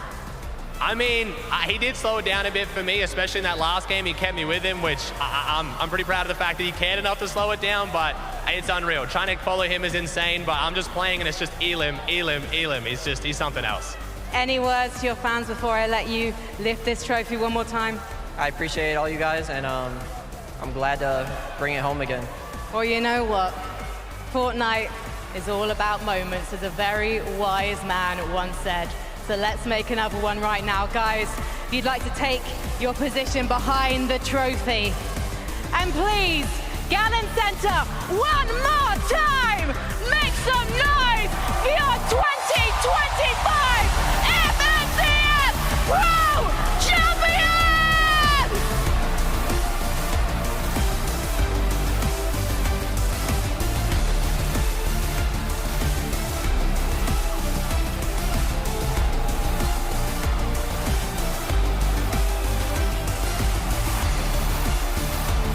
I cannot believe it, guys. Guys, throw these headsets on. Come here, Ozzy. Come here, Ozzy. Wow. To think, Ozzy, we've been friends for a really long time. Man, a really long time. To think it all began on an FNCS broadcast. Ooh. Yep. And now we've taken it to a win in an FNCS Pro-Am. I mean, how does it feel? I mean, it's the same corny thing always. It feels amazing. I don't really know what to say. I wasn't honestly expecting this. I know it sounds crazy, like I'm playing with Peterbot, like he's the favorite to win, but I thought like there's some really, really good duos here, but I mean, he's just too good. But it's been so much fun. The event's been amazing. The vibe's been amazing. I'm so happy. I'm 1 for 1 win now. 1 tournament, 1 win. Now I got to stop. I know everyone's going to ask you to keep playing. Nah, done. 100% win rate. That's it. I'm going to hold on to that. That's awesome, Pete. I mean, I feel like we're good friends now. I see you like this pretty often. Yep. You know, another accolade, another notch on the belt. Does it feel any different? Does this one feel special at all? Or are you just like, well, another day at the office? It's just another day, to be honest. But it does feel good to play in front of a crowd because you don't get to do that often. And to win, you know, it just feels good. Guys, before we get to Vivid and his questions, we also have medals as well. So you guys can get trophies, medals. Okay. That's right. That's right. Oh, this is my. Oh, yeah. Wow. Okay. Nice. Yeah. All right. Get Thank this. you. I mean, and that trophy, it is heavy. Like heavy. I don't know. I haven't looked at a trophy before, so I didn't really know what to expect. Was not expecting that. All right, Pete, listen, you know, I listened to Ozzy's answer there. He's like, yeah, I'm playing with the GOAT. I'm playing with the GOAT. He's just so good. Elim. Give us a little insight how it was to play with Ozzy. It was actually pretty good. You know, he's really good at staying alive while I'm just trying to rack up some eliminations, and that's basically just what we did the entire time. Okay. I mean, Peter, we've seen your streak in competitive, but you also have a streak as a sub for Aussie Antics. Oh, Are you gonna keep subbing to him? He's a fan. I mean, I'm just W supporter. Yeah, W supporter, honestly. Yeah, he's been a supporter since day one. I really appreciate it. It's been good. I have a question. If you guys could just take a small step back. If you just want to hold this up to the camera. Yo! Hold this up. Look at that! Oh, let's go, baby. It was first official LAN win game and then the tournament. So, I mean, Peter, thank you so much, bro. You put OC on the map, man. Well done, bro. Got you, bro. You got this. How does it feel? Ozzy, it was you. Shout out to Lachlan for, of course, that map. Yep. You guys got OC a victory on LAN and a title. How does it feel? It's you, dude. I know. I don't think it'll set it until later as well. I do want to take the moment as well. It's also Mother's Day back home for me, so I missed my mom and my beautiful wife and her second Mother's Day, so shout out to them for being so supportive as well. But yeah, it feels amazing. It's been a surreal week meeting so many of my heroes and friends that I've met before. It's amazing. We have to do another one of these. That's all I'm saying. I love that. Pete, how's it been for you? Obviously, like, you know, you're pretty used to like the pro side of things, coming in, meeting these content creators. You're also like, dude, respect, they're dapping you up. How's it been for you? I mean, it's just good to see everyone, especially just playing on stage, you know? I don't know. Especially like when you like eliminate them, it's like you really don't get to do that often, you know? It feels good. I do want to say as well, the crowd, my first time playing in front of a crowd, this crowd was electric. Thank you so much, guys. The energy every time. I knew every time you got an Elam off spawn if they were watching or not, because you could just hear the crowd yelling. It was amazing. Guys, congratulations again. Don't forget your medals. You guys get out of here. Go celebrate one more time, audience. Your 2025 FNCS Pro Am champions, Aussie Antics and Peterbot!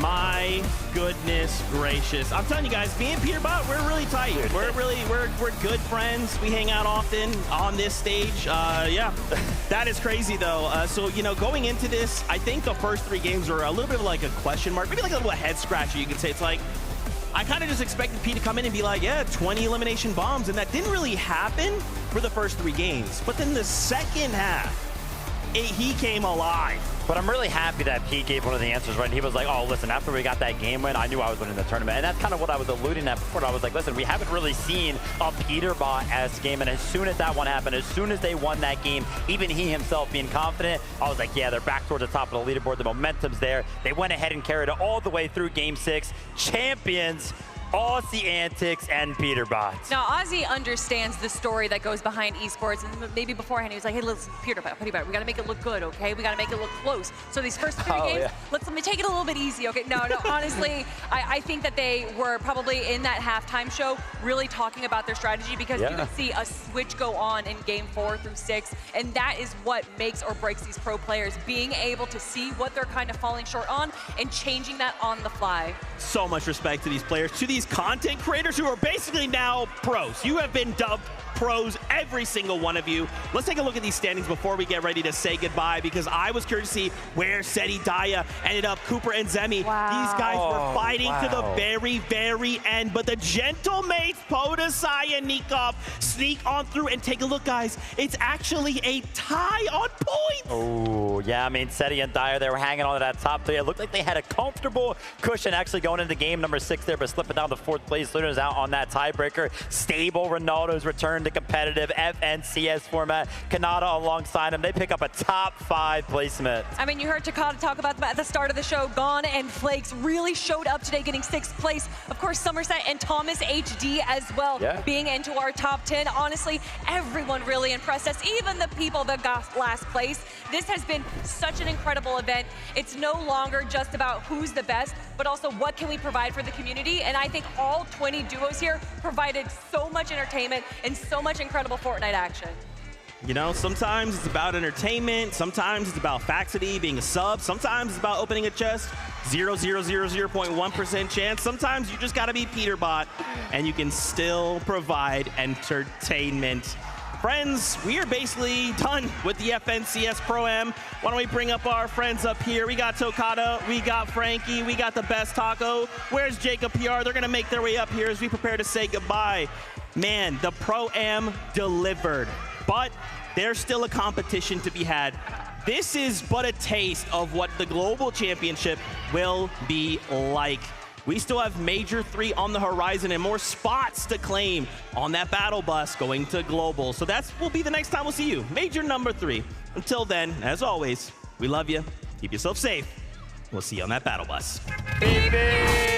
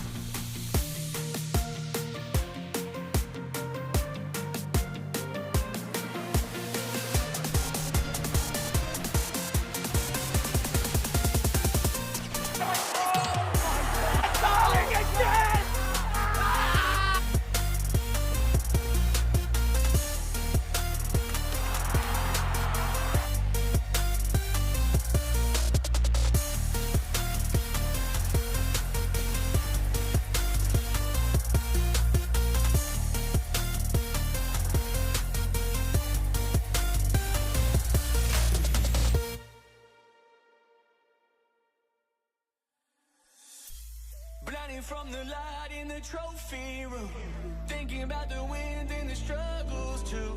Will it ever be enough for me? Don't you know